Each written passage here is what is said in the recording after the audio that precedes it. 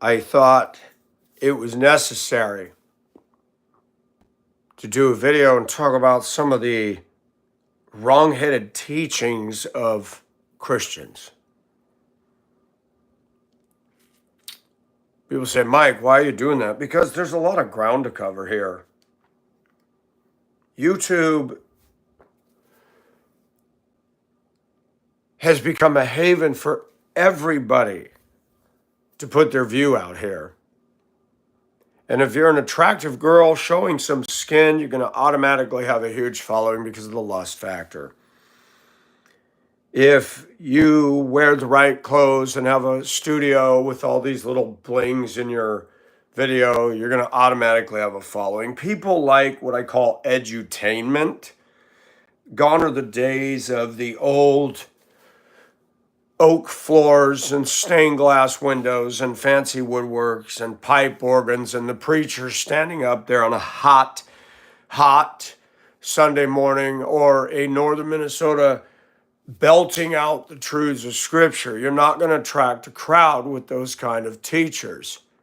Good morning, Bradley, and welcome. You're not going to attract these crowds today. ADD is real, and you can blame some of that on the internet. People will watch shorts more than they'll watch any video dealing with topical stuff that is lengthy. So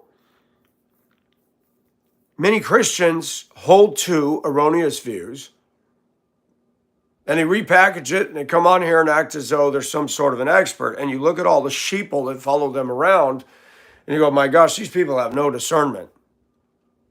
And I'm going to we're going to throw some stuff out there, though I'm not going to cover all this. We got a large segment of Christianity in the U.S. that is wrong about the gift of tongues. They're wrong about the baptism of the Spirit. Hello. I can't read your name, but hello. They are wrong when they teach you can lose your salvation. I'm going to stop right there. If a Christian can lose his or her salvation, nobody will be saved. I am good, thank you. No one will be saved. How many sins does it take to separate us from God? Paul says, if I break one of the laws, I've broken the whole law. So if you become a Christian, and it depends on you, sir, I'm trying to do a video. I'm not going to answer all these questions right now. I'm in the USA. Sometimes that's a disadvantage of chat. Distraction action.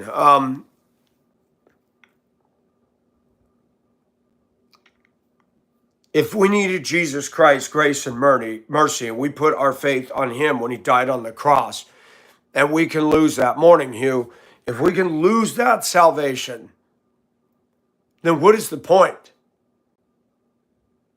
John 3:16 says, for God so loved the world that he gave his only begotten Son, that whosoever believeth in him shall not perish. People need to understand basic grammar. Shall not perish, but have everlasting life. If you could lose that, that would be eternal insecurity. And again, at what point do you lose it? 1 sin, 2 sin, 3 sin, 4? One more and you're out the eternal door? Where does it teach that? And the Bible even says a hypothetical, what is it, Hebrews 5 or 6, where it says that it is possible to renew, oh, thank you, Bradley, them to repentance if they fall away. And people say that's a hypothetical. If you can lose your salvation, you've lost it. You know, you got these churches that say, revive us, oh God, and altar calls. And do you ever notice the same people come up every single week? Hi, Teresa. The same people come down there. My observations, false piety, attention getting. Even the church I go to, they make a big emphasis on coming down to the altar, and I don't do it. And I want to tell you why. I will show off. Don't get me wrong. Hello, everybody, and welcome to the wonderful world of my take on the world. When it comes to God, there are some things that are private, and I'm not going to go down and make a show. My mind is not thinking about that because now I'm down in front and I'm nervous. Oh man, I'm down here up front. My mind is not thinking about, oh God, I need you. You know when that stuff happens is when my life is about to be ripped out from under me. Like when I'm in bed Friday night, churning and burning over stuff. And that's when I get real with God. I don't need Sunday showtime for the sheep to do it. Now, some people go to the altar and their heart is genuine. I cannot question that. But when the church and the pastor says, people need to get up out of their seat and come down there. No, I don't.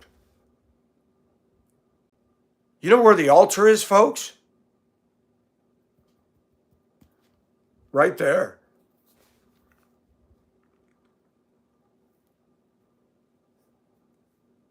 Teresa and your pink hands are so cute. You always come in so happy.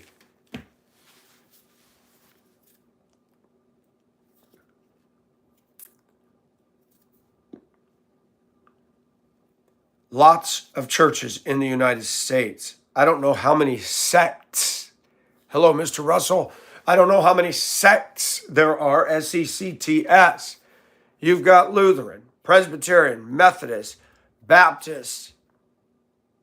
You got your so-called non-denominational churches, and that's a racket. You've got Pentecostal, Charismatic, Calvary Chapel. We got a church here called Journey. I could not go there for long.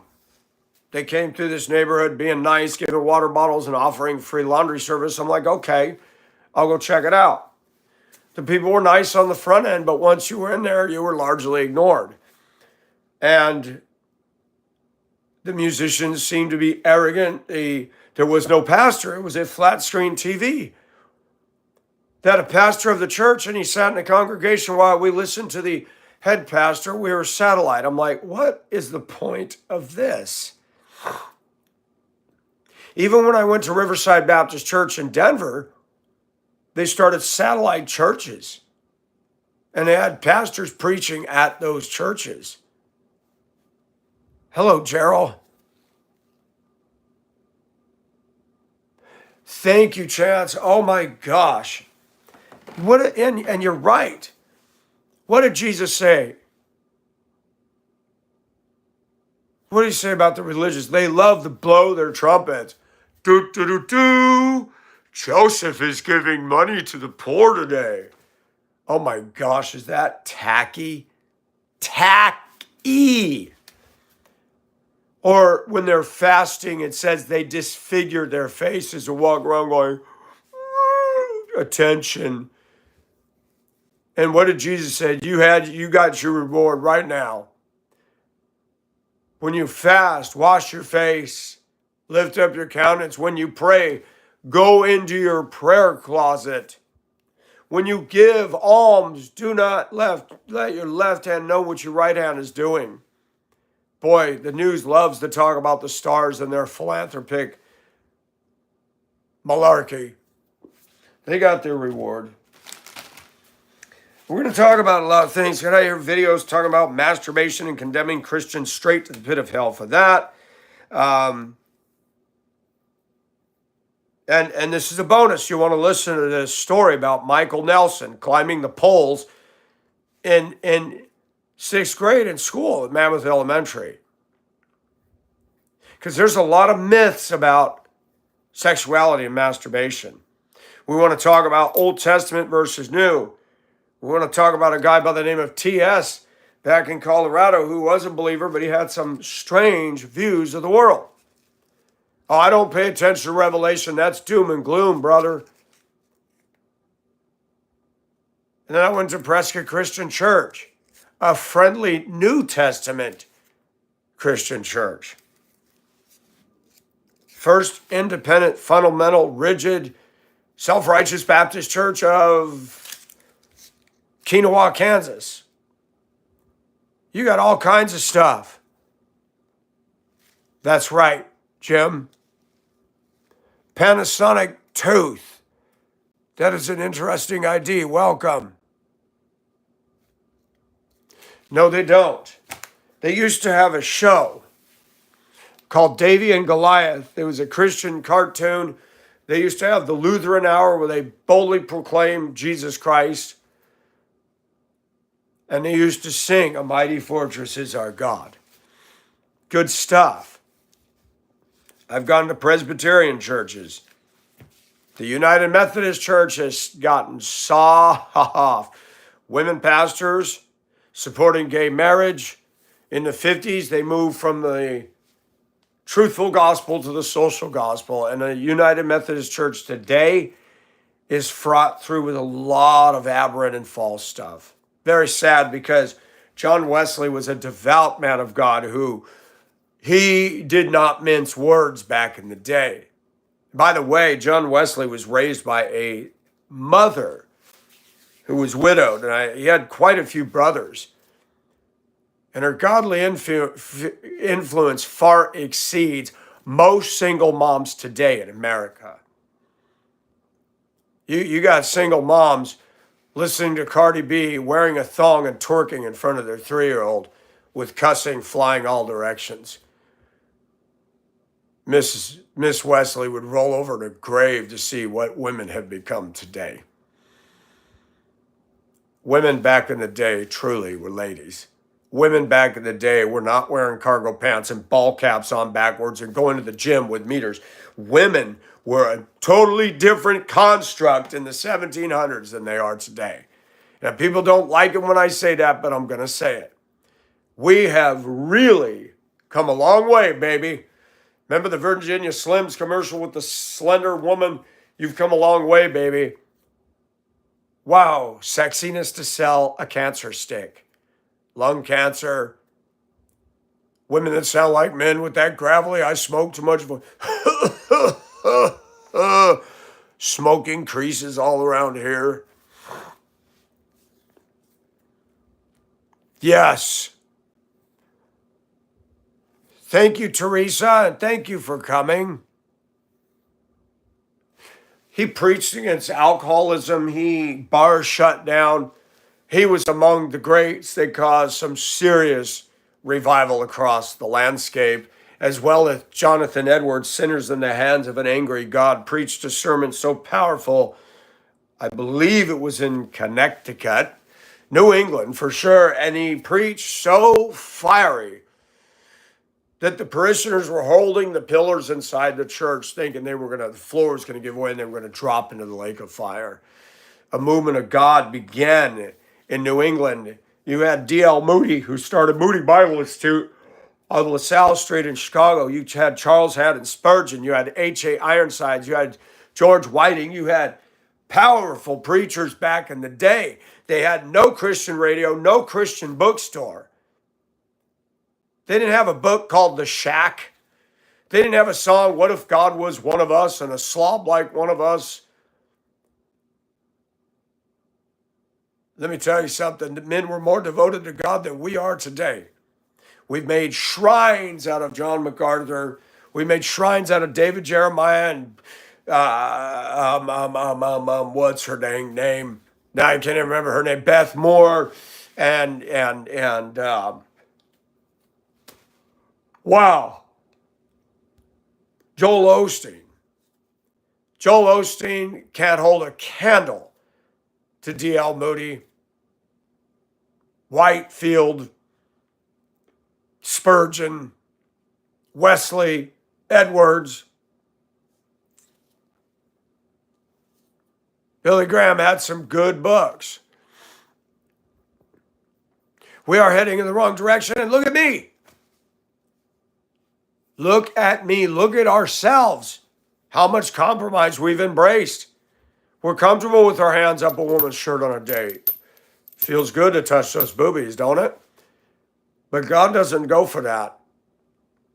I've got even a friend right now. She's laying in bed with another man. Well, we didn't have sex. We push the envelope, we justify it, we rationalize it. And we're going to talk about this. We're going to talk about self-righteous Christians that go back to the Old Testament, and they're quick to tell me a man should not dress in women's clothes. And I agree with that now. So I stopped. Now, on occasion, I'll do my Mowgli thing, and I will wear my cut-off t-shirts because it's not women's clothing. But buying girl clothes and panties and strap stuff, no. Now, let me tell you something. Those same Christians ignore all the dietary laws of the Old Testament. You're not supposed to eat pork. Now, hold on. We're going to go somewhere with this. Christians celebrate Christmas, Halloween, Easter. We're going to talk about that.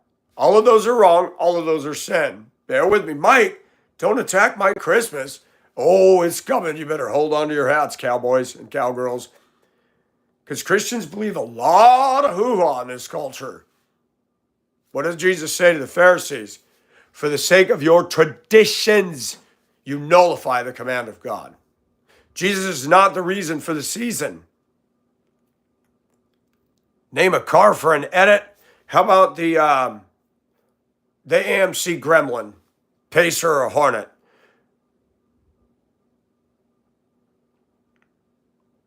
Dave Mustaine, who is that? I've heard that name.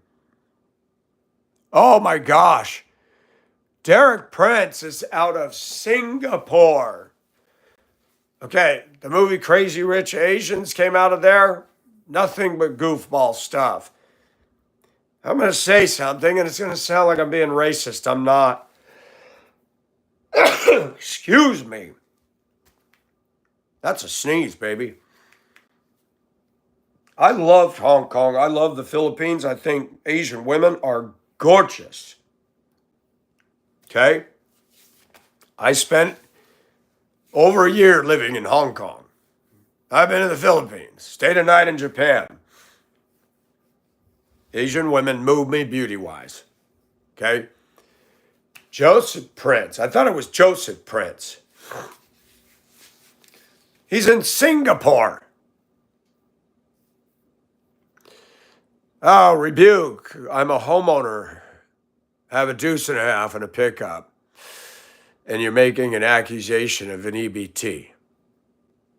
That's funny.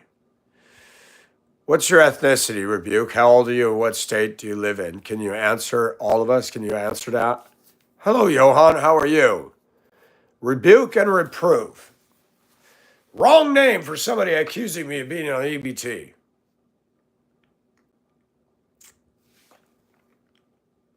Oh, Megadeth. Got you. Okay.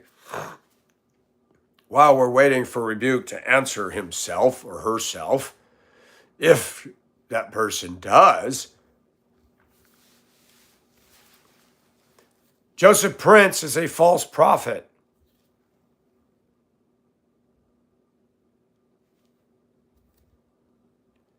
Yes, if I younced. What is that, Daniel? Joseph Smith has a huge, weird-looking church. All right, I'll give you grace card, Rebuke. Thank you. Have you seen the church in Singapore? These guys are fat cats and rolling in the dough. Backdrop to Singapore. It's an extremely wealthy city. So wealthy, you spit your gum on the sidewalk, spit on the sidewalk, you get a ticket. You do not walk against the walk sign. Do not walk in the middle of the street. They ticket you. That country is spotless clean. It is big money to live in Singapore, and he is catering to big wealth. And you go in, they hand you your little communion couplet with your little tiny wafer.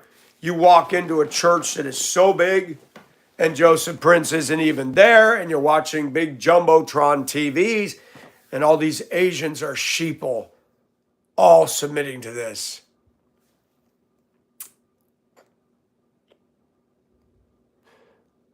When you double tap, what does that do? Their police will cane you. An American who didn't know how to act right decided to graffiti cars or something, which was really stupid. And an American said, that's really harsh punishment. Excuse me, that's another country. He didn't follow the rules. And they had every right to take that bamboo and having a passport and being able to travel to another country is a privilege. You don't go and act ghetto in another country. You do it, you pay the price. And you do not have a right to an attorney, and you don't get your Miranda rights read to you. So be aware of that when you travel. Follow the rules. Oh, really? I didn't know that. Thank you, Bradley. You just taught me something. We do not want to fight the fight we knave. What in the world, Daniel? Joseph Prince is a false prophet. Health and wealth, prosperity gospel. Do not listen to him. Any of these mega churches are to be avoided. I remember in the 80s, they sprung up like Walmarts. Phoenix, huge churches. And you went there and they were like rock star preachers. I mean, they had everybody in there laughing and giggling. And I didn't find them to be friendly. I didn't find them to be personal. Oh, gotcha. Hello, Liz. How are you? So let's go back to pork. Seventh-day Adventists believe in honoring the Sabbath. Okay? They do not believe in eating pork. I will not fault them for that. But Seventh-day Adventists believe that the rest of us Christians are breaking the command of honoring the Sabbath. All the commands were, brought up in the New Testament writings, but we don't hear about the mandate of the Sabbath. The Bible talks about one man esteemeth one day more than another. That's okay. That's okay. But when you make it law for everybody else and you come off that, oh, Michael doesn't honor the Sabbath, he's not as holy as us. Well, you got a problem. Because the early church met on the first day of the week. Sunday was basically their Monday.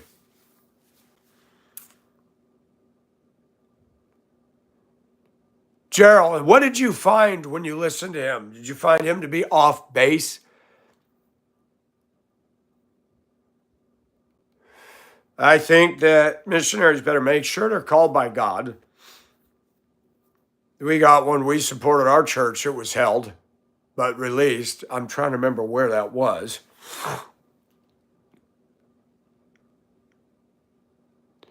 We are a Pharisee. The Pharisees weren't fair, you see, and the Sadducees were sad, you see. They didn't believe in a resurrection.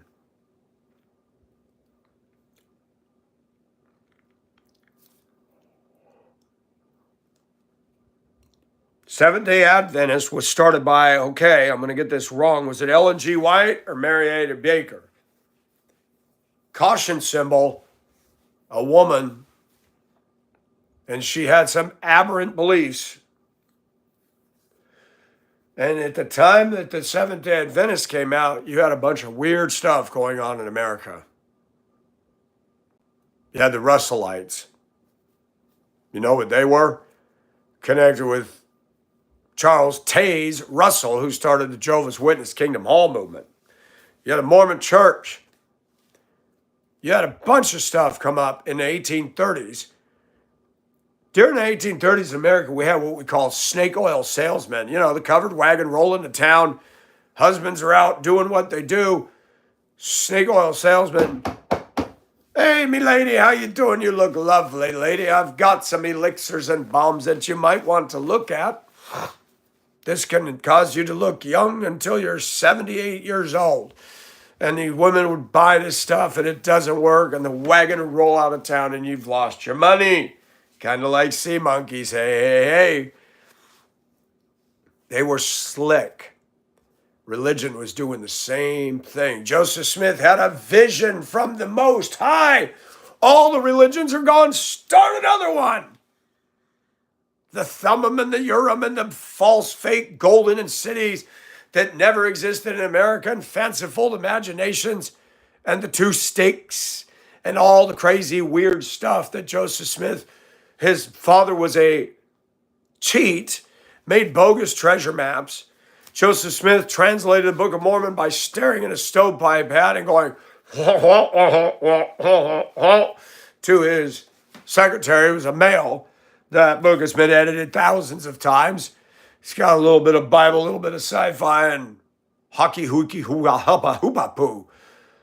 Mormons depend heavily on three books: Doctrines and Covenants, Book of Mormon, Pearl of a Great Price. More than Scripture. Weird sects of religion. And they proliferate in the early 1800s. The Mormons were driven out of town. Palmyra, New York. Chubby Penguin, you want to be kicked out of the room?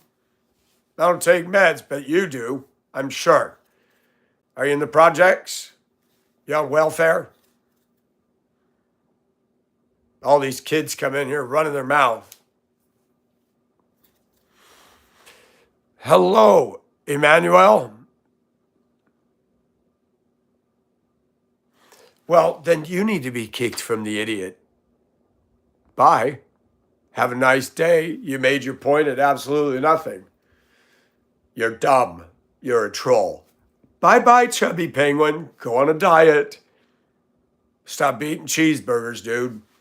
Go back to the Antarctica and eat those fish out of the ocean. They're better for you. Have more collective intelligence and better looks and strength and stamina at almost 60 than you'll ever have. Partner, you are the weakest link. Bye-bye. I encourage intelligent contributions. Not you, Emmanuel. That was Pudgy Penguin or Obese Penguin or BBW Penguin, whatever it is. So, Christians will come and talk about several things out of the Old Testament and make an adamant stand today. That's good, Bradley. Michael does not have a girlfriend. I haven't for over 7 years. Forgive me for munching and crunching. I'm hungry. We got a lot to discuss.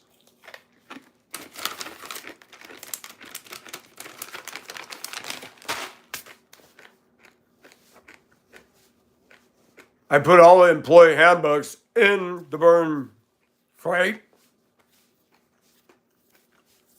All the work paraphernalia in my truck, bagged it up. Ready for my coworker to come by one day and just get it for me. I already talked to him. He said, I have no problem. I said, I'll give you the 2 keys. I took them off my ring. I'm preparing to see them let me go. And after tons of mental anguish, after tons of, wow, I had to make a decision. Can I stop right now, people? Can we talk about something that's going to make everybody uncomfortable here? One of the problems in America today, and it's the reason the churches are dwindling, diminishing, and closing their doors. One of the problems in the United States is somewhere along the line in modern American Christianity, we thought the goal was being comfortable, happy. Somewhere along the line, we started telling people, well, we don't want to offend. We don't want to rock the boat. Okay? Somewhere along the line, we were taught to be this pacifist, and we're just supposed to be happy for Jesus and share your faith. Do you want to come to church with me? No! Okay. Do you believe in Jesus as your Savior? No, I don't want to hear it. Okay. Then they're shouting LGBT, woke culture. I'm born a man and I'm going to be a woman. You will call me ma'am or you'll be fired. Welcome to 2025. Let's go here, folks. is the goal of the Christian life to never rock the boat. Can I be honest with you? It's easy to sit in a John MacArthur church. She passed away, by the way. It's easy to sit in a David Jeremiah church or Chuck Swindoll. I like those guys and their teaching, but I disagree with their price tags. They made a lot of dang money, millionaire preachers. I got a problem with that. And nobody in the church is talking about it in those congregations, and they're well-to-do people. Well-to-do Christians are not reaching anybody in this culture today.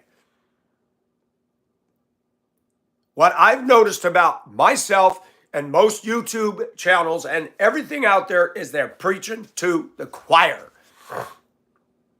With the exception, I've had some come over and go, my gosh, I've never heard this. And at first I'm like, who is this crazy fool? Now they're listening. There are Christian preachers that are going to only attract a certain genre, a certain kind of people who already agree. Yes, we all agree. Yeah, he passed away within a month or two. He finally left this world. And he had some good stuff. One of the greatest books he wrote was Charismatic Chaos.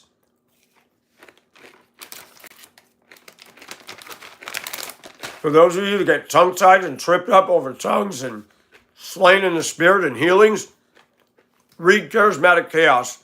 Go get on Amazon, go find it. That is a wealth of information. John MacArthur made and gave available to us an outstanding reference. One of the best. He also wrote a book called Your Adversary, the Devil.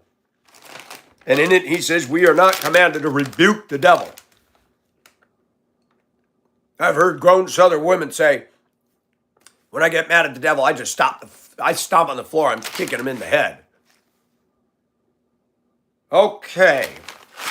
And then they wonder why the South is the butt of jokes all across this country.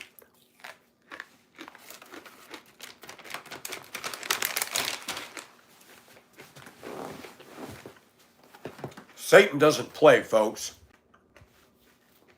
He's a warrior. He prowls around like a roaring lion. Over me, over you.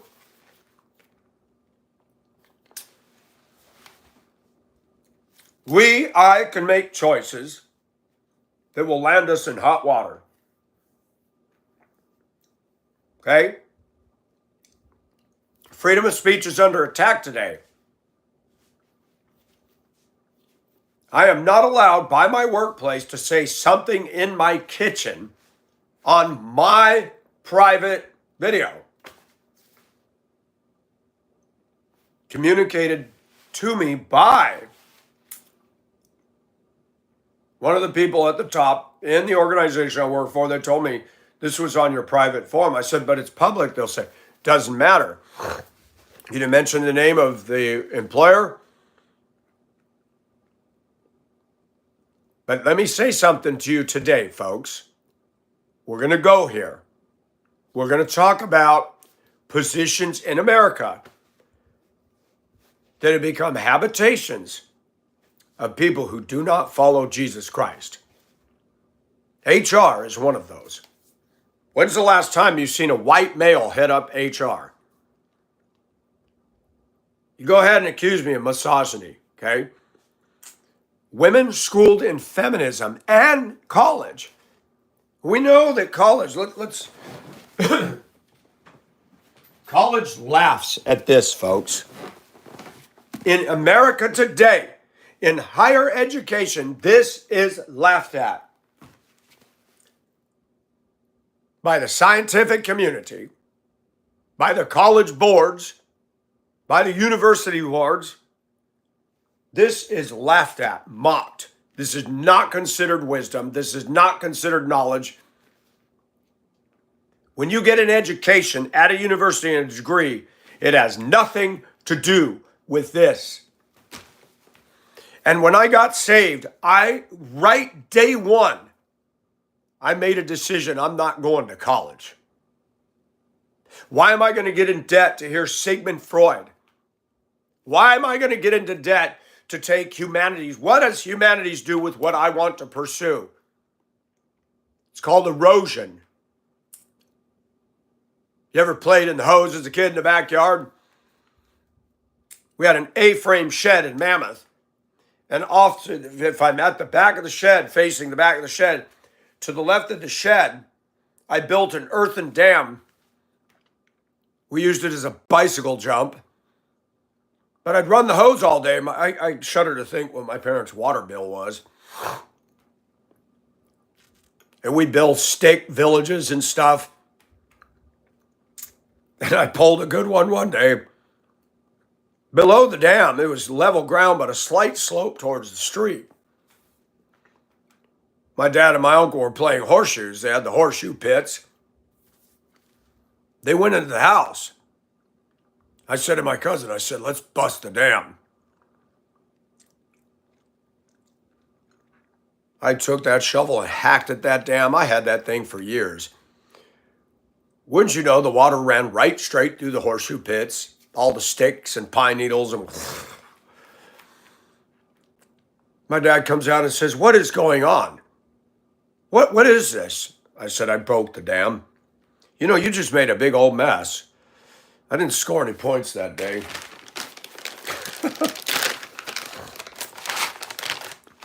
Water and muck everywhere. But I was learning about science. Dad.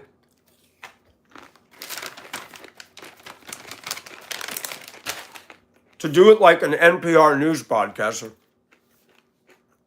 I was simply trying to make observations on the impacts of flooding. Because most people are not aware of the danger that third world people face living in these flood zones.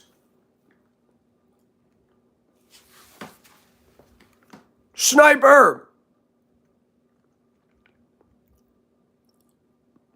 Watching Doug Batchelor now. Who is that? Teresa. Oh, I thought it was Teresa with the pink hand. I'm so used to her pink hands.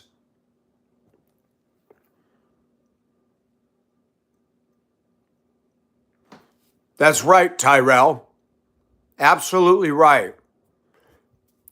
We are made an Indian. Daniel, why are you running your words together? What are you doing? The stake or cross? Well, Mikey, Jehovah's Witnesses claim in their Bible that it was a pole. But the Apostle Paul reiterates the cross. Glory in the cross.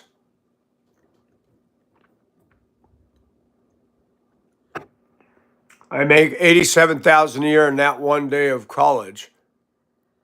In Texas, that's a great income. If you don't like the stream, just move on. There are no false teachings from Christianity. It has all the virtues, phrases, and ethical principles start of civilization.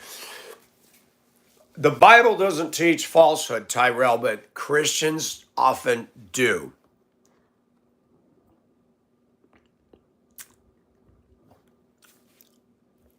Zombies are hungry. That stream is so much better than this. Well, Emily, head on over there. I don't know why you're in here selling it. Zombies are hungry.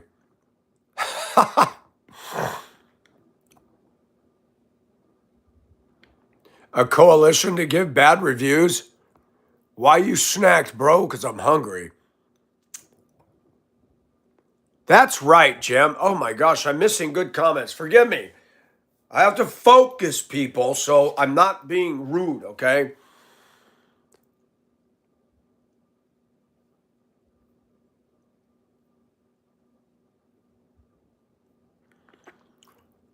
Yeah, Rennie, I'm not saying that you're going to go into every college and somebody's standing up there railing against the Bible, but you know when it'll show up is when a student is in science class and the professor says it's billions of years old and there is no God, and a Christian student says, excuse me, yes, there is. To the Christian, I say, if you're going to go to secular university, you going and witnessing to your professor is not going to work. He's paid to teach this crap. And if you're going to go get your degree, you have to write down the answers they want to hear. What we need to ask ourselves is, does God want us to go through a godless, Christ-denying, Bible-denying education system? What does he want? Is our theme song 21 Pilots? You need to make money. We all have to work. But is our job to make the most money? Is our job our calling?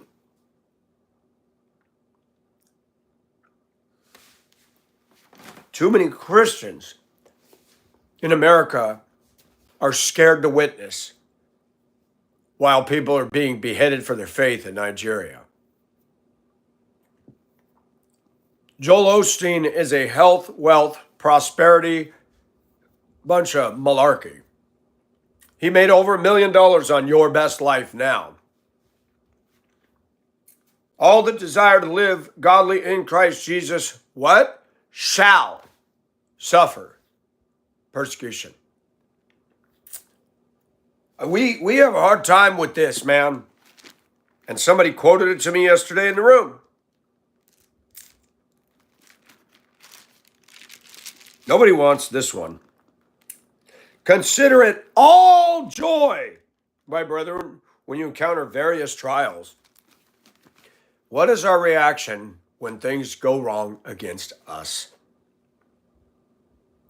I don't pull out the kazoos and the little party hats and go, yeah, I'm getting falsely accused. Thank you, God. And there it is.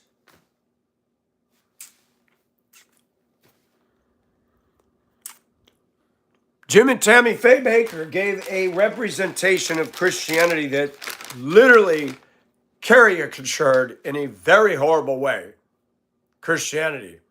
And when people think of Southern Bible Belt, oh, Jim and Tammy Faye come up. Clowns. Now, they supposedly repented, but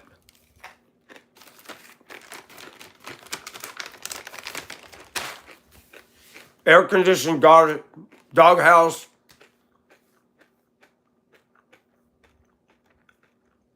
She invested heavily in Revlon and the makeup industry.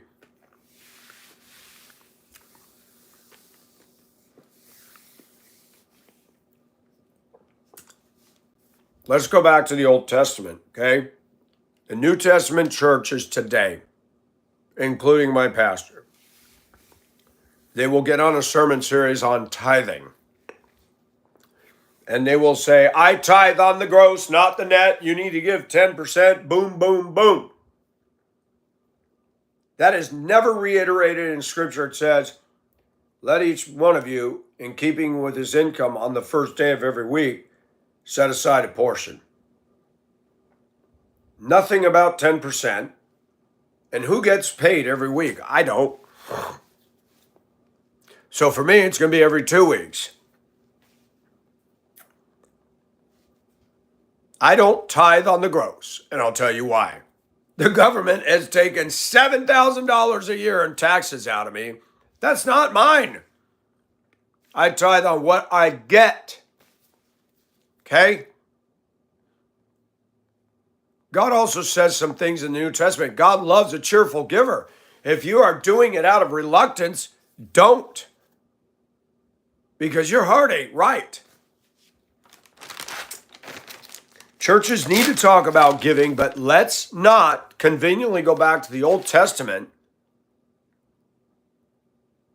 Because we're going to play that game. The Old Testament forbade the eating of pork. And bottom feeders like crabs and lobsters and shrimp. We love that shrimp, don't we? They're bottom feeders, dude. A biblical diet is not a bad thing.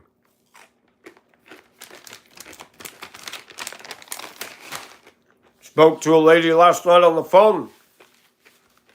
She goes, I am so sick of Christians going back to the Old Testament on the way you were wearing women's clothes, but they'll ignore this about you can't have these two seeds together when there's mold on something, all these other things. But where I drew the line with my dressing, should a man wear women's clothing? Now the Old Testament said no. It doesn't say that in the New Testament. Remember Peter, a sheet was let down with all these four-footed beasts, and Peter was told, eat. Peter's like, what? No. Bible says God changes not. Why did he change the dietary restrictions in the New Testament church? Because Peter was going to reach Gentiles. We don't go and tell the Gentiles, you have to be circumcised, you can't eat pork, and you got to honor the Sabbath. You know what we tell the Gentiles? You know what we tell the whole world? Jesus Christ, whom you crucified, died on the cross for our sins. That's what you tell them. One of the problems of missionaries in America going to foreign countries is they want to Americanize a culture. That's not what Jesus has in mind. And no offense, I love America, but I'm glad America is no longer in control of the Philippines. They would have ruined it.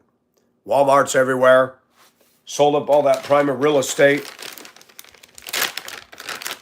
That's not what God wants us to do. You preach the gospel. You teach them what the Bible says. You raise them up to start their own churches and carry on the work of God. You want Filipino pastors. We in America tend to think our culture is right and all the others are wrong. There's some things I've seen in other cultures we should embrace over here. How about this one? Christians don't do this, by the way. And I want to ask, why not? When the Israelites, and God was literally moving with them, the cloud of pillar by day, or whatever, I'm going to get it wrong. They visibly could see him, or it was aware he was there moving in their midst. The Red Sea parted, manna, quail, all this stuff.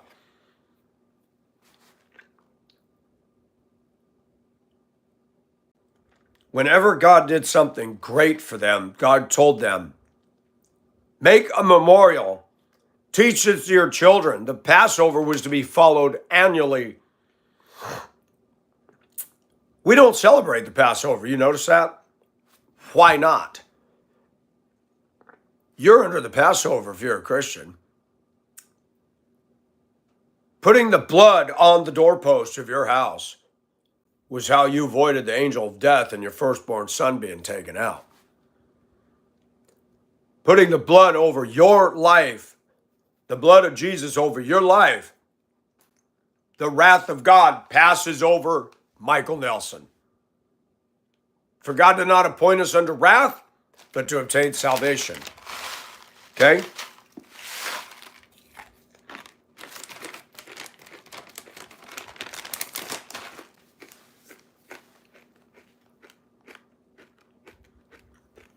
Passover was in the book of Exodus in the Bible.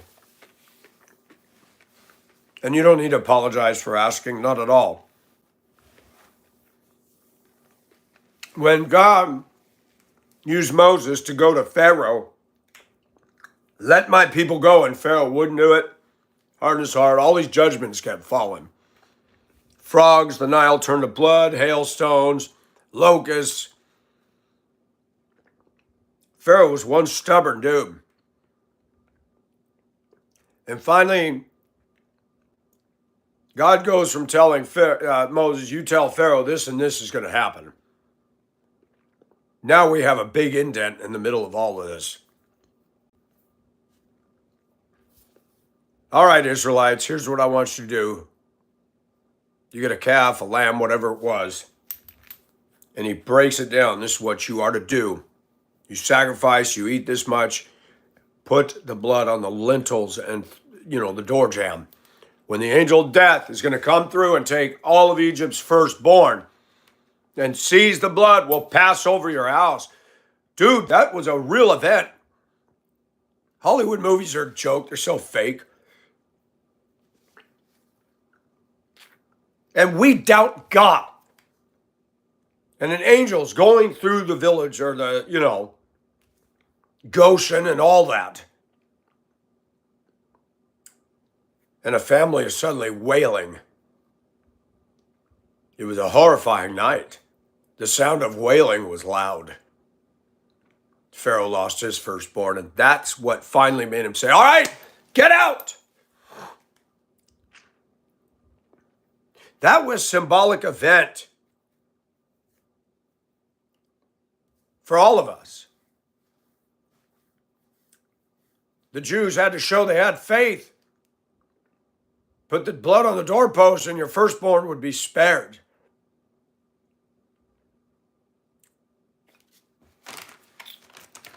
Jesus Christ shed his blood on a cross, that whosoever believeth in him shall not perish.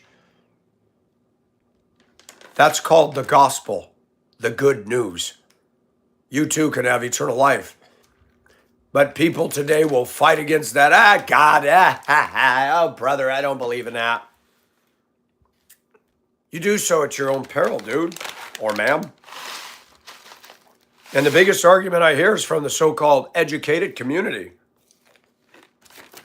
Mike, I had a bachelor's, man. You're not going to convince me of that crap. Brainwash. There are rewards for going to college. You're going to get jobs that I cannot. But how many jobs are available out there and you insist you have a college degree and you could train a monkey to do it? You think the system hasn't been set up like that? Do you know why Democrats push public education? So that you'll start thinking the way they think. Erosion. When I busted the dam and the water ran through there, it created some erosion evidence. You know, they have something called, strip mining, and they use high-pressured hoses to blast rock and debris off the face of a mountain, and it comes through a system, and it finds the gold and stuff.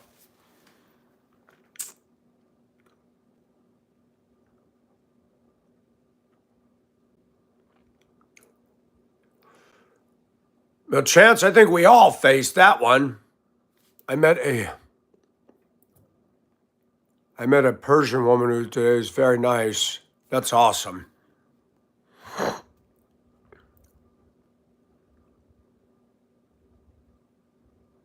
Would you consider drinking a Porto tea on live? I don't even know what that is. Hello, mathematics. Hello, Melissa, and welcome. So, I wrote some notes. Do we need to tithe an exact 10% off the gross of our income? The New Testament does not say. Now, hold the bus, stop the bus. I hear New Testament Christians say, oh, we don't do Old Testament. Excuse me? The Old Testament unlocks the teachings of the New Testament, and they go together. God gave us his word. Genesis tells us how it all came into play. Talks about the first sins of mankind, judgment of the earth, Exodus. Is God taking his people, Israel, out of Egypt? And it talks about how human they are. They grumbled and fought and doubted. And guess what? We do the same thing. Man, those people saw the Red Sea part. And then when they run into a problem, they start, ah.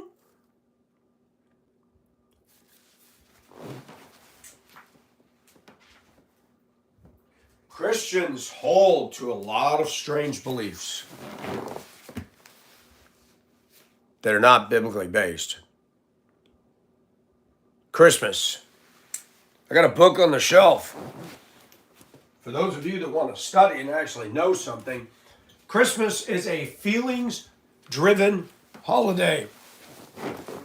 This is one of the best sources for a Christian that wants to really know things. Okay? The two Babylons, or the papal worship, proved to be the worship of Nimrod and his wife by the late Reverend Alexander Hislop. This was published in what, 1920? With 61 woodcut illustrations from Nineveh, Babylon, Egypt, Pompeii, etc. Nope, the first edition was 1916. First American edition was 1943, and the second American edition was 1959. Published in England.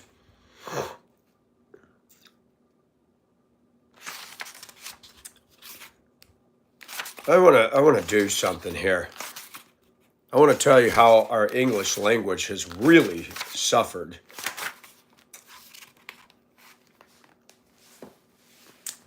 The Two Babylons introduction.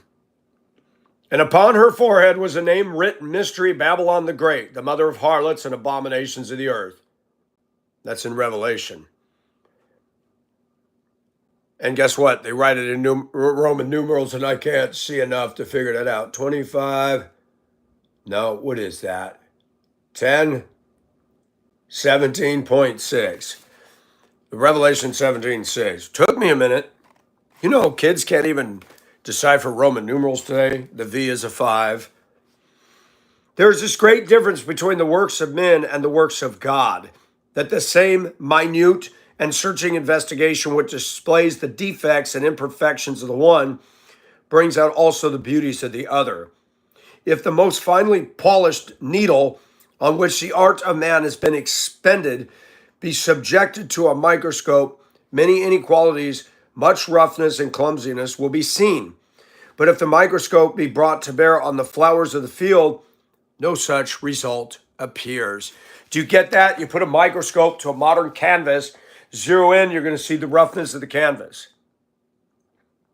Go down to a little wildflower where shepherds are walking on with their sheep, and the intricate beauty is enough to make you cry. That's what he's saying.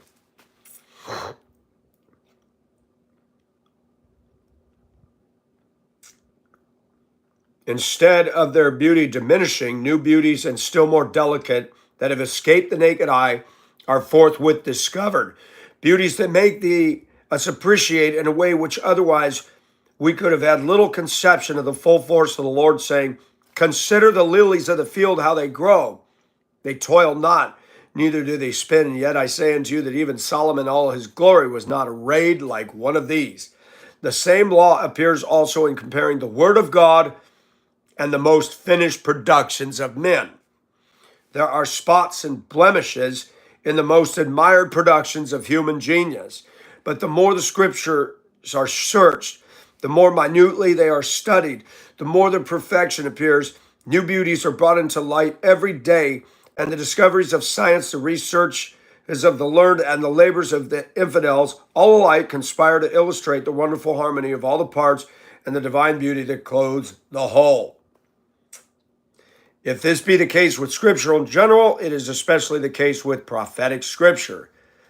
As every spoke in the wheel of providence revolves, the prophetic symbols start into still more bold and beautiful relief. This is very strikingly the case with the prophetic language that forms the groundwork and cornerstone of the present work.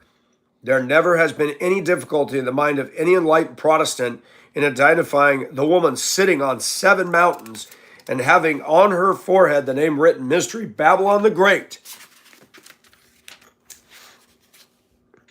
All right, where is it? Mystery, Babylon Great, with the Roman apostasy. No other city in the world has ever been celebrated as the city of Rome has for its situation on 7 hills. Pagan poets and orators who had no thought of elucidating prophecy have alike characterized it as the 7-hilled city. Thus, Virgil refers to it. Rome has both become the most beautiful city in the world and alone is surrounded for herself 7 heights with a wall. I could go on. This book talks about the origins of Christmas, Easter, Halloween, all this stuff. Hot cross buns.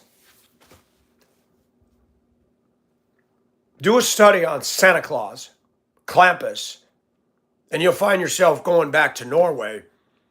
Do a study on this stuff. Do a study on the fact that Coca-Cola produced Rudolph. Do a study on early America that the Puritans did not go for Christmas. Do a study on the Charles Dickens Scrooge and how all that came into being.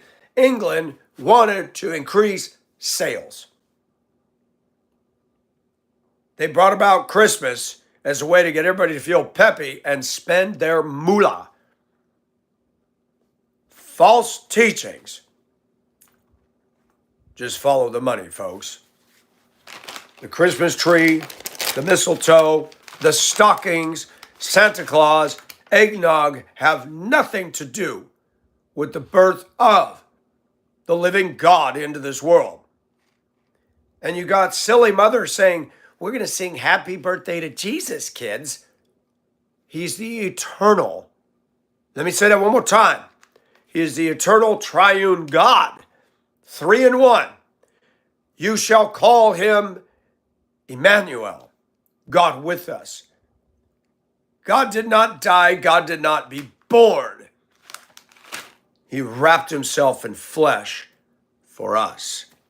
Born of a virgin, was not the product of somebody's semen. Catholics, I had an argument. I didn't start it. Salesman at a truck center years ago said, Mary and Joseph did not have other kids. I said, yes, they did. James is the half brother of Jesus. He wrote one of the, Mike, you're full of. I was on my break and I went through my Bible. The disciples came to Jesus and said, Jesus, your mother and brothers are here. I said, read that, Bill. You know what he did? He read it. You're full of shit, Mike. I said, I just showed you. No, I don't want to hear this. We got proof in America. Show somebody the truth, they just go into denial.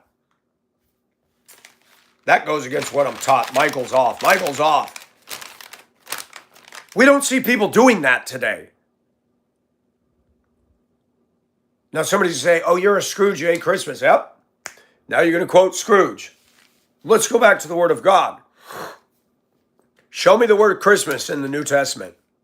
Show me Christmas trees in the New Testament. Show me. Instead, we gave rise to a legend. Krampus. Saint Nick was a term given for Satan. Read about it, people. It's all over the internet. It is all deep. And you know what cracks me up?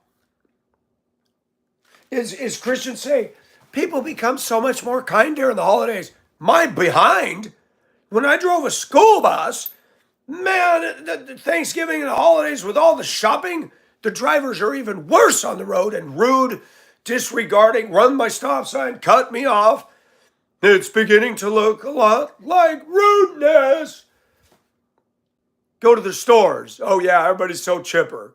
Wasting their money to buy a bunch of spoiled brat kids that already got too much stuff, and the need and the pressure to conform, to buy cards, eggnog, stockings, Christmas tinsel crap, which is billions of dollars worth of crap that just no value whatsoever.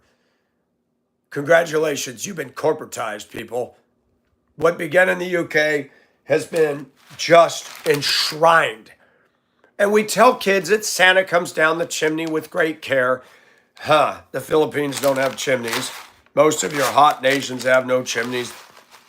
And it's all about snow and sleighs. You know, most of the world lives and it's hotter than hot.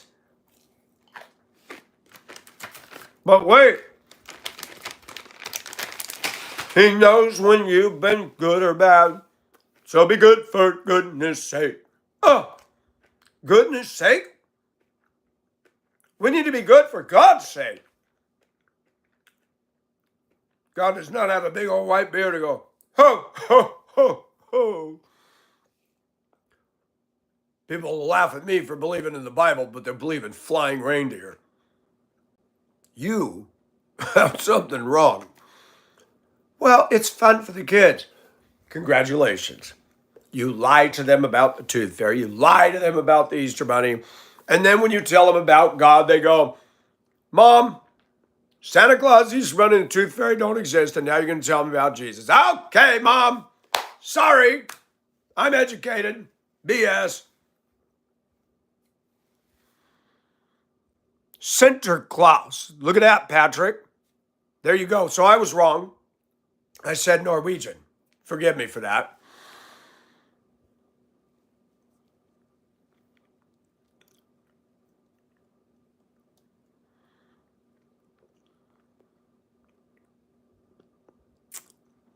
That's right, Gerald. That's right. Satan is Santa. It has supplanted.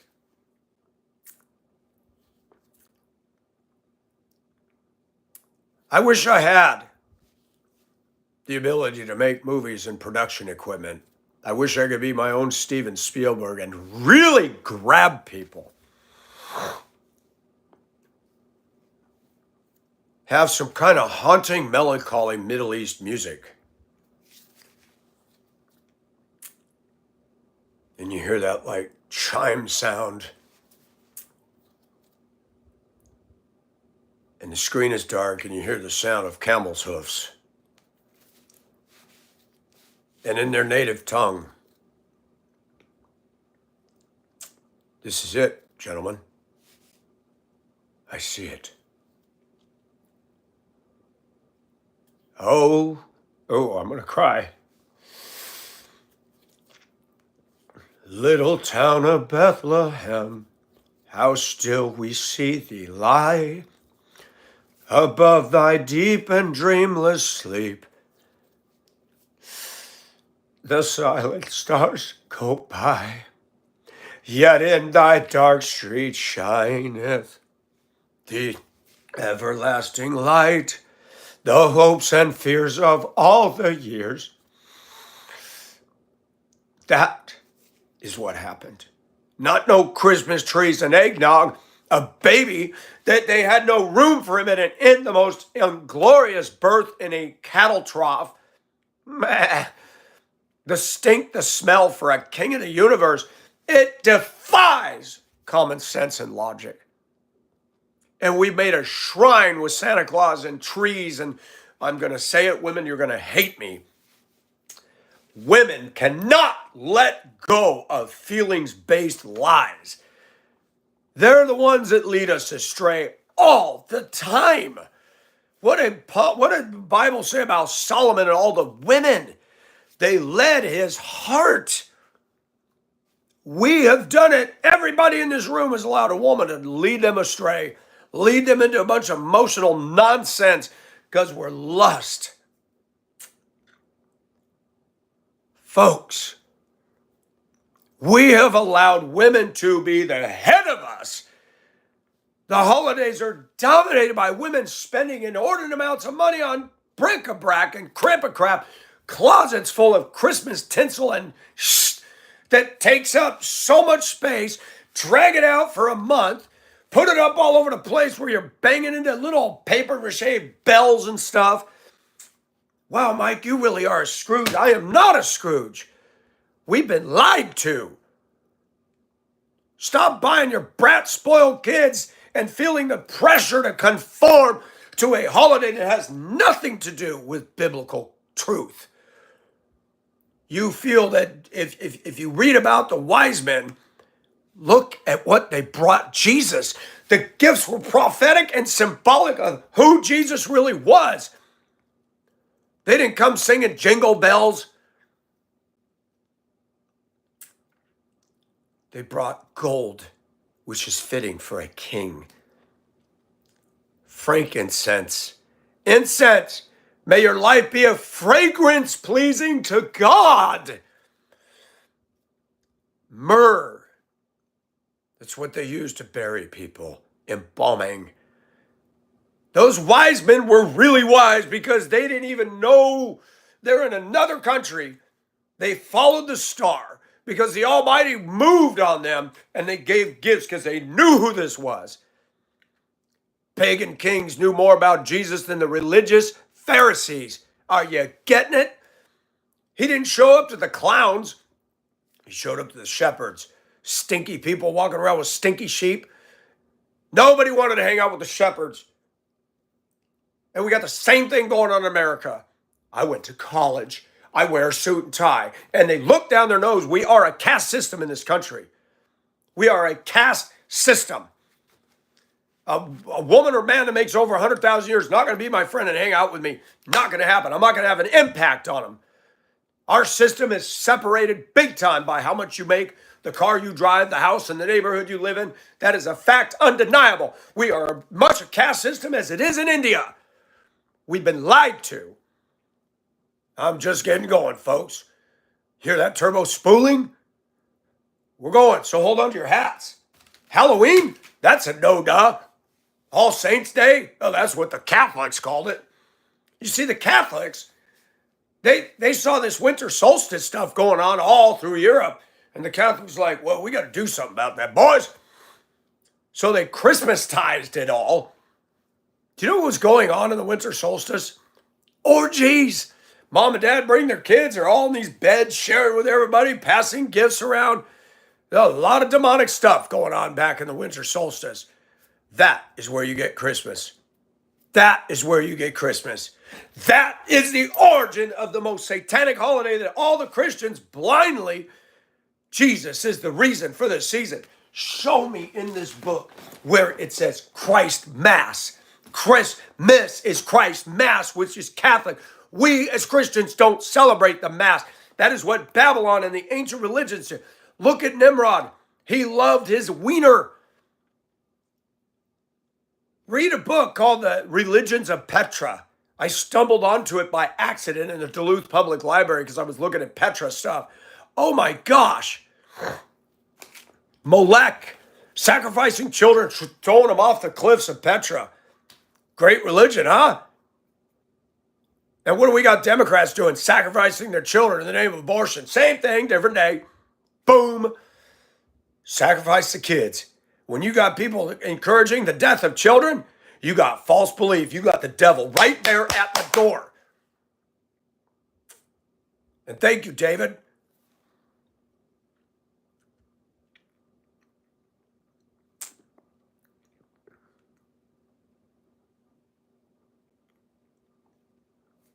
What is bullying?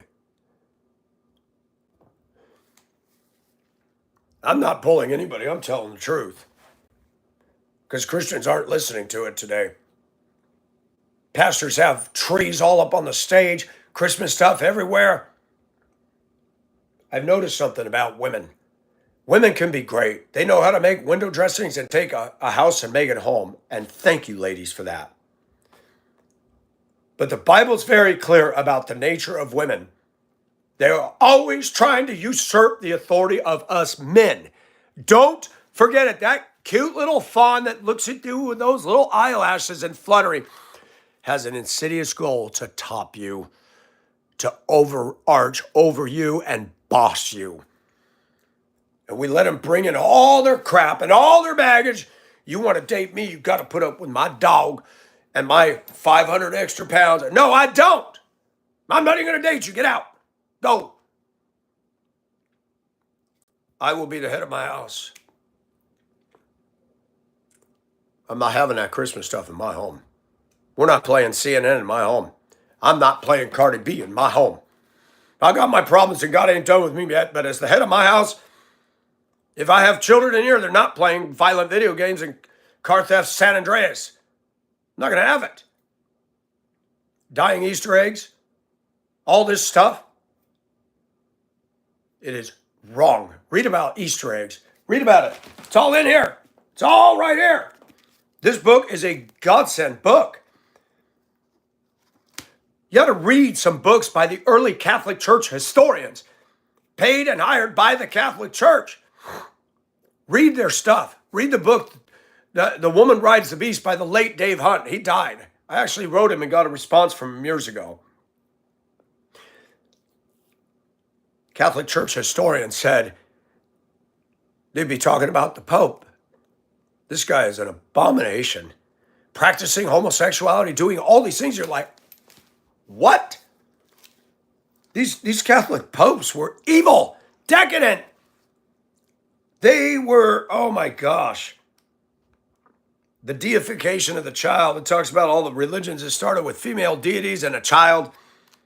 Satan disguises himself as an angel of light. He tries to copy what God does. The child in Greece, the child in Egypt. The child in Assyria. Look at all this.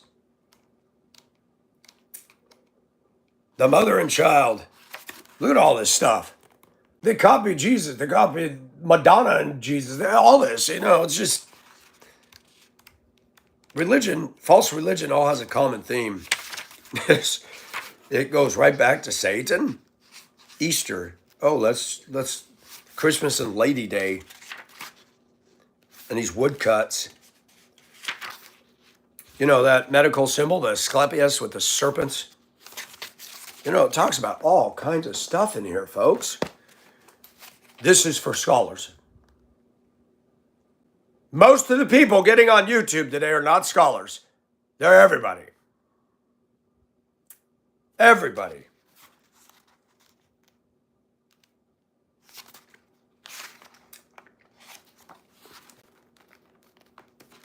If Rome be indeed the Babylon of the apocalypse, and the Madonna enshrined in her sanctuaries be the very queen of heaven, for the worshiping of whom the fierce anger of God was provoked against the Jews in the days of Jeremiah, it is of the last consequence that the fact should be established beyond all possibility of doubt.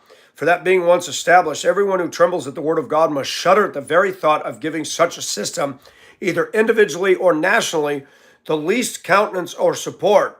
Something has been said already that goes far to prove the identity of the Romans and the Babylonian systems.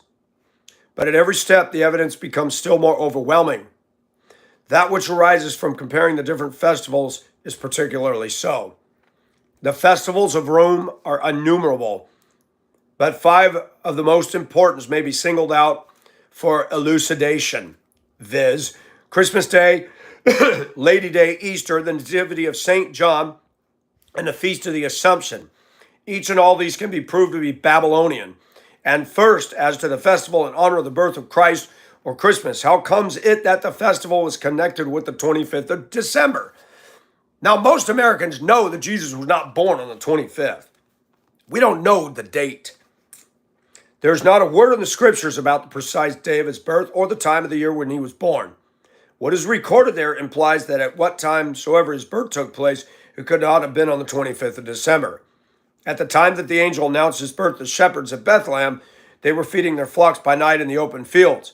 Now, no doubt the climate of Palestine is not so severe as the climate of this country, but even there, though the heat of the days be considerable, the cold of night from December to February is very piercing. And it was not the custom for the shepherds of Judea to watch their flocks in the open fields later than about the end of October. It is in the last degree indelible, then, that the birth of Christ could have taken place at the end of December. There is great unanimity among the commentators on this point. Besides Barnes, Doddridge, Lightfoot, Joseph Scaliger, and Jennings in his Jewish Antiquities, who are all of opinion that December 25th could not be the right time of our Lord's nativity, the celebrated Joseph Mead pronounces a very divisive opinion to the same effect. After a long and careful disquisition on the subject, among other arguments, he adduces the following. At the birth of Christ, every woman and child has to go to be taxed at the city whereto they belonged. Whither some had long journeys, but the middle of winter was not fitting for such a business, especially for women with child and children traveling. I could go on and on. But guess what? Okay? This book is absolute gold. Does college teach you this? Does college teach you this?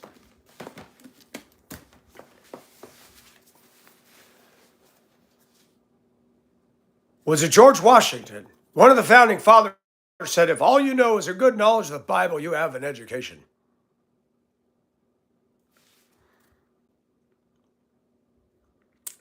That's right. Yes, the pressure. Who said that? Gerald. The pressure of conformity at Christmas is disgusting. I don't even like to go if it falls on a Christmas day. Merry Christmas. I don't say it back. I don't say anything. I just don't say it back. Mike, did you hear me? I said Merry Christmas. I say, yeah, I don't celebrate. What? You're a Christian and you don't celebrate Christmas? It is because I'm a Christian. I don't celebrate it. Before I was a Christian, it was a fun holiday. Why? Frosty the snowman had a very shiny head. And when he got next to the hairdryer, he would soon be dead. Rudolph the Red-Nosed Reindeer, hot chocolate, cocoa, decorating the tree. It all felt good as a kid. It did. You get presents. And then as I got older, I noticed observations. Raced there at Grandma's house, tree loaded with presents underneath, and you rip open your present, it's underwear. Mike, what you get? Boxers. You know, when I got older and I was in Duluth and I got Christmas gifts where they sent me sweatshirts, sweatpants, and sweaters, I was like, yes, thank you, God. It's funny, when you're older, you appreciate those things. If you really want to honor Jesus Christ in your so-called Christmas, why don't you take all that money instead of spoiling your kids? You and the kids go down to Soup Kitchen on that day and don't say Merry Christmas. We're going to Soup Kitchen and tell people the dang truth that they need the Savior. But they don't do it. Christmas is a very selfish holiday. It's a very, Mike, how can it be selfish? We're buying because it's expected and you're getting. It's just, it's honoring all your buddies. You know, the Bible says, you know, if you say hi to those that greet you, are you any different than the pagans? Christmas is a racket. There is probably less worship directed at Jesus on Christmas Day than any other day in the year in the United States. It's a feeling. What a feeling. Keeps believing. We in America are very guilty of being led astray by our feelings. I've done it.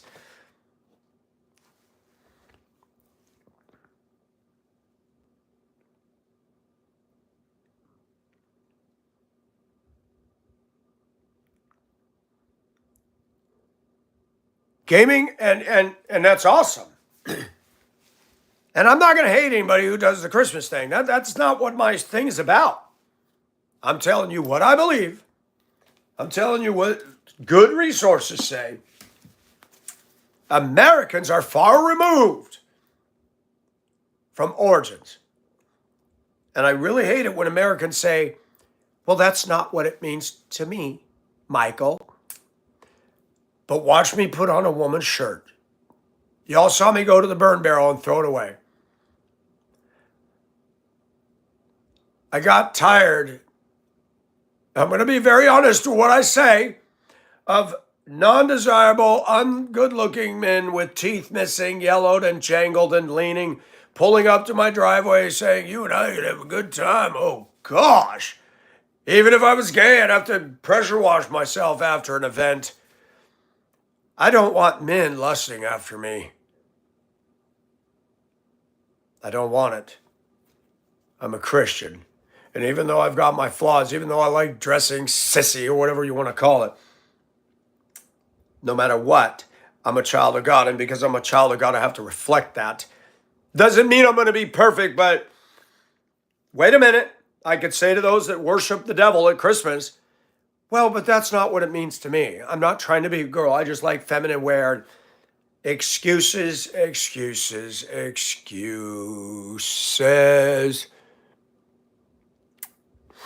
I'm glad people are showing up. That's what the stream is about.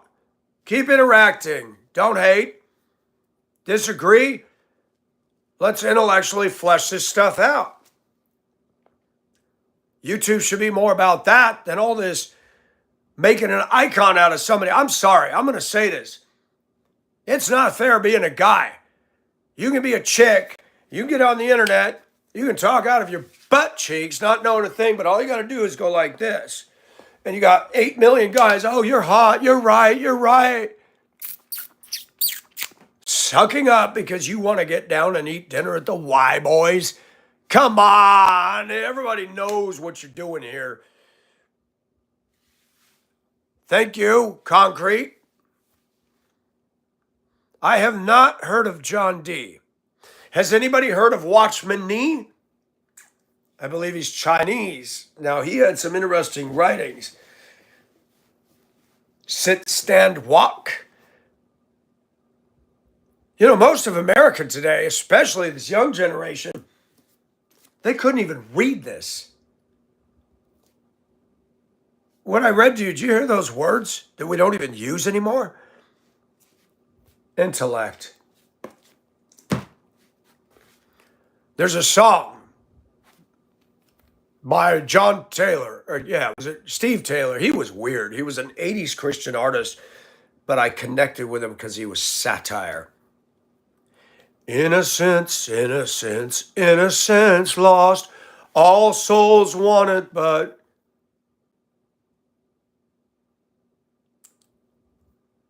I forgot the rest of the words. But there's another one that he did. It's a personal thing, and I find it odd that you question my believing in a personal God. I'm devout, I'm sincere. Ask my mother if you doubt it. I'm religious, but I'd rather not get radical about it. The old-time believers had timidity and grace, but this new generation doesn't know its place. You're entitled to believe, but the latest Gallup poll says you mustn't interfere. That's the government's role. The guy was funny. He was weird as all get out. He had a song called This Disco Used to Be a Cute Cathedral. And this disco used to be a cute cathedral where they only played the stuff you're wanting to hear. Joel Osteen, Joyce Meyer, Beth Moore, making millions of dollars. All the little church mice do rumble to the right, rumble to the left. All a man they right now. Nobody listens to that. Whether you like the music or not, the lyrics, I'm like, oh my gosh, this is the truth. This was in the 80s. In the 80s, we watched church. You know what one of my favorite writings is, and it's by an atheist. Mr. Twain, The Adventures of Tom Sawyer. One of my favorite excerpts from literature is this one. Tom was a typical young boy in the good old Mississippi region of America, Mississippi River, steamboats, caves in Missouri. And he's sitting there in an old, hot, Missouri church.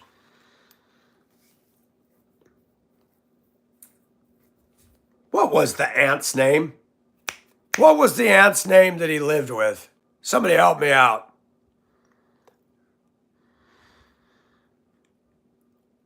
What was Tom Sawyer's aunt name? Why am I drawing a blank? But Tom Sawyer's in church, and he sees a spider crawling across the wood floor under all those old wooden pews. Yes, Roof, so you know he was very strange, but his lyrical content made you think. Tom Sawyer sitting in church, typical kid. Church to him is Charlie Brown's teacher, and he's staring at this spider. And I love the way Mark Twain builds the story. All these women with their, can you imagine being in the Victorian era? Wearing all that heavy clothing.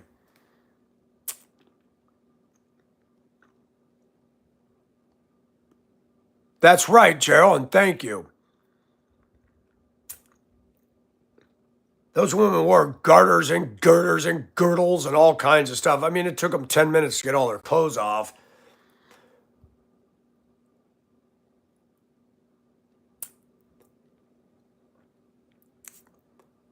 Kamala Harris is a godless soul. That's what I believe. She's lost. At the bottom line opinion of me, Kamala Harris needs Jesus. They all do. Trump does.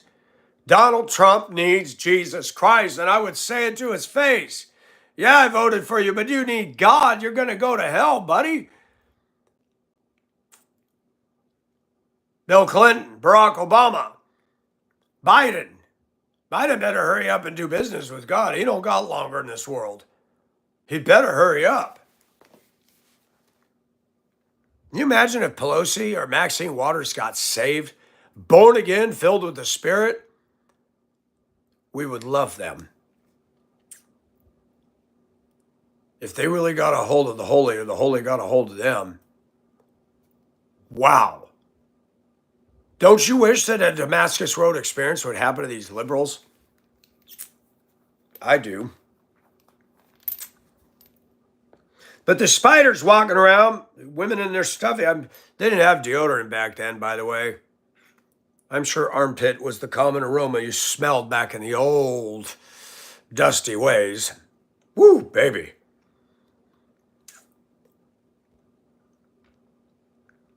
And Tom is focused on the spider, watching everything it does.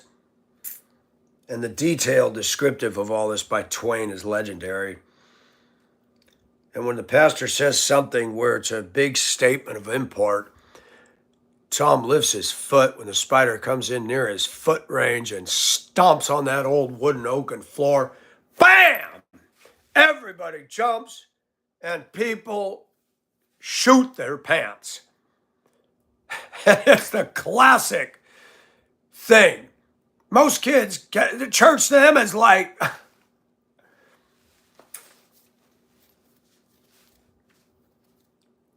Mark Twain did not know Jesus. And Mark Twain was no dummy, but he was a fool. Some of the greatest literature by a great writer, yet denied the Almighty.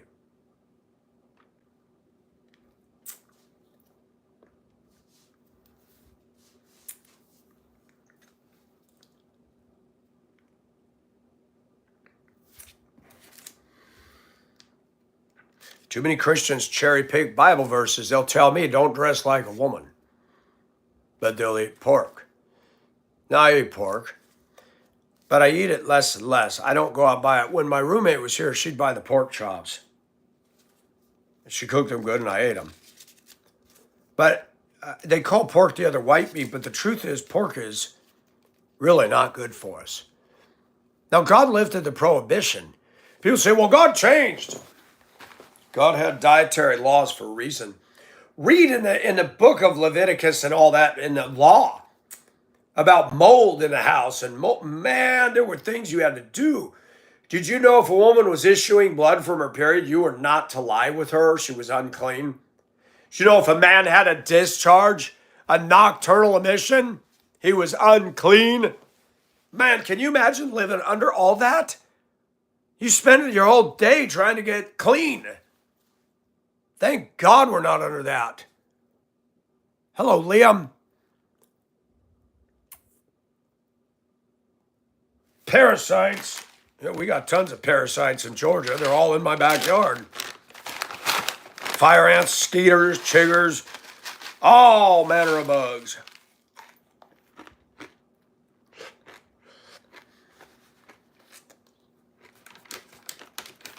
I want to thank everybody for the encouragement yesterday when I set my burn barrel ablaze and threw all my girl clothes in there. I wish Femyaz had watched that.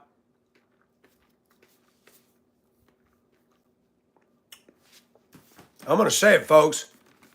Woke culture and this don't go together. The world is screaming at us to accept all these things, and we can't. We as Christians should not harass anybody, ever. Neither should we conform. Christians need to be a lamppost, lighting the way, reflecting and pointing to the Almighty. We don't bash people over the heads. We don't be a jerk and obstinate. We don't stand on the street corners in Prescott, Arizona when you go to the Potter's House, which used to be the Foursquare Gospel Church, and yell at cars at a red light, you're going to hell! Nobody that I've ever met in my life said they got saved by listening to that approach. I'm more like Joseph C. Aldrich. Lifestyle evangelism is my life. modeling, and pointing to. I and we as Christians are guilty of words don't come easy to me, but they do for me. I can talkity, talk. Do we live it? It's not what's taught that's caught. Did you notice that? We say in America, trust the actions, not the words. When we say, oh, he's a great speaker, I am a great speaker. God, when I say great, I'm not being pig-headed. I've been told over and over, I articulate, I have the gift of gab. People say, forget your job, Mike. You need to make it here. Yeah, it's not easy to make a living off YouTube. Whether I make a living or not, I can't stop but talking. I believe there's so much falsehood out there. Donald Trump, he has no need to run the president. He's got money, but he got tired of seeing what's going on. I can't be silent. There's lies, tell me sweet little lies all across this internet. Masturbation. Men and women are talking about it. We have the no fap movement. I don't know who came up with fapping? What a stupid term. Choke the chicken, spank the monkey, squeeze the weasel, all the stuff. And even the word masturbation is silly. Why don't we call it what it is? Self-stimulation. I could, masturbation. Who came up with masturbation? Self-stimulation. Actions speak louder than words. And there are times when my actions will belie Michael. Okay? And when you look at these preachers on TV and they hold their hands just right, wear the right clothes, it's all acting. They're paid to act. You know when your business means business is when you're in the crucible and they're watching. You ever been at a job where you're in the public and you're doing something where all these people are watching you and things are going wrong and you're trying to maintain inner composure and you're about to go, dang it! And you can't? You're acting.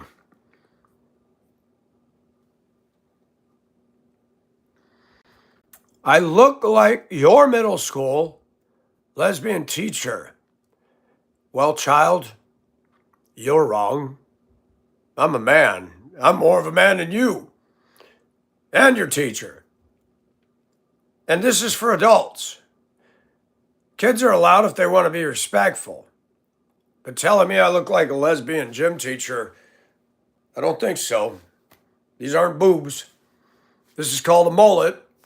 I know you weren't born in 1966. I'm older than you, and this was a style in this country once. Then I'm almost 60, and guess what? My hair is all natural, no dye.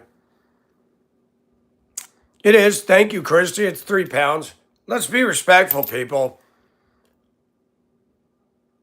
There's been a lot of people showing intellectual respect, even though they may not agree. I love that. I don't have to read and see and check and jump on every comment. I am 59. I'll be 60 next year in March.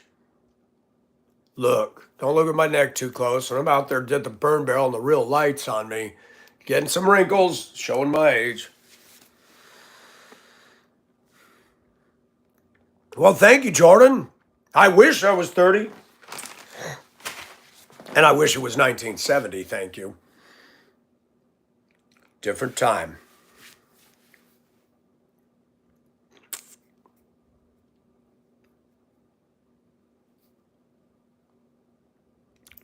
Thank you, Bradley. And you guys do too. By the way, the fan base is starting to grow. Now that I got a new phone, now that we're trying to focus on real deal stuff here. And that's what we want. People look at me, I'm shirtless. I don't do what successful content creators do. Can we reverse the flow? Do I have to have bells and whistles and come in with video edits and do what Paul Joseph Watson does with funny What was it my friend in New Hampshire said? He said, I'm tired of all that stuff. There are people in America that don't want all that Woody Woodpecker noises and everything. It's sad that a lot of Americans got to have all this, I call it edutainment. My stuff is more for people that want to come to class and open some books and say, you know what, we love this class. We're getting something here. YouTube isn't structured that way. Again, you can be a pretty girl with a sleeveless shirt on, cleavage, no bra on. You got the views, baby, because lust is real. No doubt she's pretty. But that girl on the internet is playing a one-string ukulele. Almost like that mouth harp in Australia. When that string breaks. What do you got, lady? What do you have? What people call content creators is a misnomer. You're a slut tease on the internet. You're sitting in your bedroom. You didn't wash your underarms, probably didn't shave them too. You didn't wash down there, and you woke up in your bed and you get on your, I'm in love with me, everybody wants me. Man, that's easy.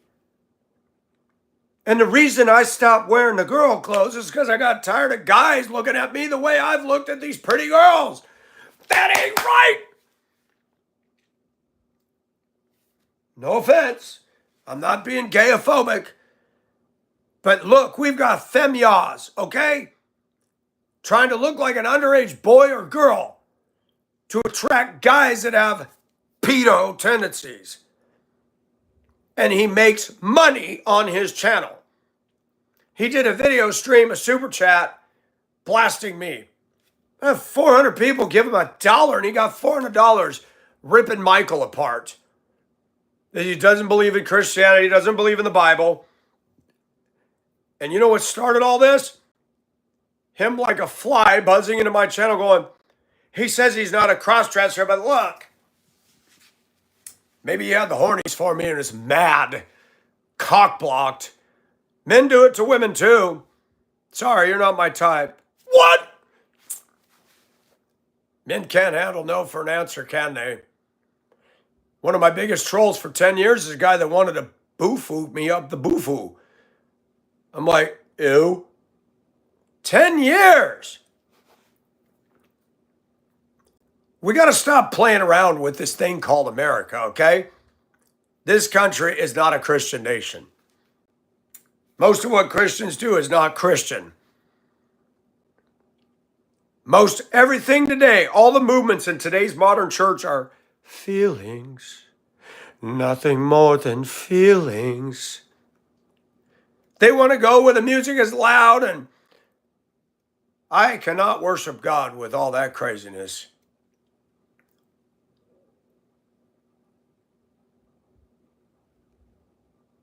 I hear voices. I hear talking. Must be passerby. Cause I like being sensual. I had women come up and say, you look good in those pink clothes. But what got to me is Chance. He wasn't rude. You say you're having a hard time feeling close to God. Do you think it has anything to do with that? Bam! Michael stepped on an Amtrak track and wasn't looking. Oh, train. I'm going through a rough time. I've been falsely accused of something in my workplace. I'm under the guns of HR. I did nothing wrong. I don't care what anybody says. I violated nothing. I made a comment in my kitchen on a video, did not mention the name of employer or coworkers, and I talked about a Cincinnati beatdown, and I said this. The next time I move, and I said it with intensity, I was very ramped up passionately, I will never move to a place that is 53% of said ethnicity. Did not say I'm going to move to a town that doesn't have one of them. It's a majority. Corruption in our mayors, corruption in my workplace, favoritism showed based on skin color among their own all day, all night. If we really want to follow Jesus Christ, do we play it safe? And I told the lady, and even their investigator said, you did that on your time, did not mention work. That's your private channel in your house. He works for them, and he's saying that. Tomorrow the bomb is dropped. I already bagged up some of the uniforms in the dirty bag. I've had to wash my uniforms because uniform service can't get it right. Nobody wears uniforms except in the department I'm in, and it's hot. Mike, where's your uniform? They didn't give me enough. They gave me 2 pairs of pants, 2 shirts. Well, you need to wash them. Why we got a uniform service? I got to take this and wash this on my dime. I even went to somebody else within the organization. I said, do you know how hot it is? At least in the shop, they got fans, and in the shade, I said, it is sweltering. I have to go into the bathroom because I don't do stink, and I don't stink, but this is the South. You sweat out of every pore all day, all night. And you start going, oh my gosh. I go into the bathroom, take off the uniform shirt, take the t-shirt, soap it up, rinse it out, wring it out, put it on. Keeps me cool for a couple of hours. Somebody in management said, you should not be obligated to be a uniform. You should be allowed to wear your shorts and a t-shirt down there because you guys have no relief. I said, you know, this is the problem with the workplace. Do you want quality work ethic? And I have done volume squared and squared again over what the other guy did in 8 years before me. And you picking at stupid stuff. No, I didn't go in there and say that. We're all about professionalism. We're all about this. You know what professional is? Is doing your job damn well as unto God and running circles around everybody else and serving everybody that comes to me with their issues and their equipment and fixing it. And they go, thank you. Wow, it looks good. That is professional. Not this, I went to college, got a high degree, and I'm going to grind white men to powder. Did you hear what I just said? Modern business is doing that in America. HR, women go to college to get their PhD, and they're being taught. Allow me to share with you a woman by the name of Nishanda. Years ago, I was talking to her via Skype. Nishanda lives in Barbados. Do you know Barbados is not part of the Caribbean? It's actually in the Atlantic just above South America. It's out there. It's surrounded by some pretty deep ocean. Listen to Nishanda. Quote, Michael, I would go to the university here and I thought I'd take women's studies. I thought it would be interesting. I was shocked. Women's studies was beating up on men, calling them patriarchs, saying they're abusive. And then the teacher went on to say, you do not need men. You can get sexual relief from other women. She said, Michael, I failed the class because I couldn't get behind this stuff.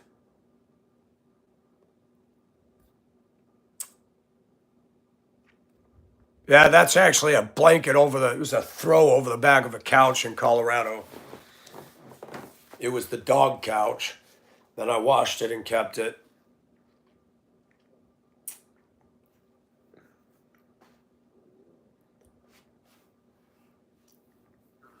If our goal as a Christian is to make money and get all our materialism intact and be comfortable and nobody rocks our boat, I'm going to tell you something, Christian.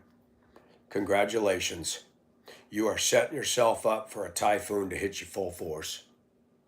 If your goal as a Christian is your comfort zone, expect a typhoon or an earthquake or a volcanic eruption because God is not interested in you being comfy. What did the Apostle Paul say? That I may know him and the fellowship of his what? The fellowship of his what? Gerald, fill in the blanks. That I may know him in the fellowship of his what?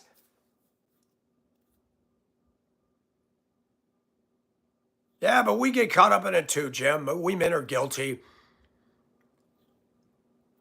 Look at Jay Leno. How many classic cars does he need? I've never heard of that, Jordan. That I may know him in the fellowship of his sufferings. We don't pay attention to those verses as Christians.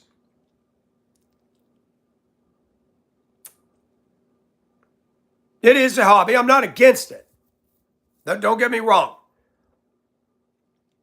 But sometimes Christians, we get caught up in stuff to where that becomes a god. That's all we can think about. Yeah, the evidence of sinful man shows up that we can take something good and turn it into a complete addiction. Admiring a beautiful woman is a good thing until it becomes lust. And you look at porn and jack off to porn. And I've done it, and I will still struggle with it. But you know what? These streams help because I focus on this and I'm looking at it less and less. There's nothing wrong with noticing a beautiful woman, contrary to what preachers say. But if preachers would spend as much time addressing women and their attitudes and attitudes and their inappropriate dress as they would beating up men for masturbation, porn, and lust, we might actually get somewhere in this country. You got women coming to church wearing some pretty offensive, provocative clothing and soft bras, and they're up on the stage, and nipples are going like this. I don't need to be exposed to soft porn when I'm going to church. Get those women off the stage. I don't need a cabaret in my church. And I saw this once in Colorado. It's disgusting. I don't play an instrument, the radio. So, let's talk about that masturbation, that ugly M word, because there's Christians getting all on a racket. No fap. We go back to the Old Testament, and they talk about Onan. Onan was supposed to impregnate this woman. He went in there and did this and pulled out and spilled a seed on the ground, the word says. American Christians said, oh, that's talking about masturbating. He was in the woman, dum-dum. He did not want to impregnate her. This wasn't jacking off. So they call it the sin of onanism. No, he disobeyed God, and that's why God got displeased. It had nothing to do with whacking the monkey. When God tells us to do anything and we say, nope, it's rebellion. Do not confuse that with our daily struggle with the flesh. We will be fits and starts. We will fall off the horse. Sometimes the horse is running and we're got one foot stuck in the stirrup and being dragged all the way through the canyon floor. Horse, stop!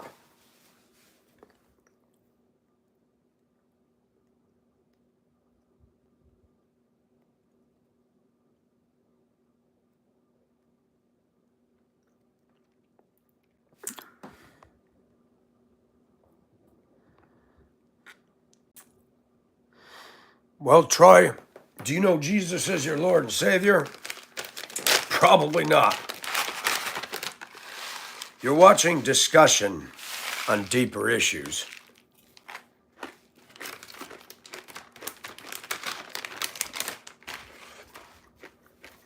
All you men that come on here, and you see my look, and you're mocking and making fun of my looks, stop being so gay. I don't get on a man's channel and analyze his looks. I want to hear what he's saying. All you little punksters that come on here analyzing my looks, I'm sorry you have gay tendencies, but come on now. You shouldn't be analyzing my looks. You little kids on here that are analyzing my looks, you got gay tendencies, and I don't want nothing to do with that. I'm sick of it. Comment on my hair, no shirt, Hey, it's my channel. I'll be semi-nude if I want to. I'll wear my 3-pound chain. I'm proud of my hair. And if you don't like it, too bad. We talk about content here. I'm not doing a beauty pageant. I'm not doing an analysis to be the next American GQ. I don't really care what society thinks about me. I know I'm good looking, and that's all that matters. And I don't have a stuffed, swelled head. Sadly, more men tell me I'm good looking than women because women today are spinning in an alternate universe. Out there, way out there. Thank you, Young. This whole world we live in today is upside down and back ooswards. And we got traditions and we got stuff that we just grown with and nobody questions.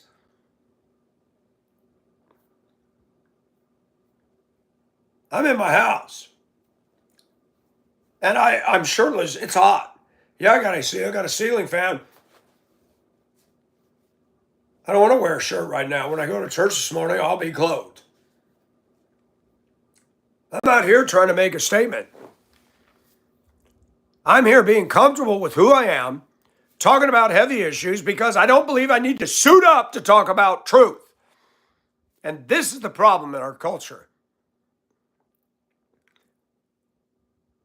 This is the problem. We're all worried about packaging, but not the content. Mike, I don't even know what you asked. I can't keep up with all this chat. Cannot. I'm not trying to ignore. I try to spotlight and look every so often, but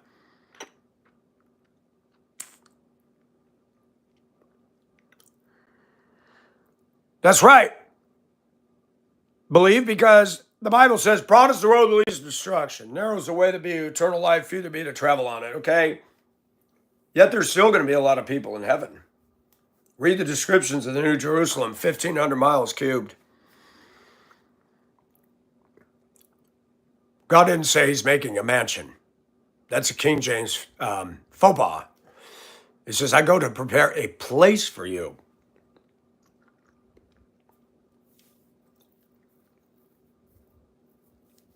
The World Trade Tower, 9/11, was a shock. 747 just left from gate 11, and there's no turning round because it's just leaving the ground and getting higher. Bunch of suit and ties came into contact with the bloody reality of Islam. Bunch of suit and ties that make their money and go to the skyscraper and play office games all day saw the business end of a 747 come crashing through solid steel girders and ripping the world apart.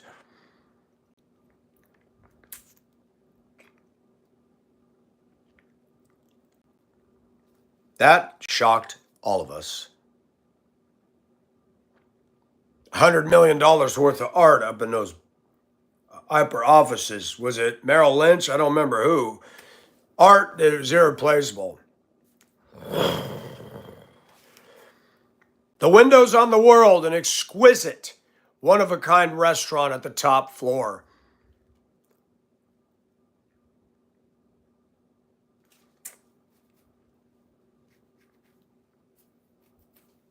They got part of that antenna mast when you saw that whole mast going down. Those images will stay with me. Those things aren't supposed to happen. You don't see a skyscraper go down like an elevator. You don't see the top bar of the skyscraper do the wobble wobble and go, huh? Did that building really just do that? And George Bush comes out and says, Islam is a religion of peace.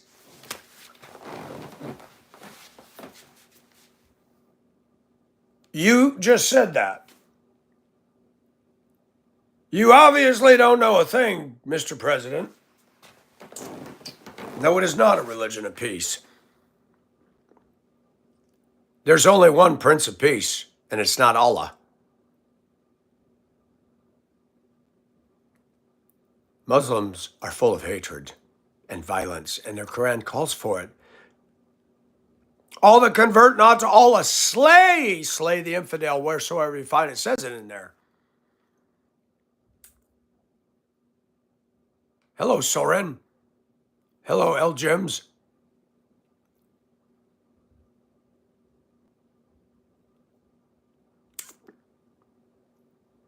Hello from Romania. I love some Romanian music. It's fun.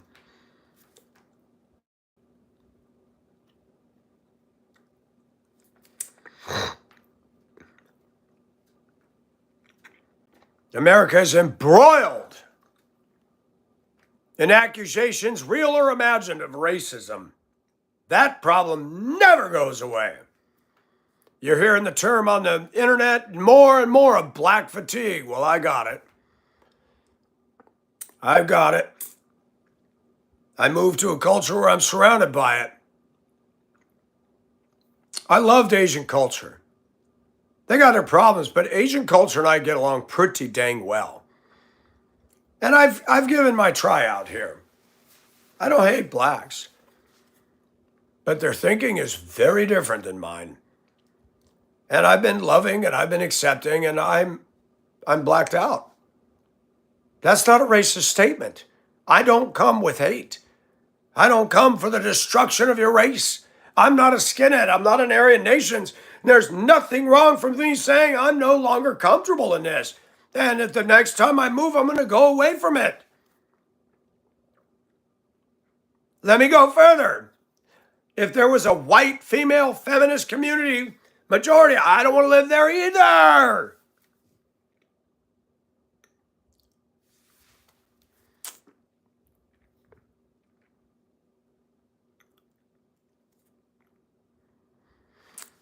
Ibrahim, you got any goats that are friends?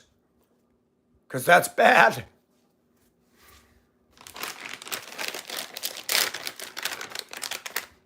You know what?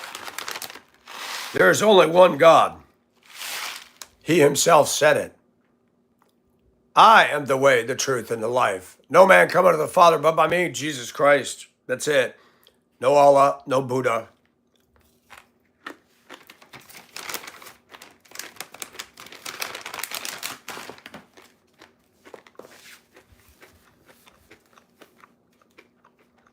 When I was watching some of these videos on no fat,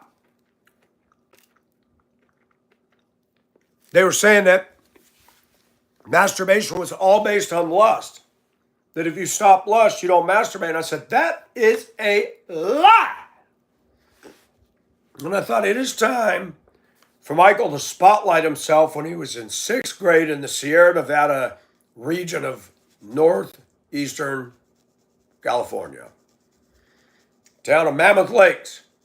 The elementary school was flat, straight. Well, Mammoth was in the mountains. You drove down 395, you come out to the valley floor. You got the Sierras on one side and some mountains way distance over. Mammoth Elementary School sat in the valley. We had a large playground, bigger playground than I've ever seen at a school.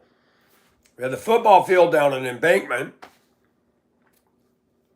We had the dirt area way over here and the BLM barbed wire fence. And then we had a hilly area full of sagebrush and trails that the kids had made. Then we had the ecology pond, and nobody was supposed to go there, but we all regularly snuck down around the corner down the hill and all got our feet wet, come sloshing into class. Were you guys in the ecology pond? Nope. Why are your feet all wet? Oops. And then they had the playground area. I loved climbing the poles. I could beat anybody to the top. I was like a squirrel. You know, kids say stuff, do stuff, but nobody had taught me about sexual education. One day I was climbing the poles, and when I was getting to the top, I pulled my legs up. I'm like, what was that? And I grabbed the pole and I pulled my legs up again. Whoa, I pulled them up again. Puberty. The sensation was unbelievable. I didn't come yet. That hadn't been developed, but it was stimulating. And the tingling was like, now I was in a weird home. My mother was not loving and sweet. She was domineering. She'd shove me out of the way. And I got a problem because I'm not going to go up and tell the kids, hey, I felt a tingling in my legs when I climbed the poles. I just started climbing the poles every so often. But I didn't want anybody to know that there was this unbelievable feeling down below. And I remember one day, I was like, I don't know what this is, but it sure feels good. And I didn't climb the poles all recess, but I would go and run and chase my buddies around. Then I'd climb the poles, and I'm like, ooh, that feels good. One day I said the word hump. I said, oh, you humped her. Girls went and told the teacher, Mike said humped. Man, do you know what these kids are saying today? They don't even use the word humped anymore.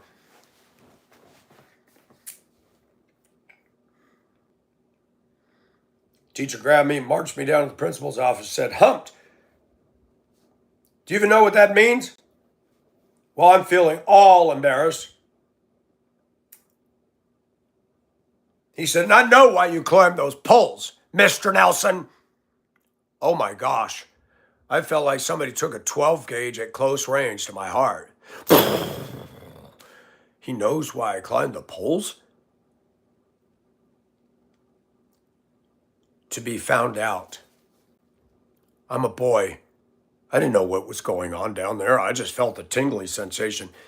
And he's watching.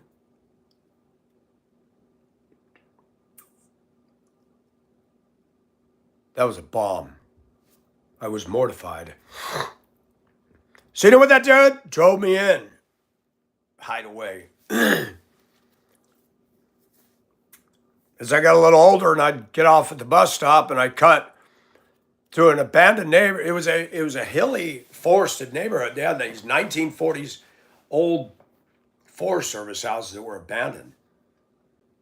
I'd cut through there in the deep snow and cut there to go home. I wasn't looking at porn. But I would touch myself. I would feel it. It felt good. And then I felt that tingling. Lust had nothing to do with my discovery of self-stimulation. Climbing the poles did it. The body had changed. All of a sudden, I had hormones. I remember when I was graduated 6th grade, we had our grad party at Supercade. It was the old movie theater. Remember the old movie theaters where the floor was flat? Your feet stuck to the cement with all the spilled pop and sticky stuff. That's where I saw 1978 Star Wars, the movie that blew us all out of the water. Then the theater went out. The only one in town, 2,500 population. Flat roof, leaked like a sieve. Then Bob bought it. Bob was cool. Bob's name was the same forward and backward. Bob was black hair, slender, happy guy. All of a sudden, we see the theater getting facelifted. We see windows put in out front. And we see the big sign, Supercade. What? Pac-Man, Tempest, Missile Command, Frogger, Centipede, Dig Dug, Galaga. Yes! We got an arcade in Mammoth.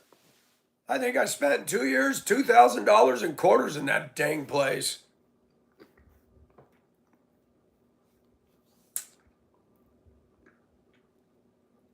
But we went to Supercade for my 6th grade grad. I'll never forget Sherry. I was at a tabletop game. Tabletop games at Frogger. I was like, go, Froggy, go. You got to keep on hopping till you get to the top. Go, Froggy, go. Cars and buses, vans and trucks. You had to jump on the gator head, jump to the log, across the busy traffic. Her arm brushed mine. Wow, Mike, you're really good at this. These girls that normally made fun of me were leaning in and watching me going, man, Mike's really good at this. Yeah, because I have nothing else to do. You guys all reject me, so I drown myself in here in the summer. Her skin bristled against my skin. And a young man growing up in a cold-blooded home, my mother's yelling at me, I could never please her. And Sherry's skin just simply grazed my arm. It was almost like Knight Rider's kit car. Whew! The whole front of the hood, the lights and the sounds. Something in me was awakened. All these lies on the internet, masturbation's lust, man, I didn't even know. I'm climbing the poles going, what in the devil's going on down below? And I don't know, let's do that one more. Let's do that one more. Woo, does that feel good? I'm a kid. I wasn't being a perv. But society would see that. Look at that kid humping the pole. Oh my gosh! What was the movie? The Prisoner. This beautiful woman tried to free him and get to know him, this hardened criminal. And she come and visit him on the other side, and he's starting to grab his balls. Everybody thinks he's a pervert. No, he's in a clink. This beautiful woman's talking to him, and it's men are demonized in America today for even noticing women today. Has anybody noticed that? Raise your hands. Anybody notice that? They're all on the internet being slut teasers, but you notice a woman and she doesn't want you to notice her? You're a pervert, and a pedophile, and a stalker, and a creep. So my own experiment of wearing feminine clothes, and a guy pulls up in my driveway. The African-American guy, his teeth were yellow, going this way, that way, half of them missing. I'm like, great ad for a dentist commercial. I don't know who he is. He said, what happened to your truck? I said, it's being worked on. Oh, I thought you moved. No, sir. He gets up out of the car. He says, hey, man, I saw you on your post the other day when you had that little towel. I said, yeah, I just dressed different. I said, I just do it for fun. Well, you and I can have fun. I said, oh, no, dude. I don't get into that. And he immediately, oh, sorry, man. I said, yeah, you be cool, man. It's hot out there. And I was nice. I went in the house and I went, oh, my gosh, that's gross. This guy wanted to get intimate with me? Women and men, all of us. These women that dress like little slut hoes, teasers. You don't want to realize something, women, but men have a sex drive no matter what they look like, what their age. And if you're going to sit there and blast a 70-year-old man and call him a pervert, or somebody you don't think is attractive and call them a freak or a creep or a stalker, you are agitating us. You are putting yourself out of, what do you expect men to do? You don't get to choose who lusts after you. Nymphets. Yes. Nymphets. Well said, Jordan. Call it like it is. Nympho man. I want to be a nympho pig.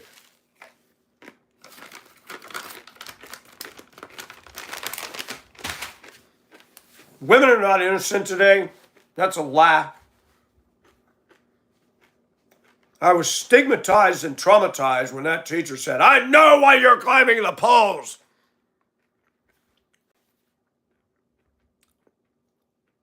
You know what he should have done to handle that whole thing? Mr. Nelson, I called you in here. We don't want to use words like humping, okay? I know you're developing. I know you're experiencing things, but let's not use that word, okay? That's it. Teachers are rude. Teachers are jerks. Teachers leave scars. Remember, I'm how old? 6th grade. I'm 59. I remember that well. I remember Mr. Rennick when I simply came out to the playground and Billy Leach and the kids decided to dogpile and beat me up for no reason. And Mr. Rennick stood there when they were all circled right next to him, and he did nothing. This is Mammoth Elementary, 2,500 people. Billy Leach was a butthole. When I got older, he'd come up behind me and do, you go like that. I was scared of everybody. I was small. He did it one day so hard, and I didn't do this on purpose. It was a reflex. I went, my head clocked his nose so hard it gushed blood. Man, Nelson, you gave me a nosebleed. I said, man, dude, you keep coming up and drilling me in the sides, and I've asked you not to do it. Stop touching me. Every one of his cool friends had to see him. He never did it again. There was a Doug Cruz, big old chunky football player, definitely didn't win the handsome contest. I never did anything to him. Middle school, I'd be coming out of class when the bell rings. You had our 7 periods or whatever, crowded hall. And I was scared and nervous, so I'm just looking for the way around people to get to my class. I wasn't bold then like I am now. I was very mousy. And Doug would stick his foot out and trip me every time and laugh. Well, this time I spotted him first. Like, there's Doug. Right when I got close, I saw him stick his foot out. I thought, oh, I'm ready for you, big boy. And I picked up my left leg. I stiffened my left heel. And I took my toes and I pulled my toes up and caught his foot. And I pulled myself forward. And my momentum and me doing that threw him off balance. And all 220 pounds of his fat, went in front of a crowd of, man, Nelson got you. Ha, ha, ha. They didn't like him either. Doug never tripped me again. I didn't even stop. Nothing was said to me. Somebody said, man, you dropped him. I said, I'm sick of him sticking his foot out. I've had it with these people. Bullying was normal in my school, and the teachers and nobody did a thing about it.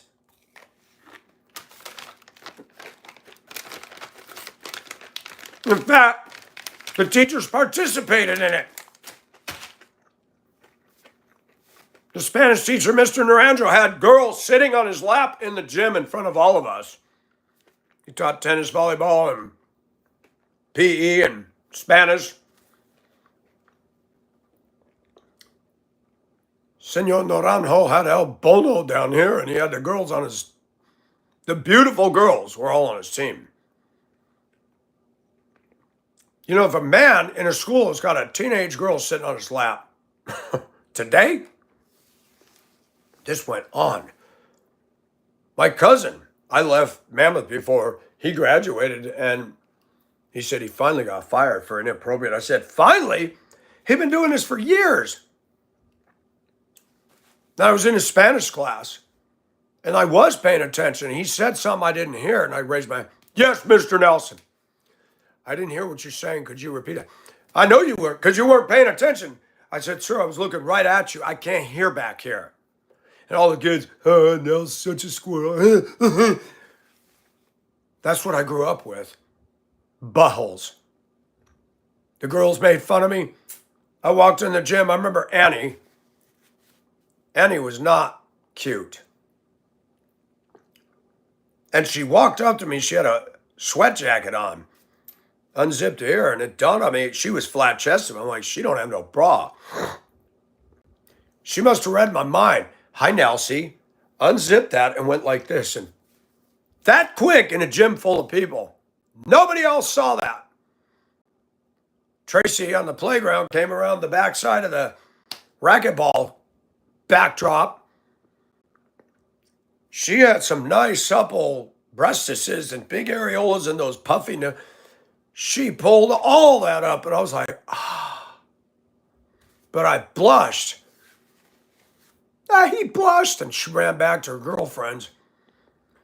I went and got Derek and Patrick. I said, come here. Come over here. Tracy just flashed me her tots. What? I said, stay here. I'm going to see if she does it again. They didn't see they come around the backside of the racquetball court. She was over there about 100 feet away. I heard her say, "Watch, let me go get him again." I said, "Shh, stay right here, guys." So I peeked out. I hid. I peeked out. She come around and goes, "Nelsie." Now there's three of them. "Oh my gosh!" She screamed, pulled her shirt down, ran. Derek and Pat started smiling. "Those were nice, Mike." I said, "Aren't those pretty?" She trying to embarrass me now. She just got herself good. I wonder what would have happened if I'd have went to the teacher watching the playground and said, Tracy just showed her tots. Tracy wasn't interested in me. She was one of the cheerleaders. All the football guys are trying to get down her pants. I'd love to find her today. On the Facebook, see her. Is she still pretty? Okay, I'm 59 and I was held back, so she's probably 58. How much you want to bet she looks like Amtrak after it went off the bridge? I'm just saying, how much you want to bet all those cheerleaders aren't hot today? How much you want to bet I am better looking as a man physique-wise than they are when they were the hotties back in the day?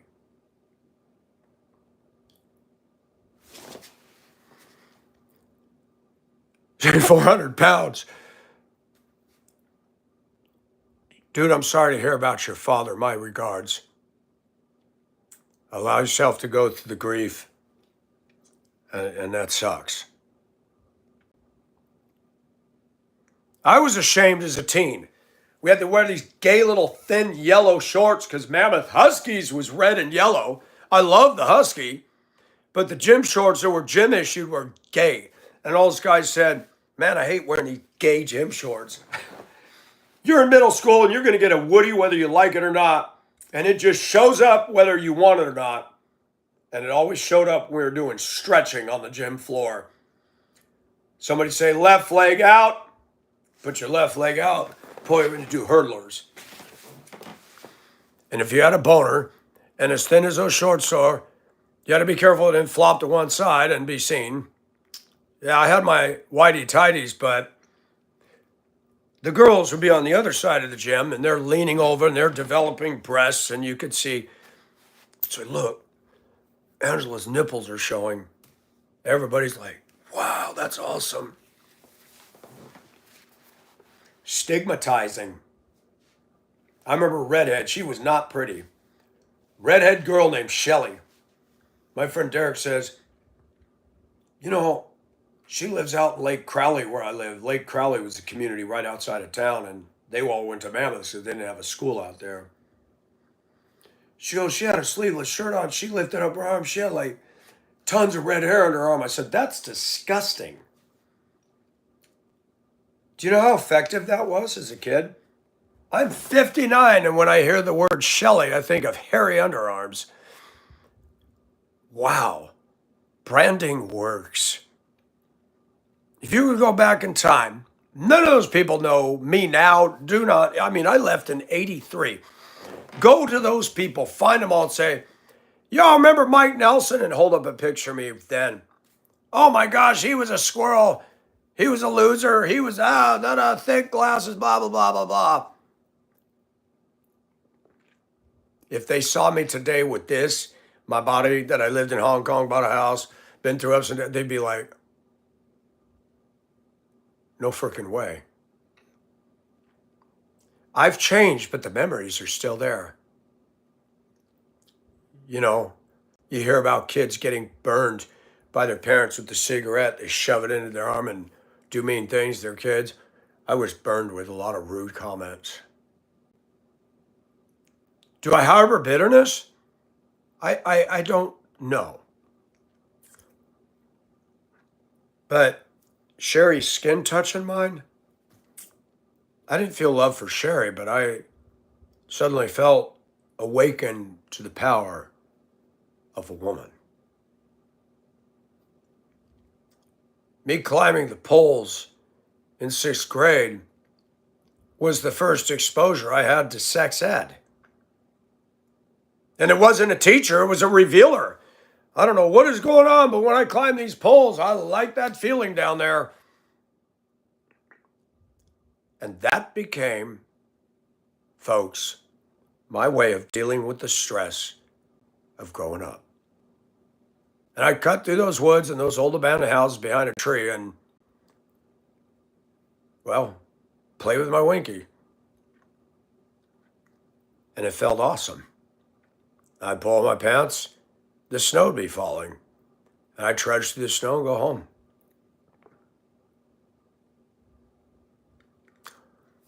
Do you know what's sad? You got people saying, masturbation's a sin, it's all lust. I didn't even have the thought of anybody going through my mind when I was first doing that. It just felt good.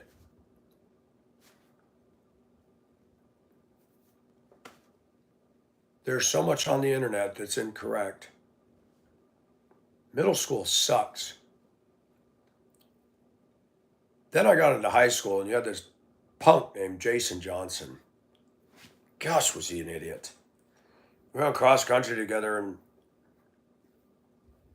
you go in the showers to shower, and mature high schoolers, you could actually be soaping up, washing yourself, having a conversation. Nobody's feeling gay lust, and you're soaping up, and yeah, I'm looking forward to running that invitational. You're talking about things, and Jason's running around looking at everybody to see if they got hair down there. They did it in Mammoth Middle School. Oh, did you see David? He's so fat. You can't even see his willy, his stomach. I said, what are you guys all looking at that stuff? You sick. Jason started calling me fire crotch. I looked at my friends. I said, you know what? I'm getting sick of this guy. He yelled it on the bus when we were coming back from a track meet. Jill was really cute. She asked me to sit with her on the ride back from Phoenix. Jill never liked to wear a bra. So, of course, I took her up on the opportunity to sit by her. We got off the bus. She goes, you want to ride? I said, yeah, if you're okay with it. Jason come out. Hey, fire crotch. Everybody laughed. Now, at Prescott, it was different. People liked me. I said, shut up, Jason. I wish I knew then what I know now. I said, and as evidence, ladies and gentlemen, when men shower in the men's locker room, Jason is looking to see what color their pubic hair is. I wish I was bold then like I am now. I would have said that and turned that ship around. They would have said, oh, yeah, Jason, why are you checking out men's dongs? It could have embarrassed the crap out of them if I'd have been the way I am now. Sicko. How much you want to bet Jason is flaming gay? How much you want to bet? We were running in the halls. We would do our practices before school started, before anybody showed up, when it was winter. As we were going around, go around this big indoor square. And Jason would come around the corner and bash into me on purpose. And I remember my friends Paul and Tom said, man, I'm sick of Jason. I said, well, watch this. He's going to do it again, and he's going to get a run. I saw him coming. He came around, and I hip slammed him. He crashed into the frickin' lockers, made all this metal noise. Geez, Nelson, I said, quit bumping into me, Jason. I don't know what your problem is, but knock it off. Then he stopped. I thought it was funny. He got hurt. He hit those lockers so hard. Paul said, man, you got his butt. I said, yeah, I'm sick of it, idiot. I wasn't an aggressor.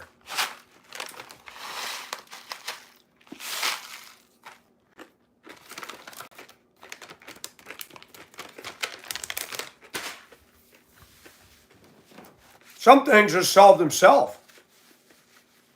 But when you're real little, and Mr. Rennick is watching kids just beat me up for no reason and doing nothing, that ain't right. Mr. Rennick was a pothead. Found out he loved his dope. They couldn't get rid of him because he had tenure, and after I left, my cousin said he finally got fired. He said it took them 20 years to get him out of the school system. That's what's teaching your kids, people. Now you got 30-year-old women bopping 14-year-old boys in the public ed system. But read the comments on those YouTube videos. That'll really wake you up. Read the comments. Oh my gosh, she's cute. I would have bopped her too in middle school. Really? But watch when a man gets caught with a teen girl. Effing pervert, I would have kicked his ass. Somebody needs to chop his penis off. Oh my gosh, all the men bash, bash, bash. But when it's a woman teacher, they were wishing that she had done them. Tell me our society is not sexist without saying it's not sexist. And educators, to be an educator, you have to be steeped to get your teaching degree in a lot of crappy stuff that isn't true.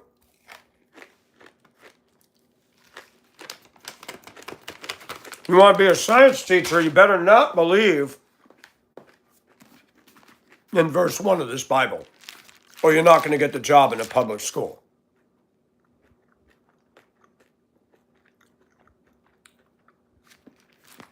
And because of the school system being predominantly women, because of all the single mothers in the black community,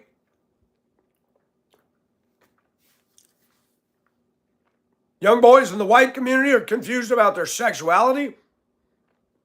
75% of black male children growing up in a single mother black community will go to violent crime. Women say they don't need a man. That's a lie. It takes a husband and a wife. And even if they fear God, that family I took care of in Colorado, the couple had nieces, names withheld. They're still alive. One became a lesbian, went in the military, Marine Corps commander. The other one's living in Boston as a graphic arts designer, staunch feminist, pro-Democrat, and thinks she's all that on a stick. She looks like the woman that you would have used in the 70s for a McCall's cut-out sewing pattern for teenage girls who used to sew their own dresses. She was not a knockout. Every time she come down to the house for holidays, she couldn't even say hello to me. I made a comment to her mother one day. I said, I'm not trying to be rude. No, Michael, I've seen it. She went up to her and said, you know, Michael's taking care of your grandma and your grandpa and is doing them a huge service. And when Grandpa died, you better stop being rude to him. She thought she was just too cool. In fact, both of those girls, they were impressed with themselves. And the family wanted me there for the Thanksgiving. I said, I don't feel comfortable. This is your family. Michael, you're part of our family. Oh my gosh, no, I'm not. And that one year I went to Alabama for Thanksgiving, I was free. People actually said they missed me. They missed me. But those two girls, Ann and Jim's daughter, who lived in East Denver, is the only close connection I have. When there were problems, I had to call her. They raised them in a Christian home. At one time, they even went to a private Christian school. Neither one of them are in the faith. One's staunch Democrat, the other one's flaming lesbian. And in the Marines, and people get on my channel and were making fun of me dressed like a woman, and she's doing everything male. And what really killed me is when we were working on the rental house next door that I used to live in. My wife and I rented it for 5 years. When our son was born, I went over there to see the work she was doing. She was laying in some tile, the inch tile on the kitchen counter and stuff, the backsplashes. And I'd done my work. I'd done all the rip out, carpet rip out. I destroyed the bathroom. And just before Jim passed, he'd redone the bathroom. And Jim passed, and then we were finishing up so we get it rented again. She goes, Mike, I want you to meet my girlfriend. Long brunette hair, beautiful green eyes, and perfect cojones. Going to see you, Boulder. Like, oh my gosh, she's a 10. Hi, nice to meet you. And then they kissed each other. This girl looks like a boy. Every so often I can smell a whiff of P-U-B-O. Women are going after girls that act like dudes.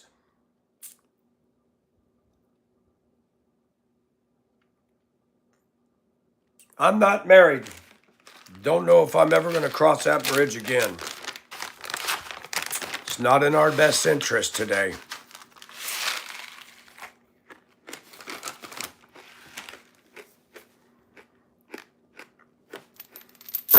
Is that plastic? Do you know your materials, Dark? Does that smell like plastic? You want to tell me what that is? Plastic make this noise. You see how heavy that is?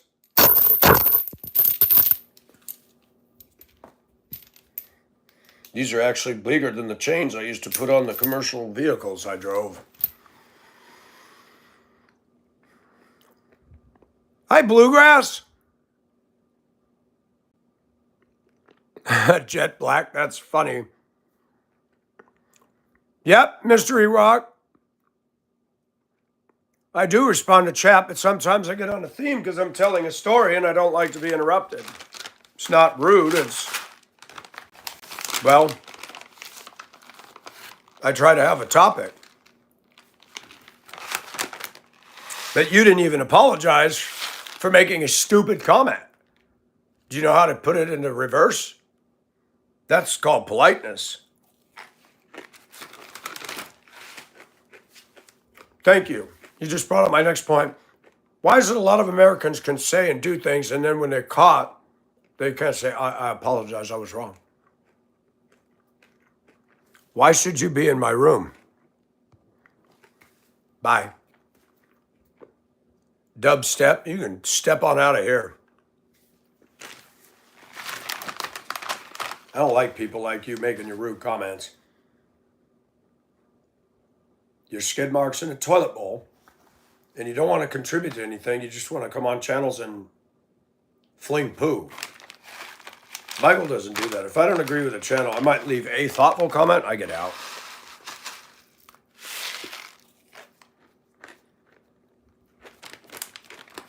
Dubstep probably has some jealousy issues because I'm better looking than him for my age. And he's too scared to be seen wearing. Who knows? Who knows? There's some sort of insecurity or dysfunction somewhere. That's why trolls do what they do.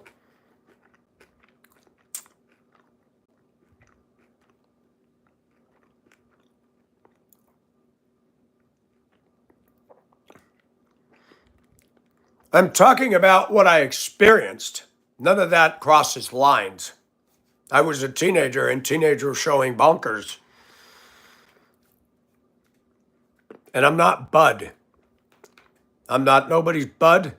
I don't like the term Bud. Call me Bud again, I put you high, because I hate that. Bud is so patronizing.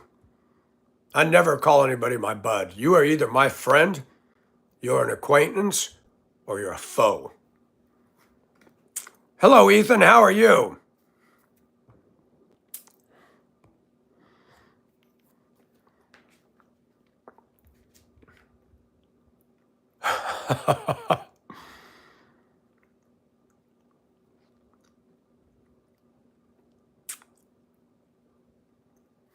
Oh, Daryl, he gets a free pass out. Calling people pedophile because you don't like them. That's a dumb thing to say, considering I passed background checks and they've never found me doing that. Where's David? You were just talking about it. He said all these kids come in and call people pedophiles. 15, 14, 13-year-olds sitting in their mama's basement going on the chat. They don't have anything intelligent to say because they're not getting an education. They're addicted to video games and being smart arses in the chat.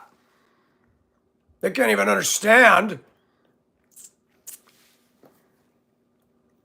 Oh, he's out.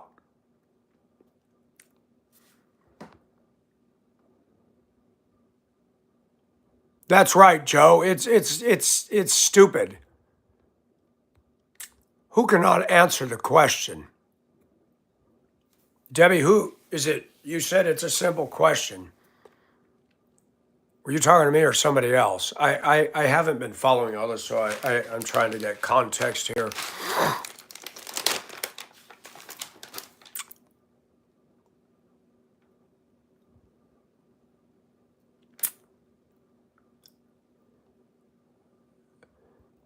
So you're saying I look like your aunt. Did she have an Adam's apple? Did she have small six-pack? Come on, dude. So your aunt looked like a man. Okay. Sorry you went through that, dude. Because I don't look like a chick.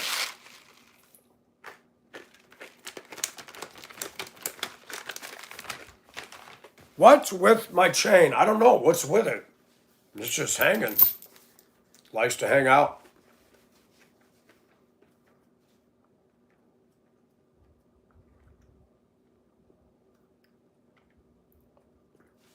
It's sad that America has become so filled with haters and mockers and scorners.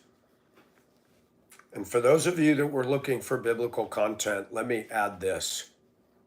Satan is a mocker. Satan is a liar. You can tell who his followers are when they're doing exactly as he. Satan likes to take God's word and twist it. He said, I shall be like the Most High. Man, you were created as one of the highest beings. Then you wanted to usurp God's authority. And he started it with Eve in the garden. Know you not, you shall be as God, knowing good and evil. God's holding out on you, woman. The first case of feminist lies started right there.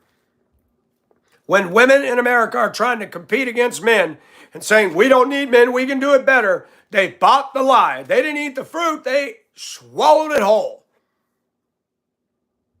Feminism has no place in this. Read Proverbs 31 about the virtuous woman. No offense, ladies. I believe Bluegrass would back me up on this. There's not too many virtuous ladies in our culture today. Am I correct, Bluegrass? Am I out to lunch or am I correct? You're a woman, you tell me. Tell me I'm full of cheese whiz. It's 3 pounds. Eminem was here.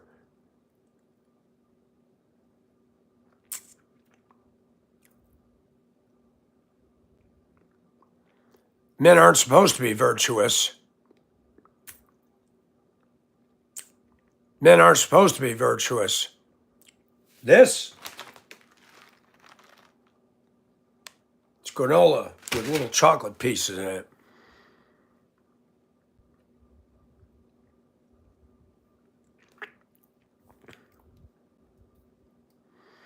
It's zinc plated. Now, when I'm in Denver, when I first started wearing these, they're chrome.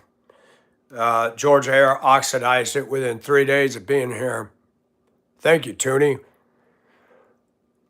What is going on? Debbie, I don't know who you are, but I thank you for that, Bluegrass, but I will not agree with that. I'm not always right. Sometimes I need to be corrected. Debbie, what do you got against Bluegrass? I've never seen Bluegrass in here acting in any way other than exemplary.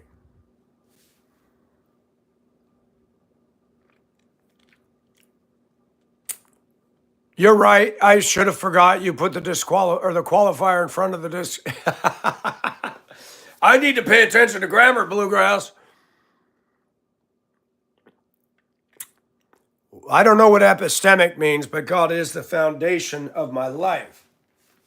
Am I perfect? No, but this book is true. There's more truth in this than there is in any college textbook. I support education, but I do not support a McIndoctrination education.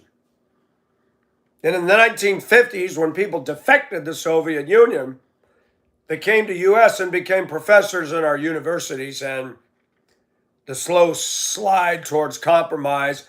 And look at kids today. Look at what New York is about to vote in. Don't believe me? They're going to vote in a black, communist, anti-white mayor. He does not like whites. And what is the majority of people in the state of New York? White people who flush their brains down the toilet. I'm going to vote that in. That's just freaking beautiful. Excuse me. New York. I'd have to see the racial breakdown on a pie chart. But New York would be dumb enough to vote in a communist, anti-white person to run their city. I thought there was laws against discrimination. Debbie, I didn't see it. What is your question about the chain?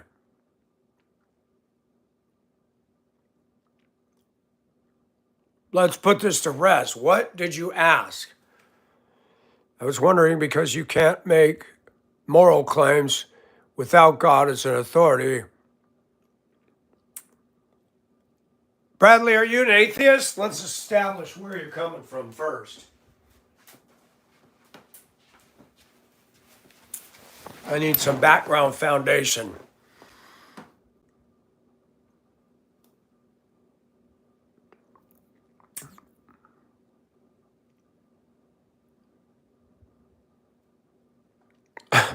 Matthew, enough. You got that right, Melissa. No finer truth spoken. Melissa gets a frameable comment. Laws are only for us, not politicians. If you want proof of that, look at Obamacare. Let's get this thing passed, said Nancy Pelosi, so we can see what's in it. Proof that the clowns that you elect aren't reading the stupid bill they just voted on.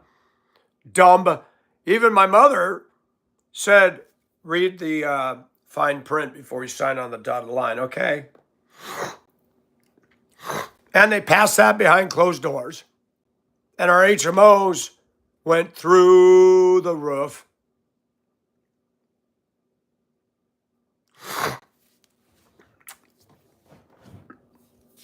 Thank you, Joe. Thank you, Bradley.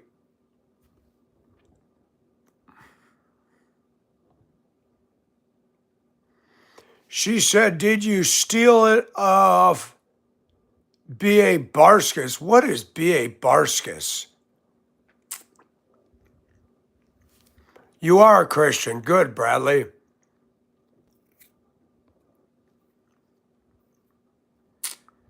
It was a guy that said I was wearing a plastic chain. That's what I responded to.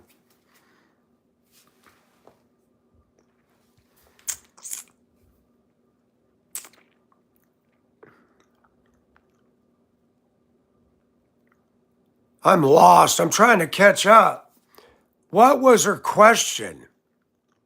No, you didn't. You called me out because I said it was plastic. Bluegrass, you didn't. A guy said wearing a plastic chain. I know I saw a guy. I don't even see his ID in there. I forgot what he was. And I said, it's not plastic. I took it off and jangled it so you could hear the metallic noise. B.A. Baracus spell check. I'm lost.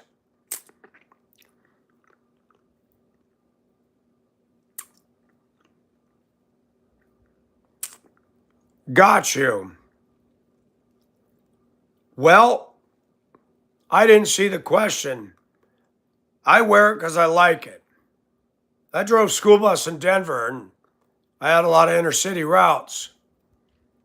Sometimes I use things to build bridges. I use helps and visual aids.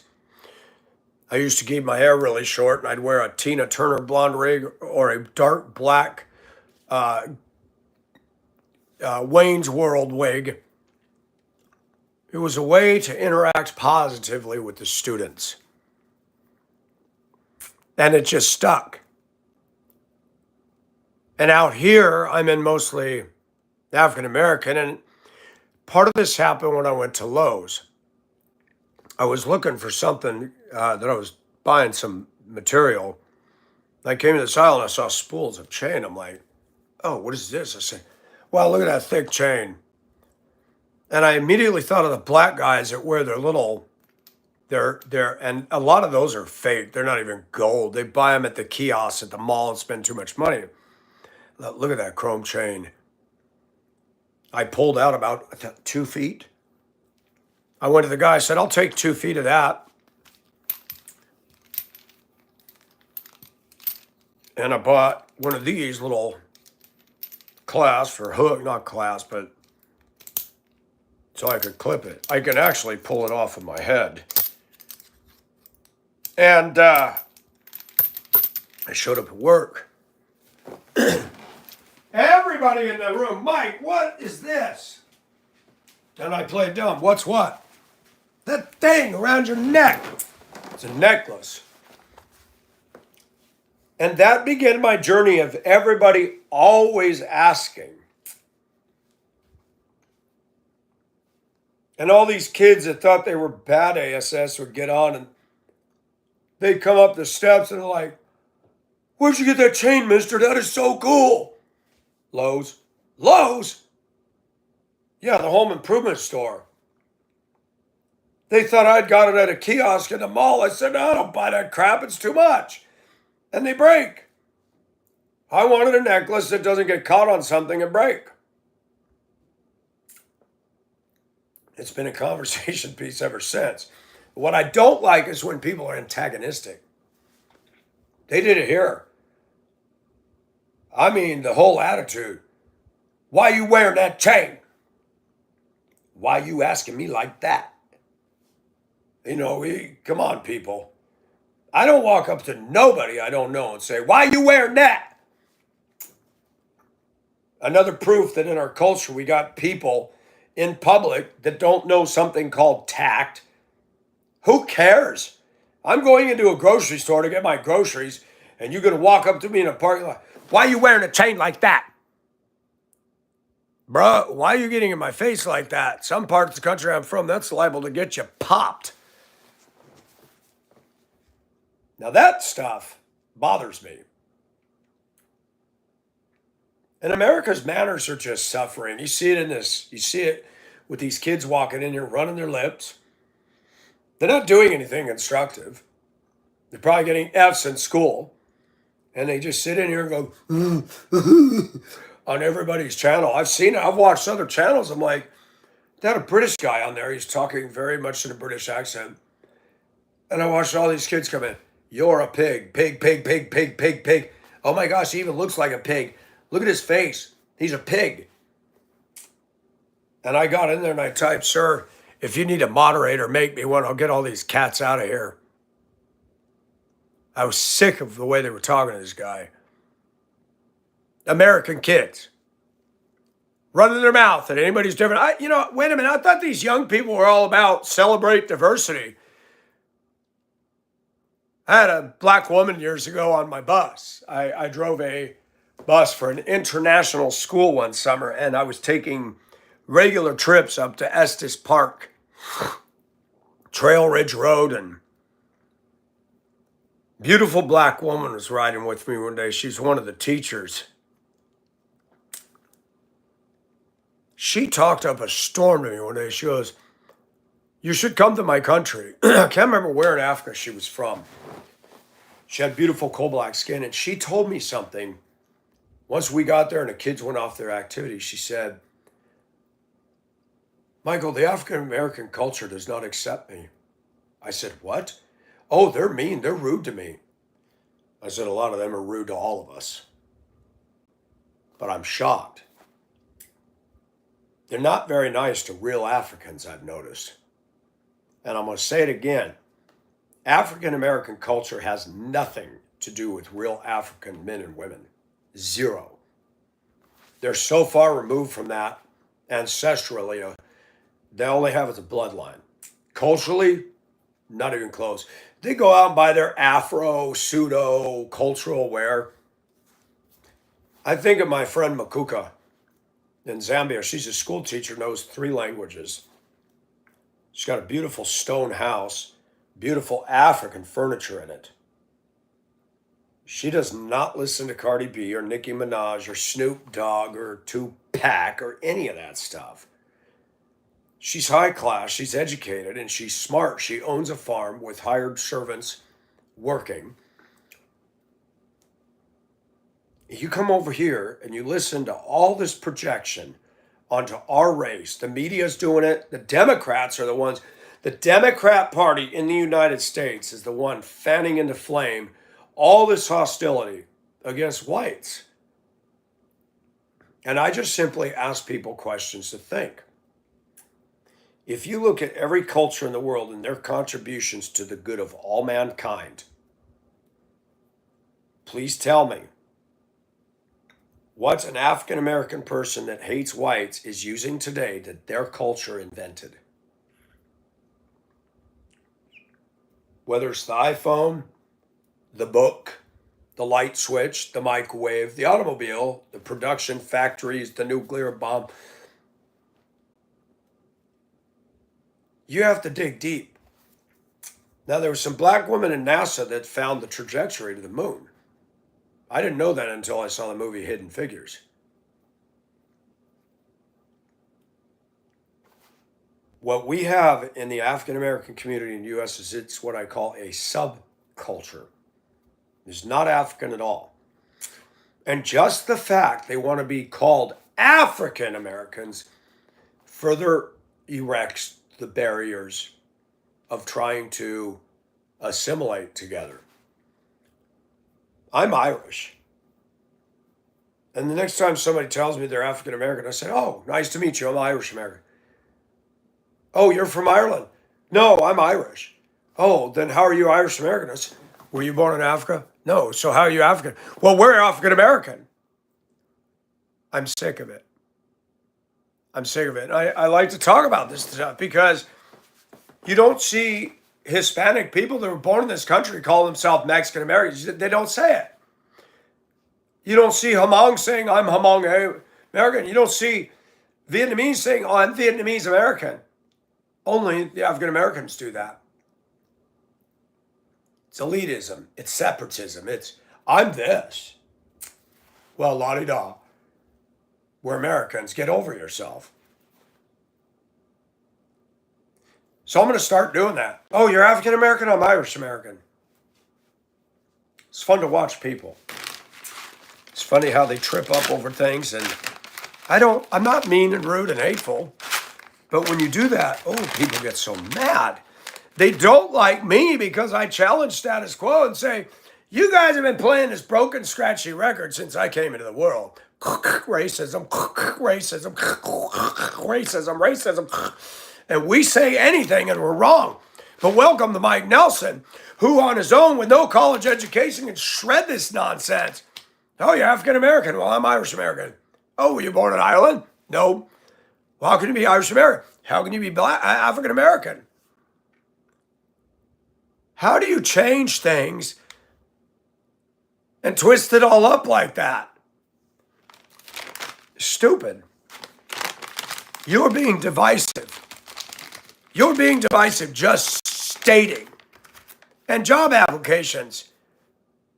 I'm sick of it. I'm going to say it again. The federal government needs to get some kahunas and make it against the law to put what is your ethnicity on an app. No more. Check male, female, birth date, social security number, and list your freaking skills. I don't care if you're black. I don't care if you're green. Can you do the job? That's it. No more DEI hires. If a black man's more qualified than Michael Nelson, then by all means, give him the job. They need to stop this. The Democratic Party, Maxine Waters calling for violence against Trump. I saw a video this morning that said the mayor ran out and they got this curfew and stuff and the people were running wild, robbing everything the other day. I'm like, and the mayor took off. Yeah, they're protesting Trump. You like all that crime, huh? Yeah, they do. There are groups of people that love graffitiing and stealing and tearing everything up, and they get off on it. Folks, it's time for us to wake up. We got people in this country that like violence, vandalism. They think it's awesome. They're waiting for the shoe to drop to do it. It's time for us to wake up. This idea that people are basically good as a crock. We're sinners. But you got people that rejoice in evil. Did you see the Cincinnati beatdown? They were cheering that crap on. Imagine if 6 white guys jumped a pretty black woman who didn't do a thing and tore her up the way they tore up that white woman. Cincinnati would be reduced to ashes. And I will be fired Monday because I commented on Cincinnati. So because of the wonderful African-American dynamic in this country where we're not allowed to say anything that's truth, everything is branded racism, I'm going to lose my job. How did we get here? So, what did I say at the outset of this video? Is it the Christian's job? I've heard pastors in 21st century America say this about John the Baptist. If John had shut his mouth and never told Herod that woman that he was with was not his wife, but his brother's wife, John would have lived and been productive for God. Did you really just say that, preacher? Let's go to Jesus. Among men born of woman, there's no one greater than John. John died because he told the truth. And it was a woman who had his head chopped off. And guess what's happening in America? The suffrage movement has gone way too far. Women are not submissive. They're not. They're up in our face. They're rebellious. Thank you, Bluegrass.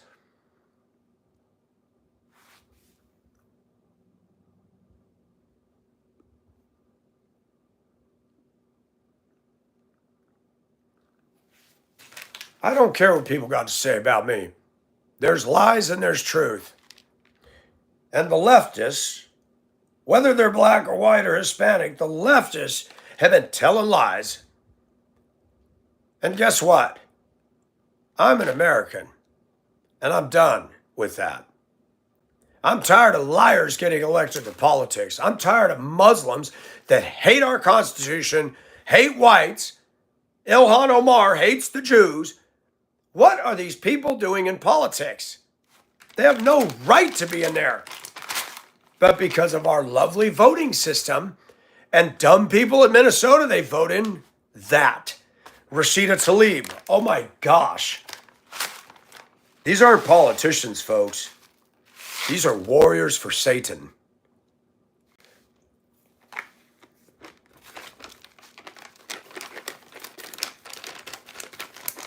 You know what the Bible says? Do not give the devil a toehold. America says, come on in, illegals, refugees. But notice, the Democrat leaders don't want them in their house. They don't want them in their neighborhood. I loved it when DeSantis flew those 50 Venezuelan illegals up there to Martha's Vineyard. Oh, the people made sure in 24 hours they were out of there. Rich, elite people, including the Obamas. Remember what Michelle said? White people don't move into black neighborhoods. Yeah, and rich black people don't move into black neighborhoods. You want to answer that one, honey? Come over to my house. Bring the CNN trucks. Let's have some tea, Michelle. I'm not a threat to you. Let's talk about this. See, they can say something. Did she come down and interview me? I moved into a mostly black everything, job, neighborhood, side of town. This is not Republican over here. People can say things on the TV because the media favors them, unchecked, unreined, unaccountable, can't say sorry. I'm a white guy and I moved to a black neighborhood. And I wasn't afraid. I have no malice. I have no hostility.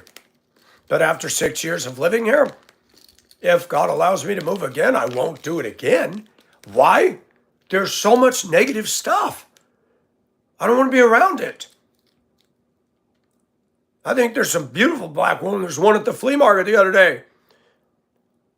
She got gray dreadlocks like something off of Star Wars, but she's beautiful.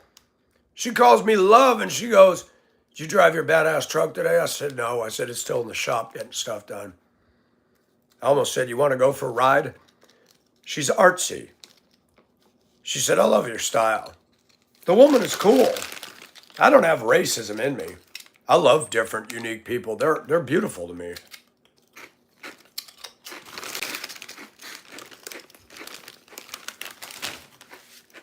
People that support the Democrat Party and then come on here and get mad at me for telling the damn truth, you're brainwashed, man. That's not my fault.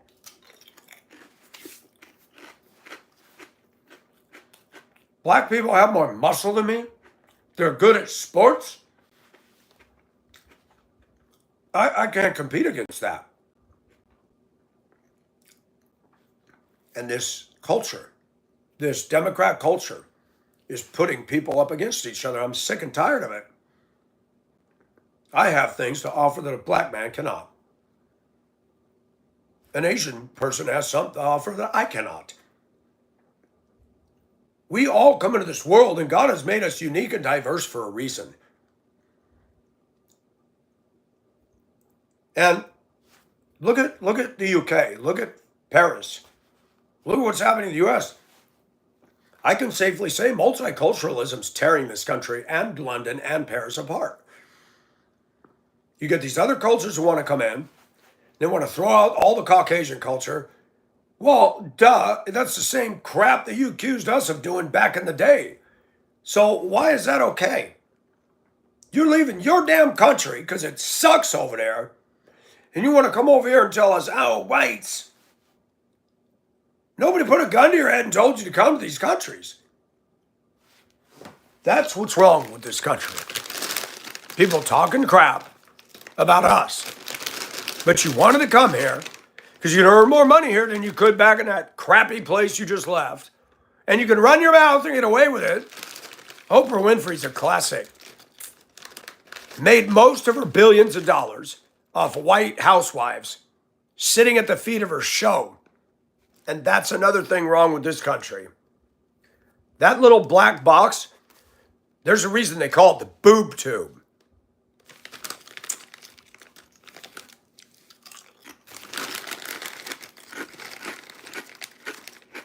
Oh gosh, Rosie O'Donnell's miserable. And no matter where she goes, she's going to be miserable.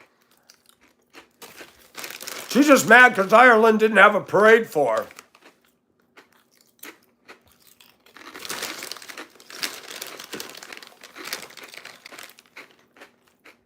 I don't want to go to Dublin, okay? If I have money and I could live in the countryside of Ireland, I believe I would do just fine. Because I want to go there for the Irish culture. I'm not there to throw it out the window. The rolling hills, the castles, the Atlantic Ocean and the high cliffs, I would love, and the green and the fog. I would feel at home there. This South, Georgia, it's not my thing.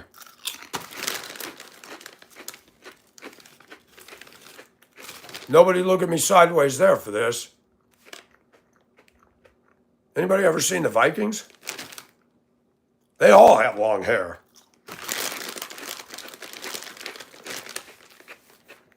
America turns everything into a factory. I remember in the 70s, even into the 80s, women had long, beautiful, flowing hair, and then they started chopping it off and looking like dudes. And now women, they can't accept themselves. Weaves and wigs and this and that and color. And you got these black eyebrows with blonde hair with the black roots showing through. And this is what guys are going, well, she's hot. No, she isn't. She looks like she fell out of a hair dye in a makeup factory and exploded. Go to Southeast Asia, go to some of these countries where women don't wear any makeup and they're natural and they're drop dead gorgeous. I'm sorry, a natural beauty is far better to me than something that fell out of a lipstick bag.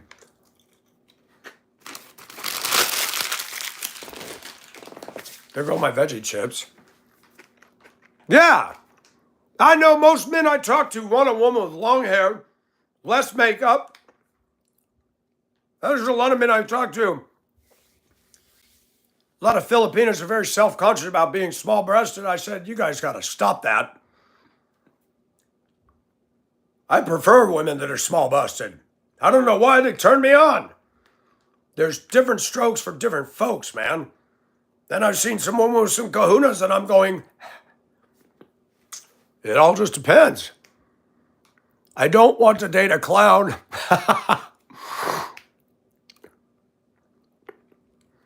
Thank you, Funny. And look at the newscasters. Look at all those broadcaster women and the men. They call it foundation.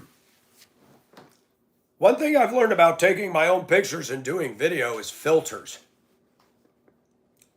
You shine a spotlight on me, you're going to see imperfection.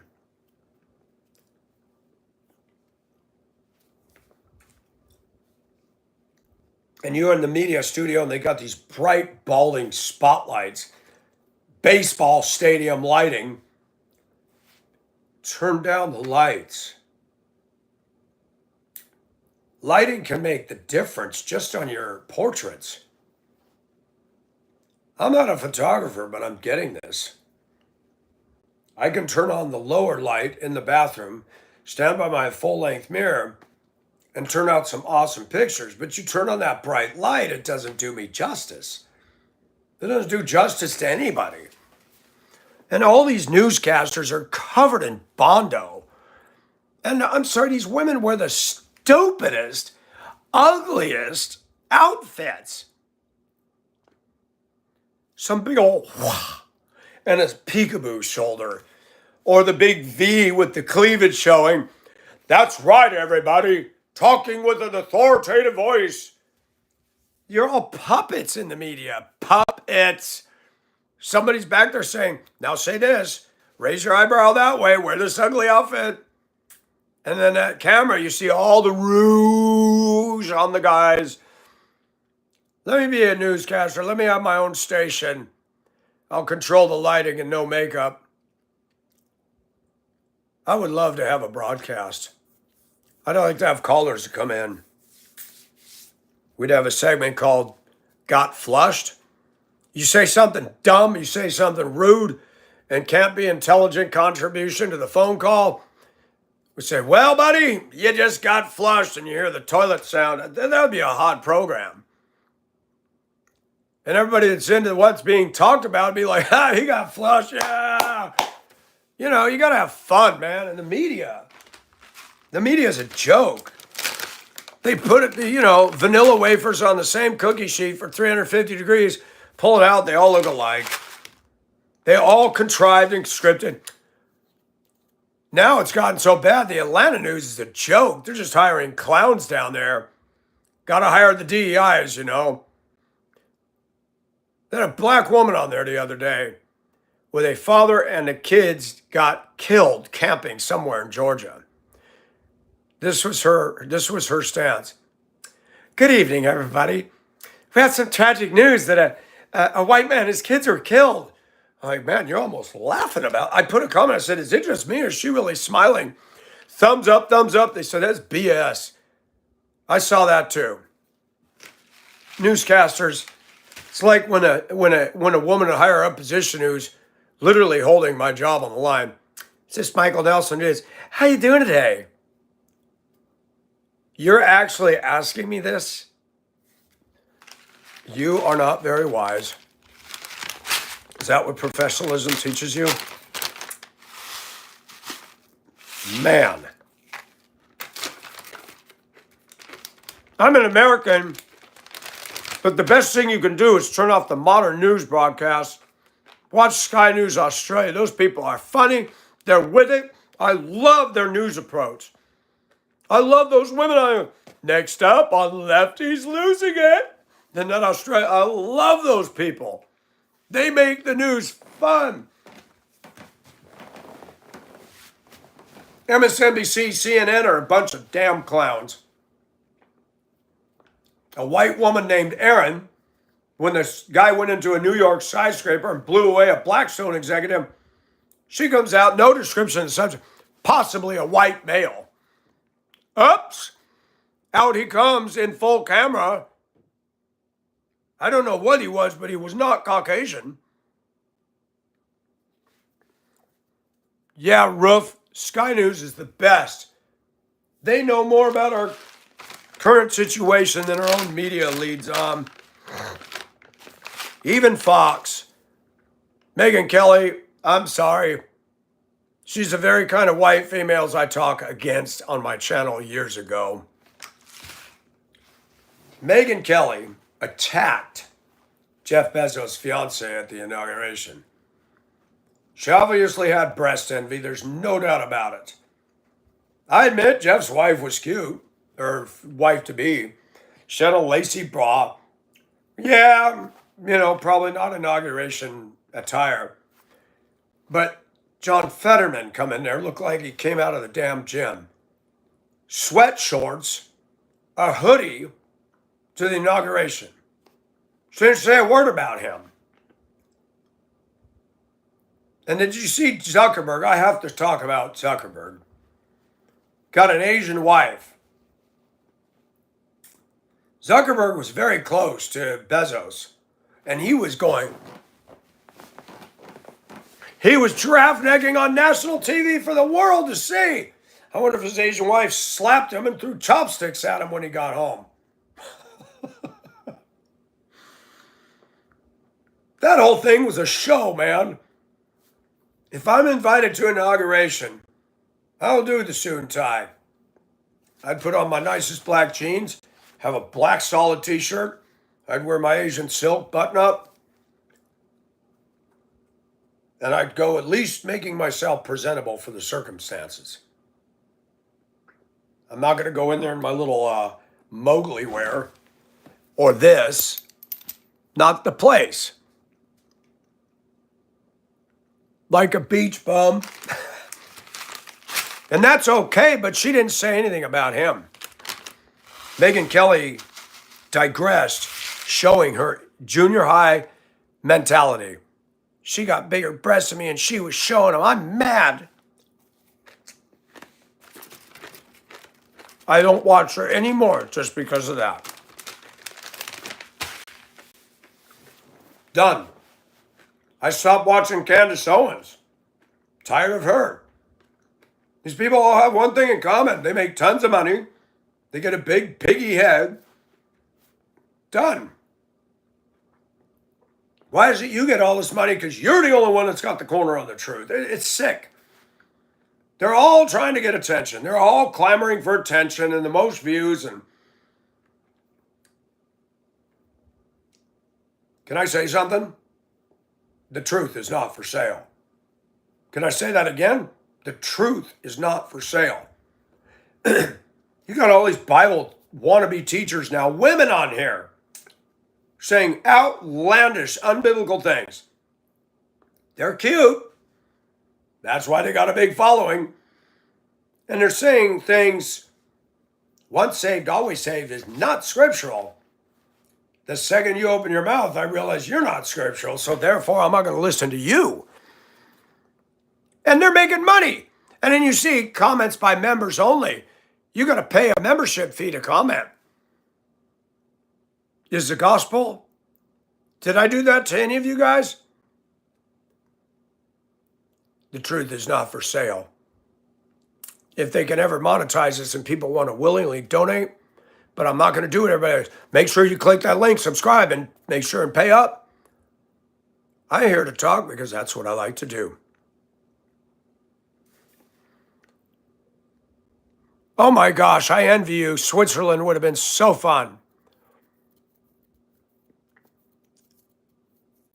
Sihoy? No. Michael, don't do drugs ever. Three clowns, sort of a circus show. Dun dun dun dun dun dun dun dun dun dun dun dun dun dun dun. Just because a pretty woman says it on the internet doesn't mean it's true. If we're going to quote the Old Testament on me dressing like a woman, but then you're going to ignore the Old Testament when it talked about prohibitions on pork-a-roo and seafood-a-loo, you got a problem. Now, the reason I burned all my stuff in the burn barrel yesterday is because you're right. A man should not be dressing as a woman. Why? Because he made us a man and we need to be proud to be who we are. If you're a woman, be a woman. Let's talk about black women. It's getting harder and harder to find ladies in the black community. Harder and harder. They're acting, they fight, they talk, they cuss, you can't tell anymore. Black men are getting tired of black women. There's some black women I know that I think are awesome, but there's very few ladies today. And that's not just true with them, it's true with a lot of white females too. Newsflash, ladies, being a feminist doesn't make you attractive. Just saying. Just saying. Feminism is a cancer in our midst. Okay? And time to eat my chow.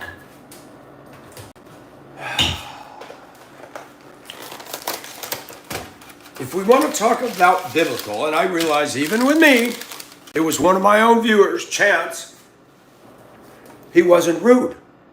He didn't dog blast me. He said, you don't feel that God is close. Do you think it has anything to do with you dressing as a woman? Because I know when I view porn, I don't feel close to God. How could I get mad at Chance? He humbled himself and he told me the truth.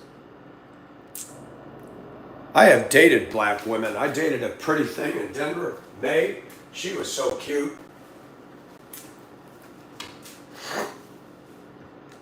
May liked me, but she didn't want the black community knowing she was dating a white guy. She said they would have given her hell for it. She was a bit younger than me, and I was really, her mother and I knew each other well. Her mother would hug me so tight every time I came over to her house. When I went to Martha's house, Martha made me feel like it was home. I used to love going to Martha Banks' house. She's dead now. The world lost a good one. And May had a hang up. She told me in my truck. We went out to dinner one night and we parked at Washington Park and looked out at that little lake. You can rent these little pedal boat things. She told me I can't stand the black men. All they want to do is have sex. They get you pregnant. They leave. They're rude. They're disrespectful.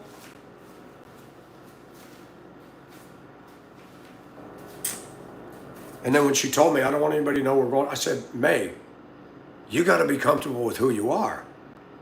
We walked through Cherry Creek Mall. She had her arm draped through mine.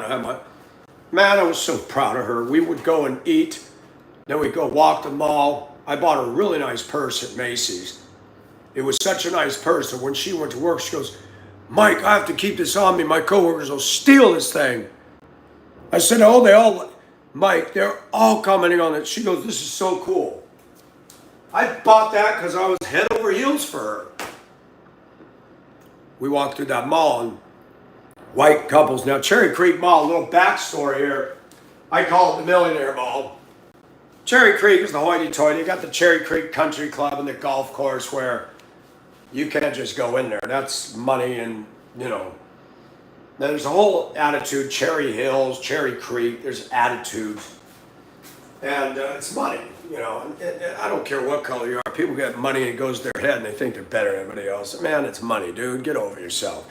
And to those rich people, there's no U-Haul following you. when your body's in a casket and it hurts. So get over it. Can't take it with you. And then, you know what's awesome about God? God is not going to look at a millionaire and say, wow, you did really great. You were a Fortune 500 company owner. You got your your degrees. No. God's going to judge us by his standards. He ain't going to judge you if you're black or white and what color you were, and he's going to judge you by his law.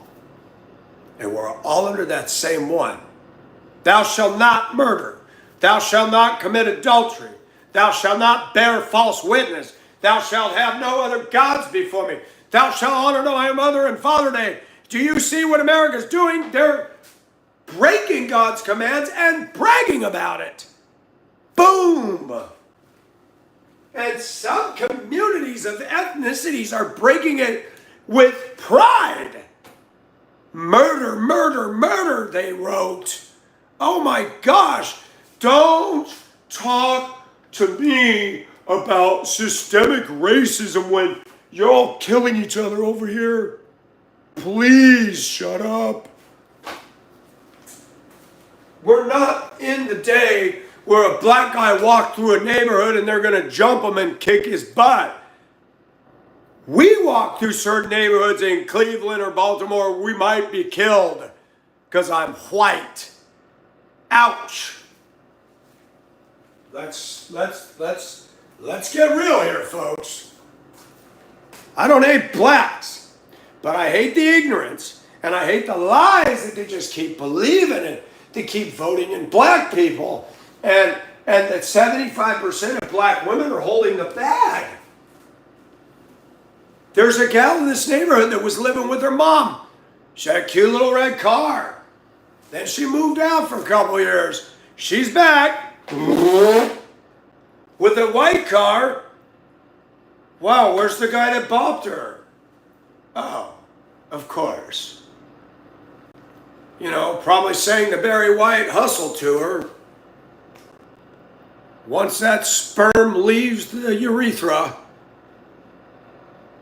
Yeah, man. Yeah, I'll look out after you, man. But I gotta go, man. I'll see you later. Then you go buy that car with them 3-foot pimpy rims come through a neighborhood go boom, boom. Yeah, man, I got a kid. Do you pay child support? Nah, man. She not good. You don't even see her anymore. You don't even see the kid anymore. When that race is talking crap about us, America is waking up. Read the YouTube comments. Read them. Read the YouTube comments over these stories. America is finally starting to say we've had enough. This woke culture, silence everybody. Michael's going to be fired tomorrow because I commented on Cincinnati beatdown. In my workplace, I have seen evidence of ignorant, dumb racial statements have been made. There has been threats made at me. There has been verbal abusive at me by black people. And we're living in a day and age where whites are being bullied by media, by the Democrats. We're supposed to feel sorry. We're supposed to apologize for being white. We need to go to class. Class, which color is white? The right or the left?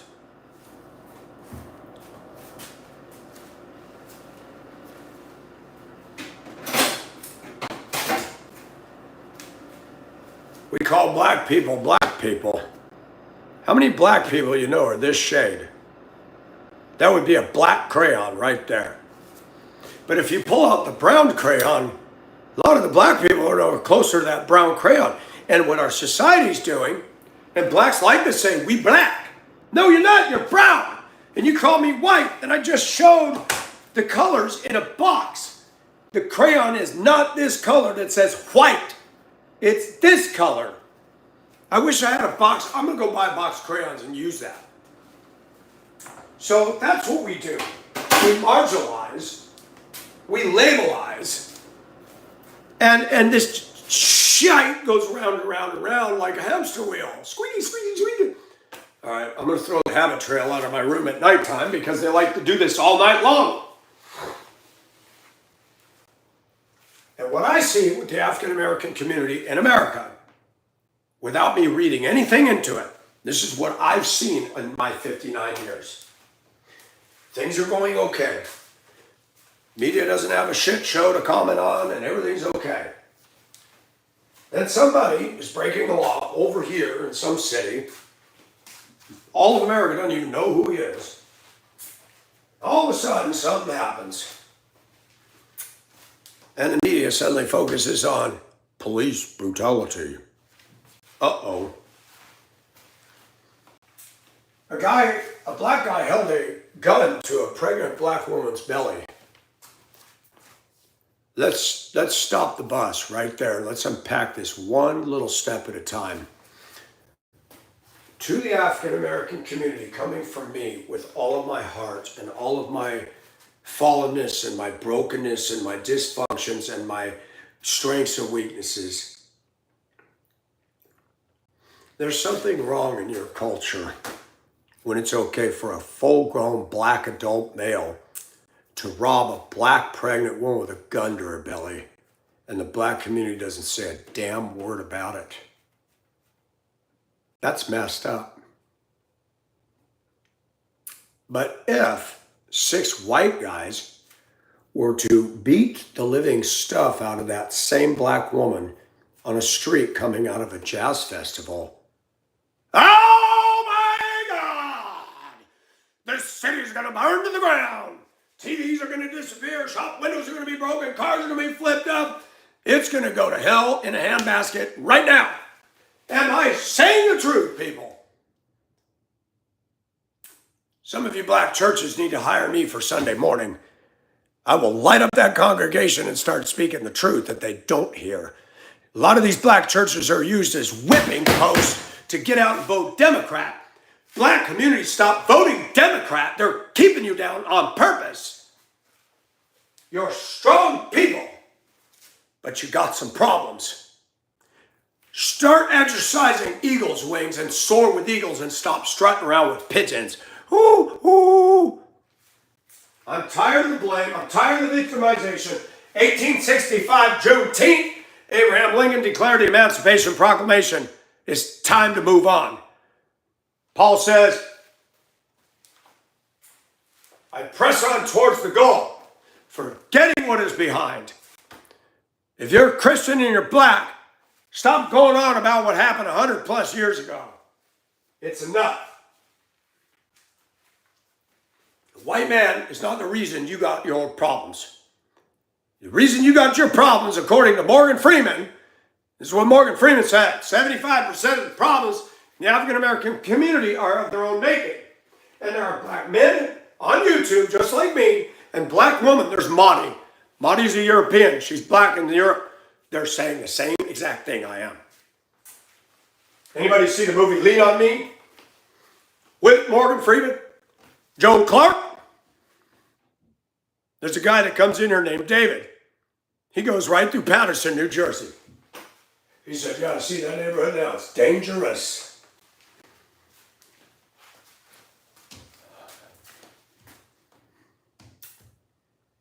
I thought it was interesting in that movie, that high school. You could tell that high school was a beautiful brick, old world building once.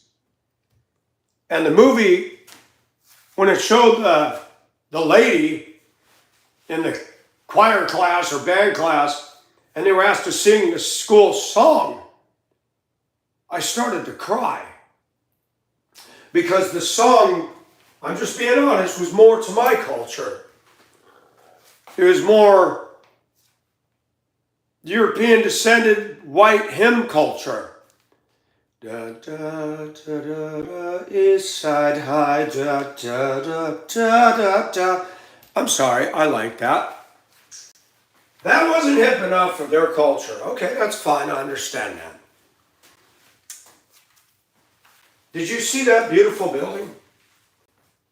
The graffiti, the trashed outness of it.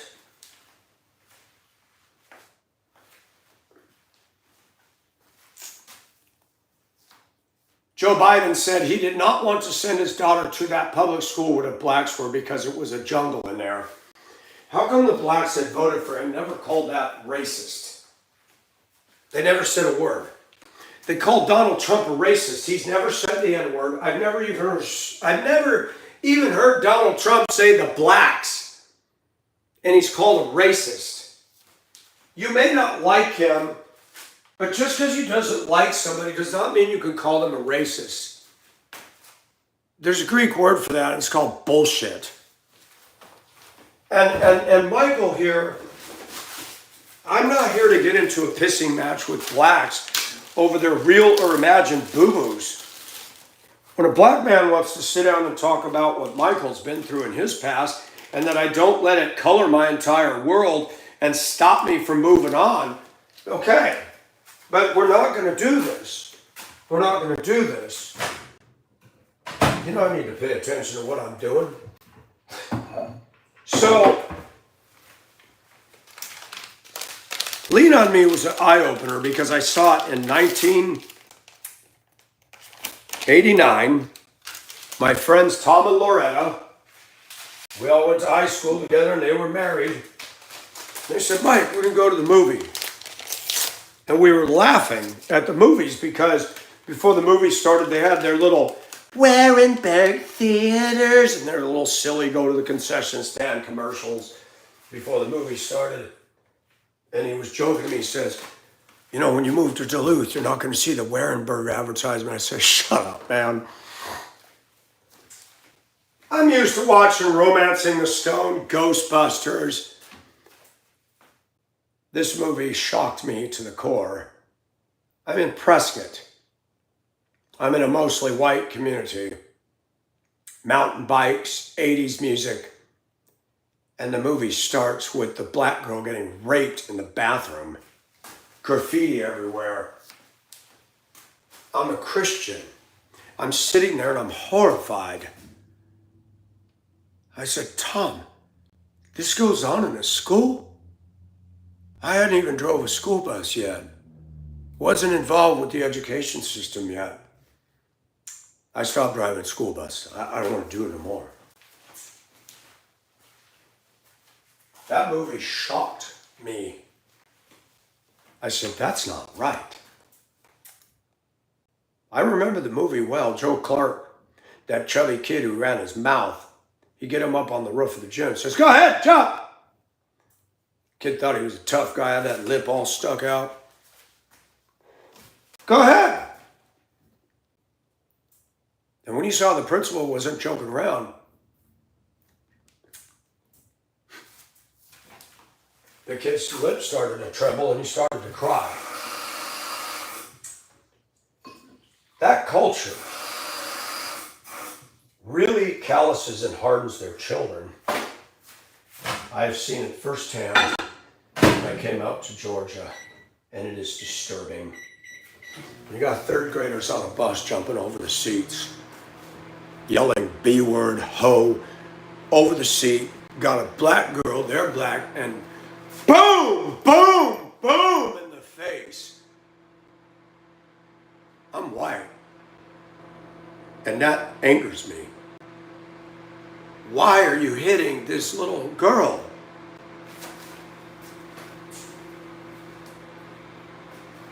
I had to lift kids. I had to get kids under the armpits. Get off of her. Mike, you're not supposed to touch her. I'm not going to watch them tear somebody up either. Because if that happens, I'll be accused of not doing anything. I'm done. I got an eye-opener to the black community. I'm qualified to speak. Lean on me, yes. I have furniture. My house is still in a remodel. I'm not done with it. But I may be moving anyway. We'll see what God has to say.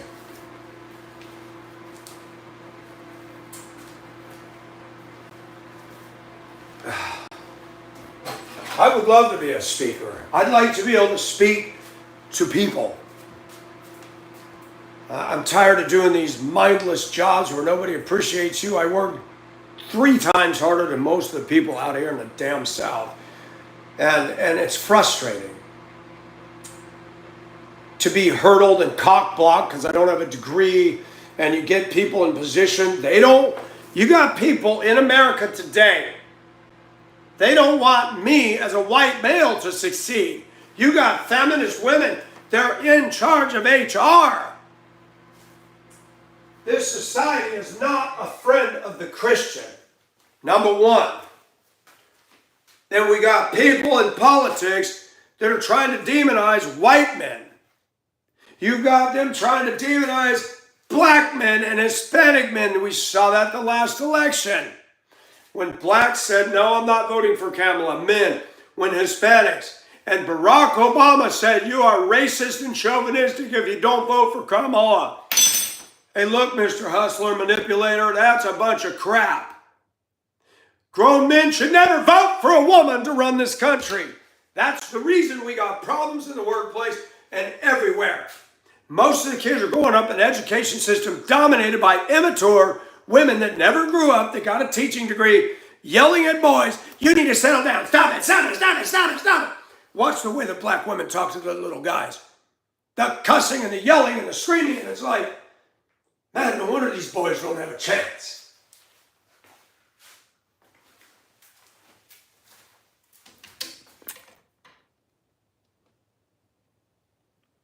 Thank you, funniest, or funny fluffy. Why is it that a white man is not allowed to say the truth without being called racist? How did we get there, people?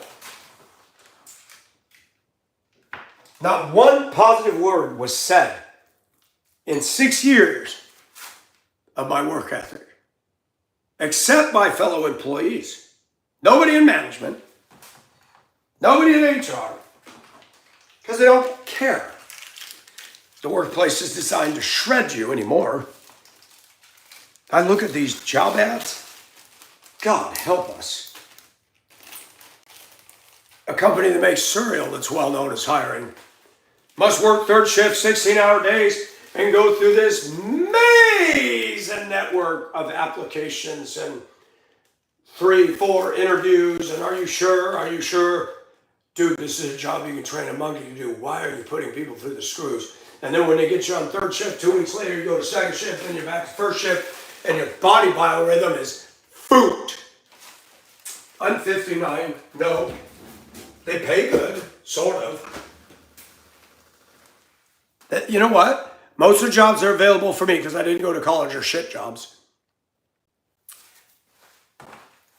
And I drove buses for years because driving is easy. I love to drive a 40-foot bus.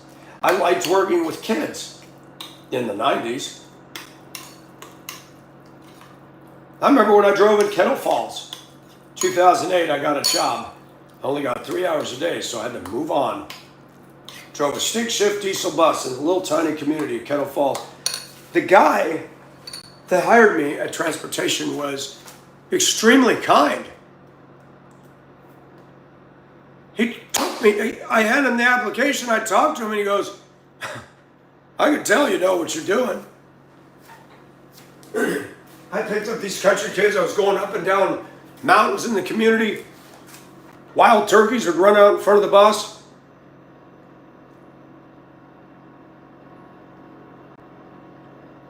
I come out here, and I feel like I'm part of the movie Lean On Me, and I'm like, oh gosh, no. All the student management techniques I learned did not work out here. They did not work out here. Oh, really, Ozzy? Now, where is Nahanta? Is that anywhere near Atlanta?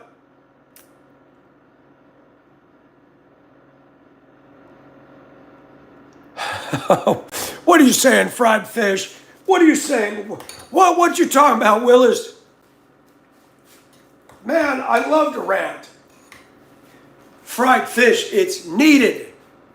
Too much of my race has been silenced and they're fearful. They're fearful. They're scared. Folks, believing in the truth should cause us to be bold as lions. The Bible says, be Wise as serpents, harmless as doves. And most Christians show more ignorance and more scaredy-catness than either of those two. I have been curious about Brunswick, Ozzy, because it's on the coast, and they seem to avoid direct hits from these hurricanes that blast Florida and then slam the Carolinas. I find that a very interesting anomaly. It goes right around that knuckle of Georgia sticking out, and it'll whack. That just blows me away. That right there is worth studying. Why do the hurricanes typically not pummel Brunswick? That needs to be asked. That's fascinating. Because it's right there on the Atlantic.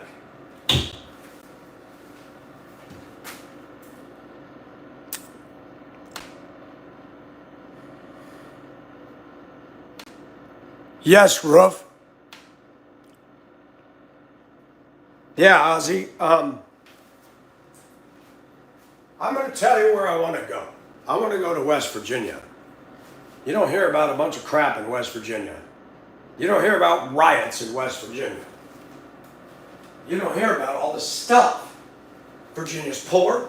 Virginia's poverty. The Democrats have killed the coal mine industry. I looked at houses yesterday. I just got on and looked. Anywhere from 17,000, 30, 50,000. Little towns like Paw Paw, 410 people. Like, okay, I can get a cheap house, but can I get a damn job even running a bagging job at a store? Probably not. I don't care if I live in a poor town. I'm not. I looked at the houses in Morgantown that are $995,000. They're ugly. They're boxy. Yes. Don't you like fake rich people? They buy these expensive homes. They don't have this in it. This is love. This is expression. This is real wood. You buy these houses that are ungodly high price. Can I ask you also, do you really enjoy being around rich people? When they talk, do you just hang on every word? I don't know anybody that does. I liked reading Lee Iacocca's story when he brought Chrysler back. That was fascinating. Ray Kroc's story is kind of interesting. But when I was on a flight to Hong Kong, first time in 2008, something jumped out at me hard. When you catch the 118 flight out of San Francisco across the Pacific, and I was so excited at first, people in suits and ties were talking to me. What are you going to Hong Kong for? I met a girl on the internet. Boy, you say that now today and you look stupid. Back then it was kind of in vogue. Oh, really? You've never been to Hong Kong before?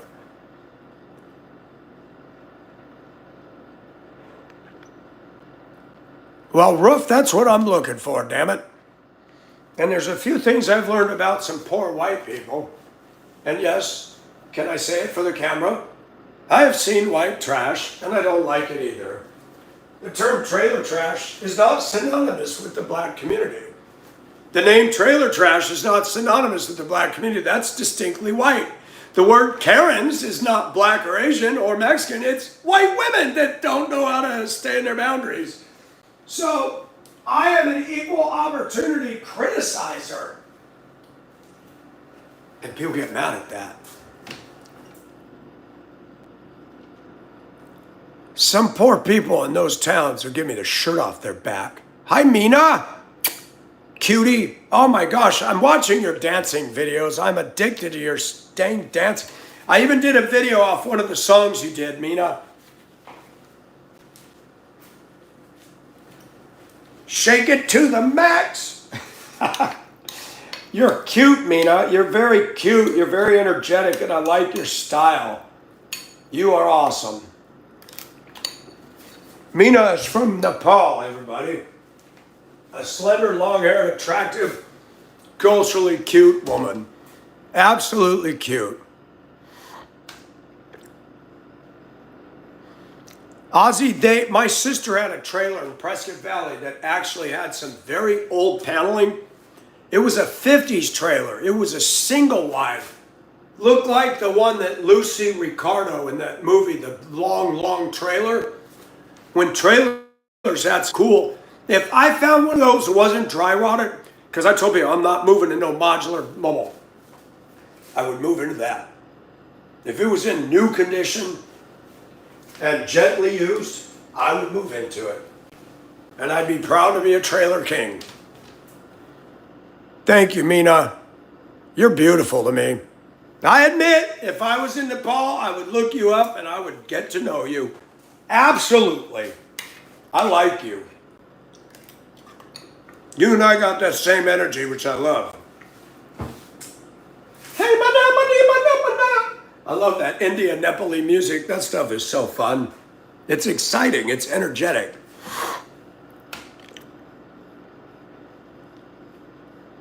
Some people that are rich are started from nothing. They've worked there.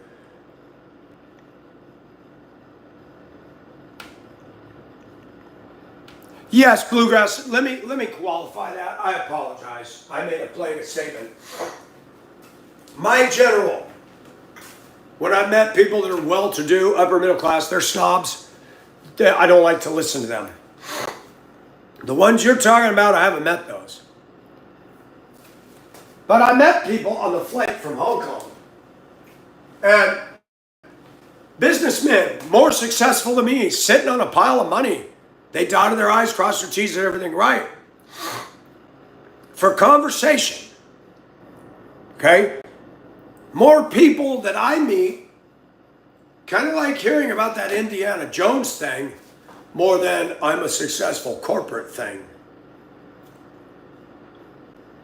I'm not a corporate guy. I never will be. I'm not politically correct. Corporate America would not like this. They would not like this. They'd not like the sound of my voice. They would not like my convictions. Problem I have with corporate America.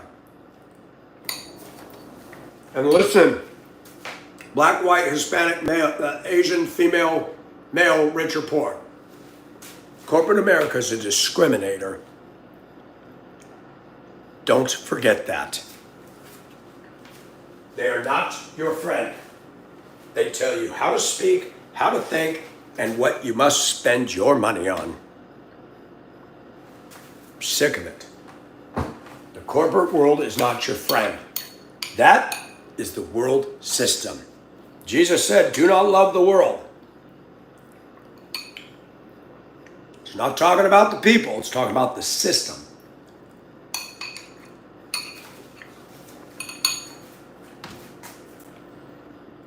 That's so cute. Good. Nice. Why do you do that, Mina? I would rather listen to somebody tell me a raw story. Unedited. My roommate who was here. Oh my gosh. I know this is Christian. She said that when she was in high school, she was dating a guy. They went into some low-rise building, had an elevator. They went all the way to the top floor, and there was the elevator control room and an access door up on the roof. They went in there, shut the door, and made love in there. I said, wow, you did what Motley Crue did, sex in an elevator. Oh my gosh.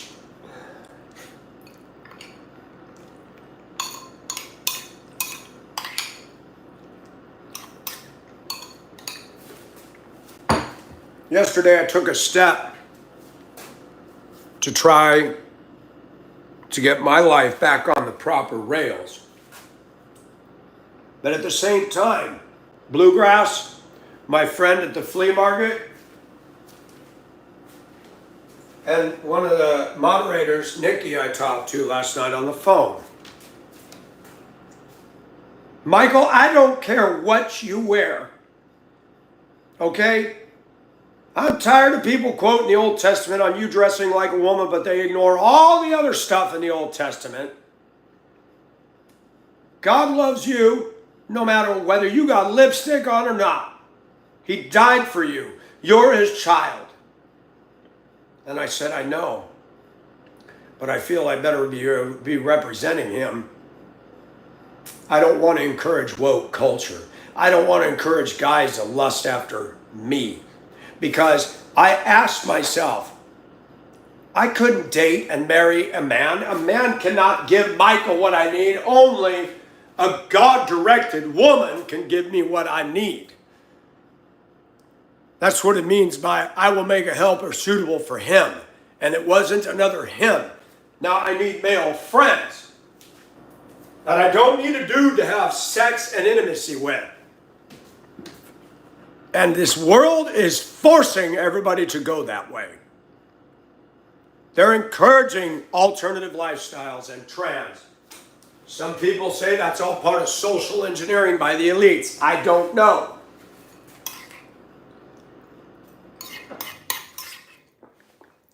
Oatmeal does a body good, folks. Put some butter and honey in there and va-va-voom.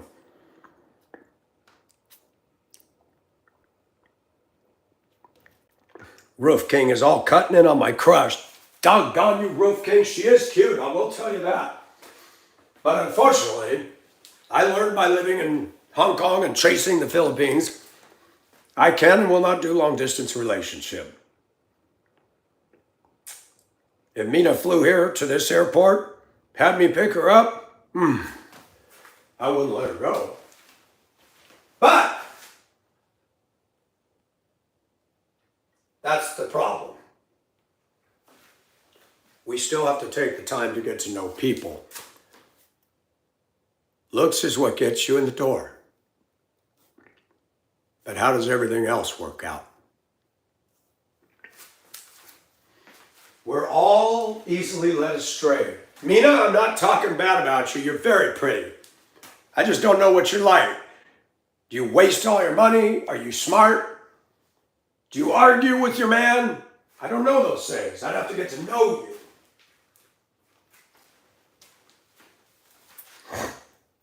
And unfortunately, a lot of women that leave Nepal, because I've got a friend in Ohio, he's had an interest in a few Nepalese. And the stuff he's told me shocks me. He now has an interest in an Afghani woman, and he's had troubles. Now, the Afghani women, when they come over, they tend to keep their culture because they're Muslim. He said a lot of the Nepalese start fooling around, having affairs, when they suddenly realize in their country where they're ignored by the men, and they come over here and we all are showing them attention. Oh, it's like when I went to Hong Kong. Petite, slender women didn't show an interest in me. Here, I went to Hong Kong. Petite, slender women are going, tomorrow, my day off, can you be with me? Huh? Women wanted me. They wanted to be with me over there. And I couldn't handle that. I did not follow my Christian virtues. And I had sex with at least, 13 women in Asia over there? Because I could. Did that please and honor God? Of course not.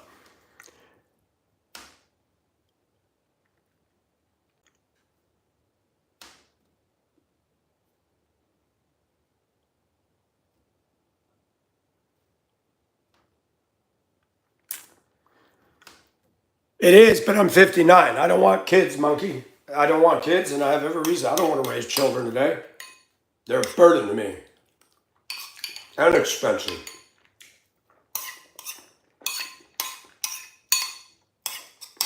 You have to be honest about some things. Marriage is not easy. When you sign on that line, you are now stuck together, and God doesn't want you to leave it. And I don't care how good you love each other while the dating time goes on. There's going to come a point, because familiarity breeds contempt. Say Bluegrass and I were dating. Bluegrass is nice. We're human. There's going to be days we're going to look at each other and we're going to be like the two cats with their hair stands up on the neck and we'll... How severe are those? Are they mild? Do I still have a love for bluegrass? Oh man, I love her so much. That ain't going to bother me. But when you don't like somebody, woo, all those little things, they become huge like Everest. Real love does not gloss over the truth. Real love doesn't look at it with rose-colored glasses. If Bluegrass and I hit it off and she met my deepest man needs that only she could reach, there might be some that irritates me, but if I'm really in love with her, I go, man, I'm so into her, I don't give a crap about this stupid little thing over here. That's what happens. Mina's beautiful because she's from another culture and she's dancing and fun. And, can I say it? She's from another culture. So she's happy and dancing and fun. How many videos of women my age in America do you see wearing those cute outfits, energetic and cute and fun and just simple? Zero. So the illusion is I look at Mina and go, my gosh, she'd be an awesome woman to be with. The grass always looks greener on the other side. But is it? I chased a Filipina and was sucked into that for 4 years, spent $20,000 in three trips, back and forth to Asia, living over there 13 months. And you know what? Guess what I have to show for that relationship? Nothing. Did I do the will of God? Nope. People say follow your heart.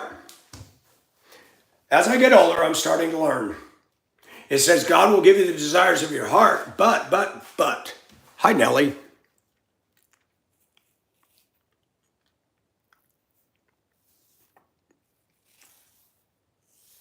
Hello, Lee George. How are you? Hello, Nevea. Good to see you guys coming in. It's nice to see different faces from different places coming in a chat. My channel's international. I like to speak to everybody. And the fact is, when it comes to dating somebody in America and any country, when I would talk to Filipino women, they say, I don't want Filipino. Why? They're no good. When I talk to my African friends in Africa, how come you don't find men in Kenya? I don't like Kenya men, they're no good. Michael, why are you online looking for a girlfriend? Because American women, they're no good. Why are Russian women looking at American women? They're American men. Well, there's that too. Russian men, no good. I don't want no men. And you know what I've noticed that the internet has done? Everybody's on there for the same reason from all the same countries, trying to find that thing that rocks the world. And it isn't doing it. Okay. Guess what's happened to me now? I've been to Asia. I lived over there. I chased a woman. I got a friend in Zambia that would marry me today and visa me over. She's a school teacher. She got money. She's got the capacity. I never looked at her that way. I love her as a person, but I don't feel that romantic pull. She said, I could get you work here. Now, there's a lot of men that would jump on that just to escape something.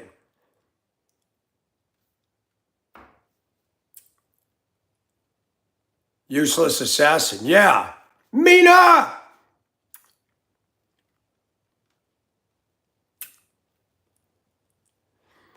That's cute. I don't mind that.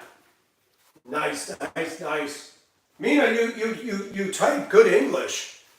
You're very good at that. Very good at that. Because English is tough to learn. Sometimes we screw it up. I couldn't even learn Nepalese. Oh my gosh. I don't even know one word in Nepali. Not one.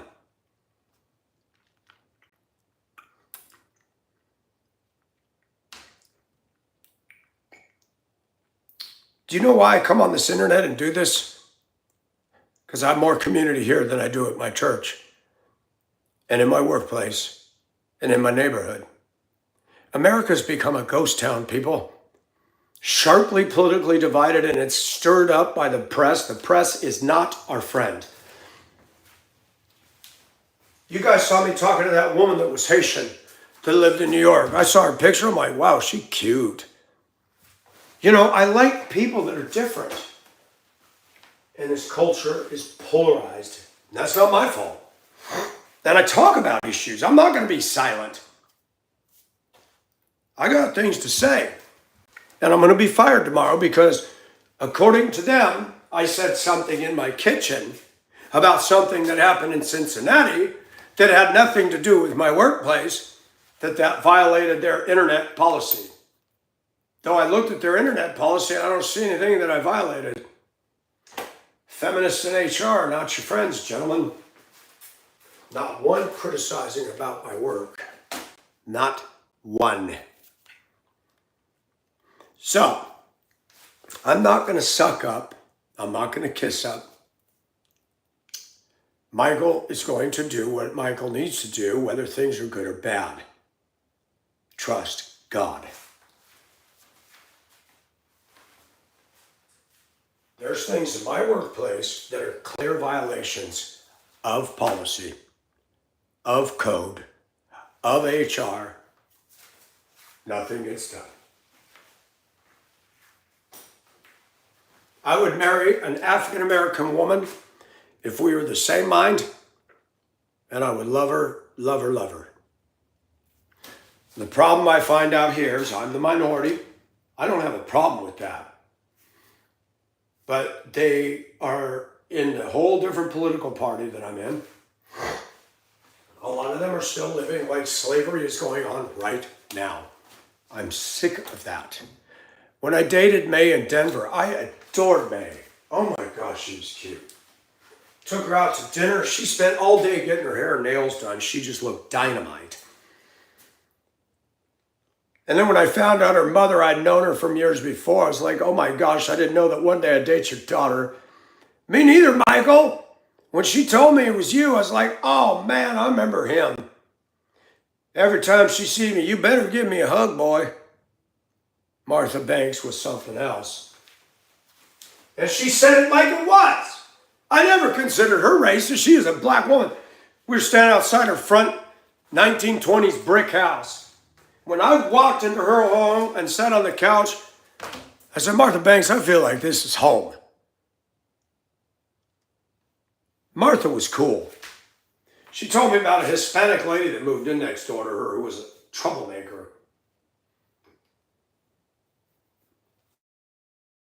She ran her mouth at Martha. Martha was telling me the story. So what'd you do? She goes, nothing. She goes, I don't even remember what it was about. But she was running her mouth, and I turned around and I said, look, you take your little flat ass and get back in the house and shut your mouth. I've been living here for years. We don't bother nobody, and you're going to come over here and talk crap to me. Not going to happen. I said, flat ass. Well, she did. She had that little Mexican flat ass. I never thought she was racist. We used to be able to talk about race, and people didn't get all pissed about it. Now you can't say a damn thing. When I was a kid, it was Pollock jokes. I don't know what the Pollocks did, but everybody was telling stupid Pollock jokes. I didn't understand why. When I was a kid, a lot of people did not like the Japanese because of what they did in World War II. It took time for Americans to stop hating Japs. 9/11 happened, and that really pissed us all off.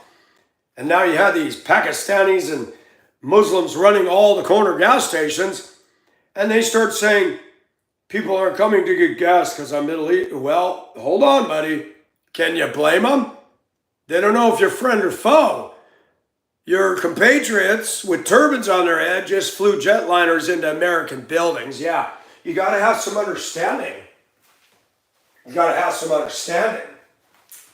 But I really get mad when the Democrats are keeping this black-white racial shit going like an endless wheel. They've got to stop it. They've got to stop using the media to create all this tension. Report the freaking news. And stop giving endless coverage to bad behavior. Stop having all the reporters watch people tear up shit. You're giving people a platform. If you really cared, if I was I said, we're not even going to cover this. We're going to talk about it. I don't want my video men down there because it just encourages it. You're giving them a stage. They love that. Bad people want attention. And the media is giving it to them. Enough. Mina, this is my necklace. Come here, Mina. I'll put this around the belt loop on your pants and pull you to the end.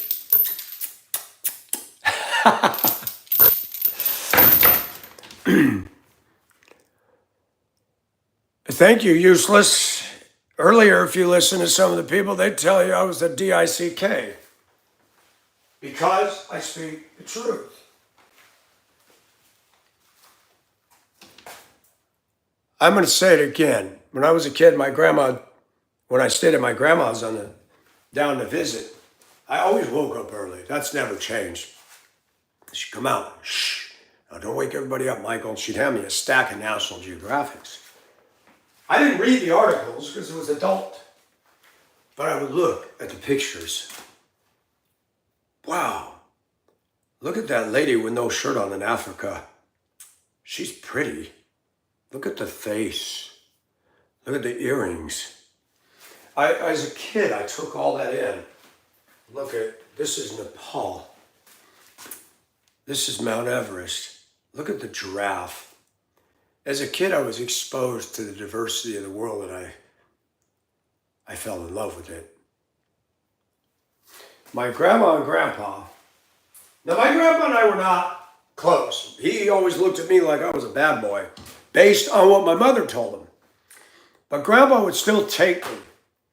He took me down to the docks. He took me down to the pier. We'd watch a freighter load.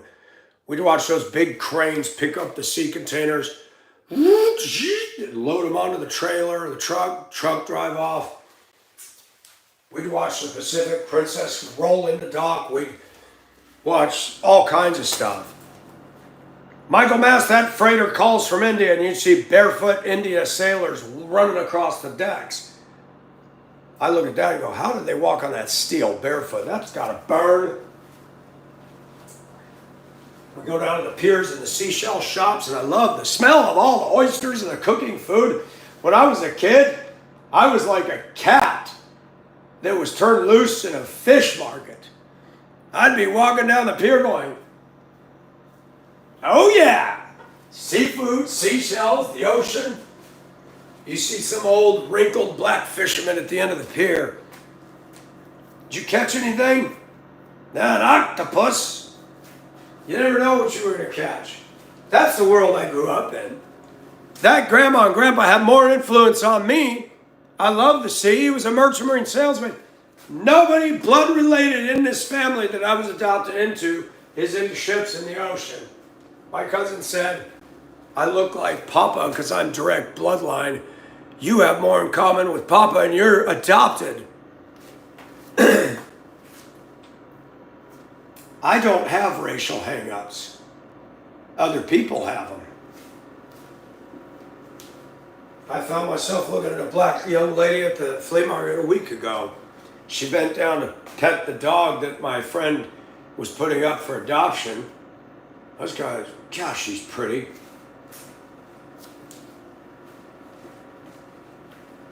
You know what the problem is? It's what's up in here and what's in here. That's where things get sticky. And I believe a lot of people are being brainwashed in this country.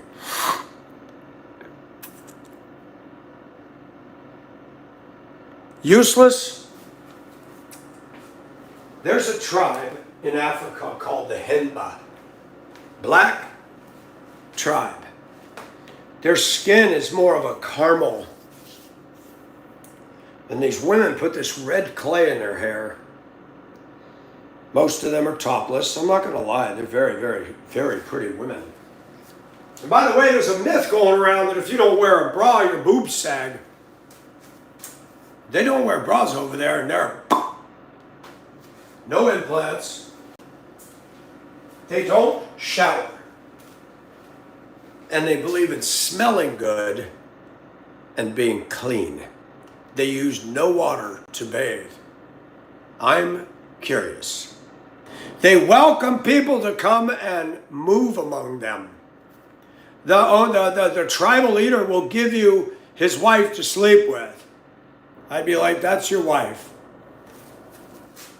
Let one of the women stand out on her own and have an interest in me, and I'll get to know her. Yes, if I had money, I would go spend a year. I can't bring my phone, there'd be no cell service, but I would journal the people, the food.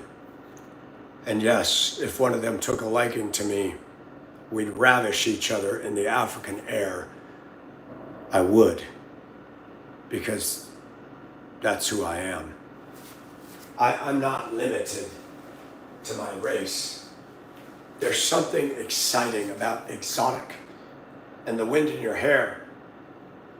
When you got an American culture that every President's Day it's dang mattress commercials and you're paying $1,000 to get a night's sleep, give me the village with topless women and living out there. I want to know about that. That's more exciting than spending $1,500 for a Serta. I can sleep on a flat surface. My gosh, we are so stupid over here. We've been marketed and fooled. Somebody in a boardroom said, guys, we're going to make money off mattresses. What do you mean? We'll get them convinced that their sleep is like nothing. Serta Beauty Rest, adjustable sleep number mattresses? Fook. I don't earn enough money to be slave to a bed payment. Jesus says, take up your mat and go home. The only thing I need is if the mat's too thin, my hip bone. I don't want it on a hard surface. I don't like my knees touching, so I got to throw a pillow between my knees. My bed has worked. I bought the cheapest single mattress you could find. It works. I could ride on transportation in a foreign country. I can do these things.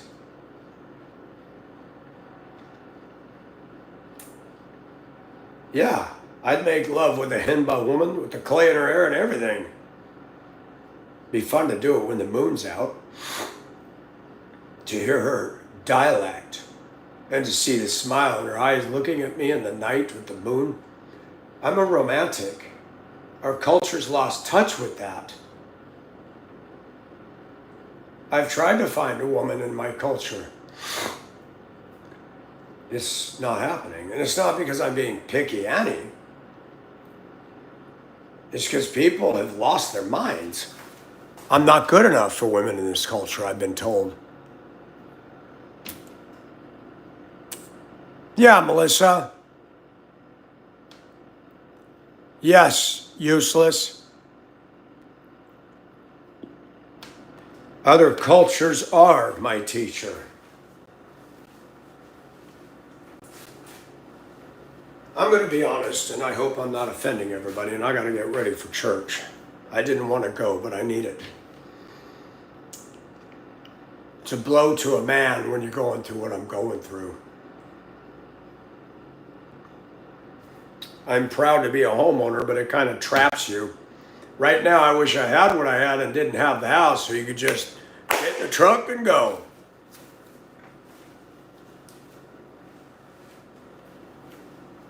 There's a couple gals I've talked to online over the years. There was one named Ife, a young black gal in Nigeria. She was a lively thing. She had this video where she was dancing. She sent me a friend request. I'm like, oh my gosh, she's cute. And yes, I've seen her naked. I've done the cam thing they offered.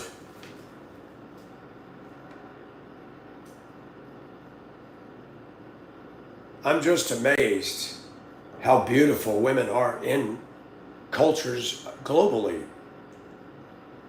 No two are alike. If it was the way she moved, her beauty,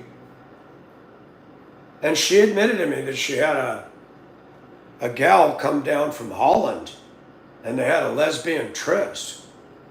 I said, why do you like me? Michael, you're cool. You're beautiful to me. I said, Ife, you are smoking beautiful. We lost touch. She lost her job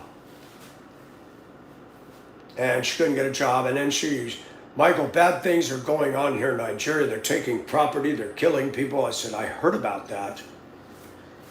Then the apartment that she was in with other people, she went out one night to do something and the place burned and all the people she knew burned. I said, because I didn't hear from her for a while.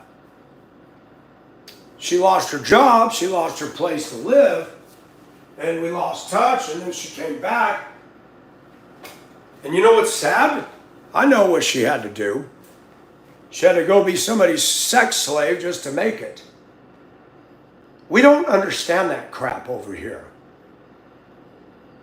She didn't tell me that, but I figured it out. Where are you living? Michael, I can't tell. And we lost touch. You know, there's some sad stories over there. And I started doing cam stuff because I'm like, well, I can't have a woman anyway, so why not both self-stimulate in front of each other on the cam? It was fun.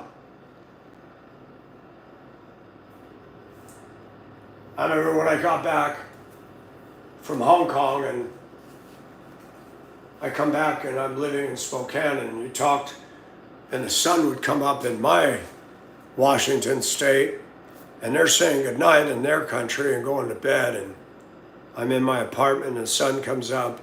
In Asia, there's people everywhere and you look out, bumper to bumper parked cars and trucks, just all these old houses were turned into apartments, fourplexes. I'm like, wow, you don't even see anybody out here. And I begin living, we need to talk about that. I began living in the underworld called the underground internet. The underground meaning the internet is underground. You live out there and that reality is not the same as what's here. Whether it's bluegrass, Mina, useless, any of you guys. I have more relationship and interaction here positively than I do out there. So the internet is almost an illusion to a degree. And it's sad. Many of us are here because life outside that front door is harsh. Good morning. Jess, how are you?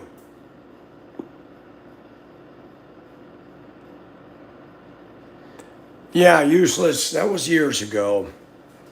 I met a lot of gals. They would talk to me and by third or fourth video, they start pulling. I said, what are you doing? I wanted to show you me. And I didn't make them or ask them, and would you come and see me? Would you marry me? They were going in internet cafes, trying hard to get an American man. Because the poverty over there in some of those countries is awful. We don't know that here. And I don't take it for granted what God has given me.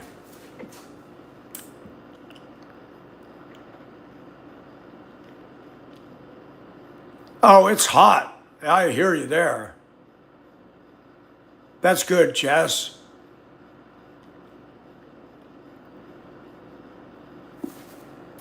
And so people ask me, Mike, what would you date? If the gal's attractive and we're of the same mind and we love each other, that I'd like to date. Doesn't have to be black, white, Asian. It's not a have to anymore. The advantages of dating in my culture is we understand each other. The disadvantages of dating overseas is the language barrier, the cultural barriers, the nuances. It takes time.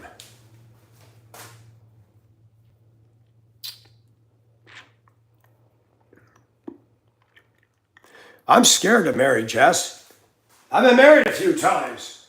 I don't want to do it again. I do want a girlfriend. I don't want to play house. And it's tough because as a Christian, we're not supposed to have premarital sex, but yet I'd be guilty if we feel it, we'd do it. But I'd want it with us, not everybody else.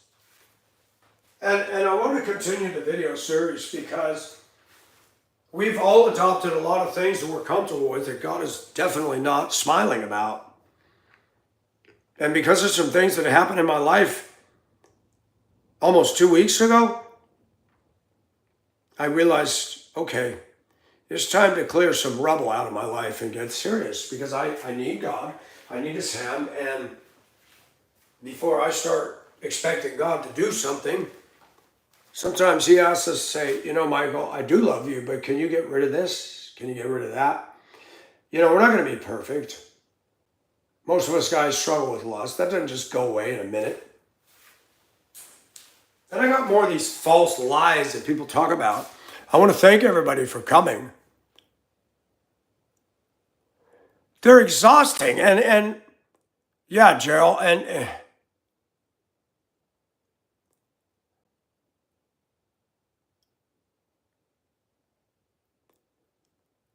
thank you for that, Dylan. I take that as a compliment. Thank you. I want this channel to grow. Can I be honest with everybody? If I can make money and make enough where I don't have to go to a job, it's not that I'm lazy. It's not that I think I'm a rock star. I've worked hard. And I've realized you can work hard and it doesn't matter. They don't care. So why not be a content creator? Why not find a way? And I'm not talking about, some of these guys are making just god-awful amounts of money for nothing on YouTube. That's not my motive. If I made $35,000 a year before taxes, I'd be happy. I'm making what, 35 now? I'd be happy. Because I would still work on my house, do things. But you're not underneath a damn boss. Yeah, Jess, and not just, wow. Your tits are out, you're gonna get banned. I'm a male, they don't ban us for showing nipples.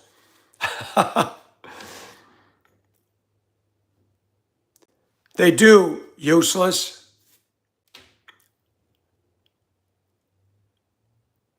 Yeah, doing absolutely.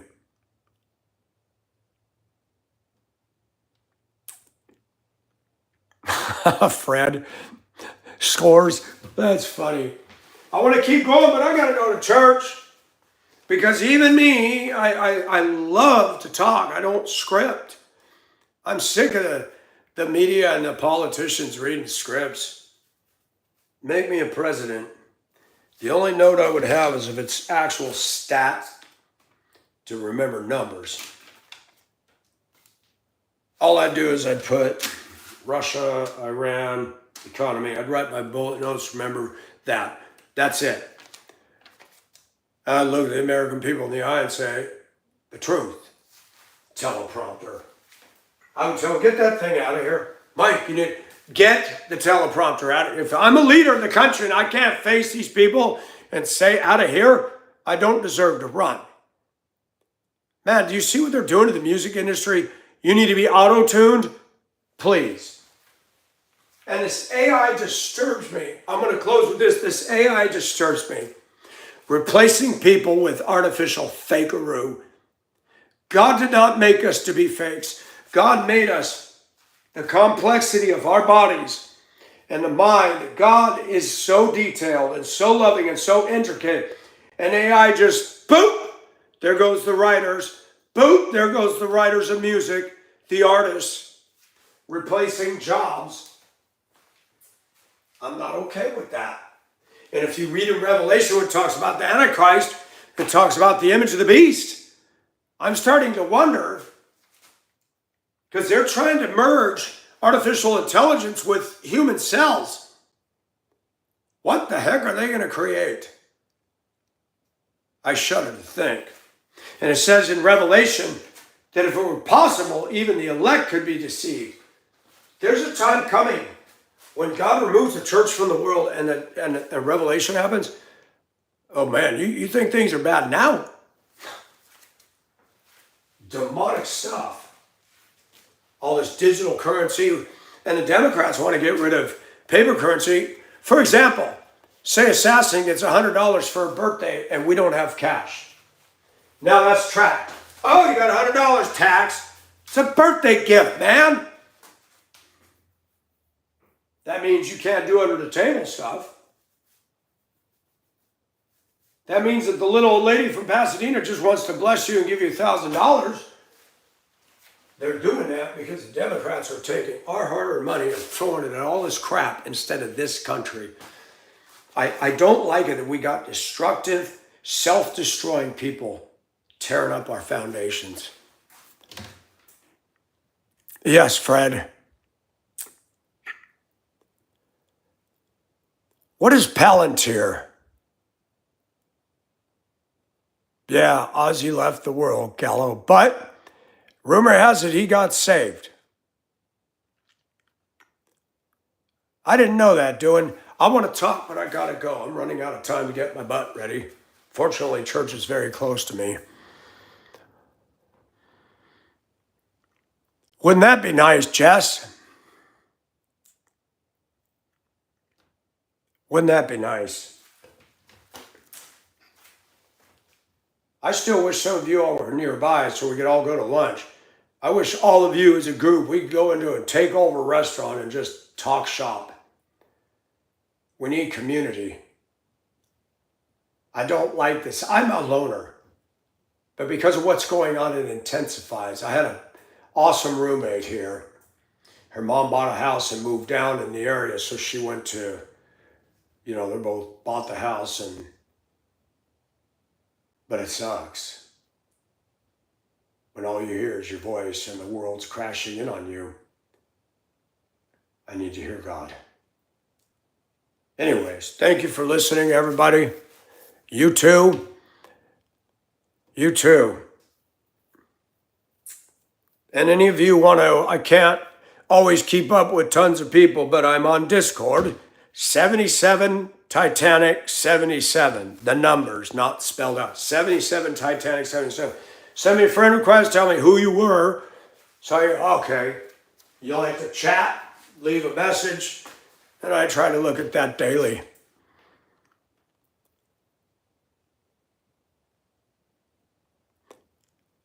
Yeah, generational wealth is not always a good thing. The yuppie movement has a lot of that. When I was in Denver, they had a lot of yuppies. Yeah, I think this was a good stream today. I got to look at the numbers when I get off there, but I think it was highly productive. But I will. I need to. Doggy, you just now come in. Oh my gosh, I'm going. I got to go. I'll catch y'all later. It's an American software company with builds and deploys data. Okay, now that, I remember that. Angie, thank you. I didn't know you were hiding back there, Angie. You'd be a little church mouse back there just nibbling cheese, and I didn't even know you were in there. All right, you guys, take care. See ya. You too.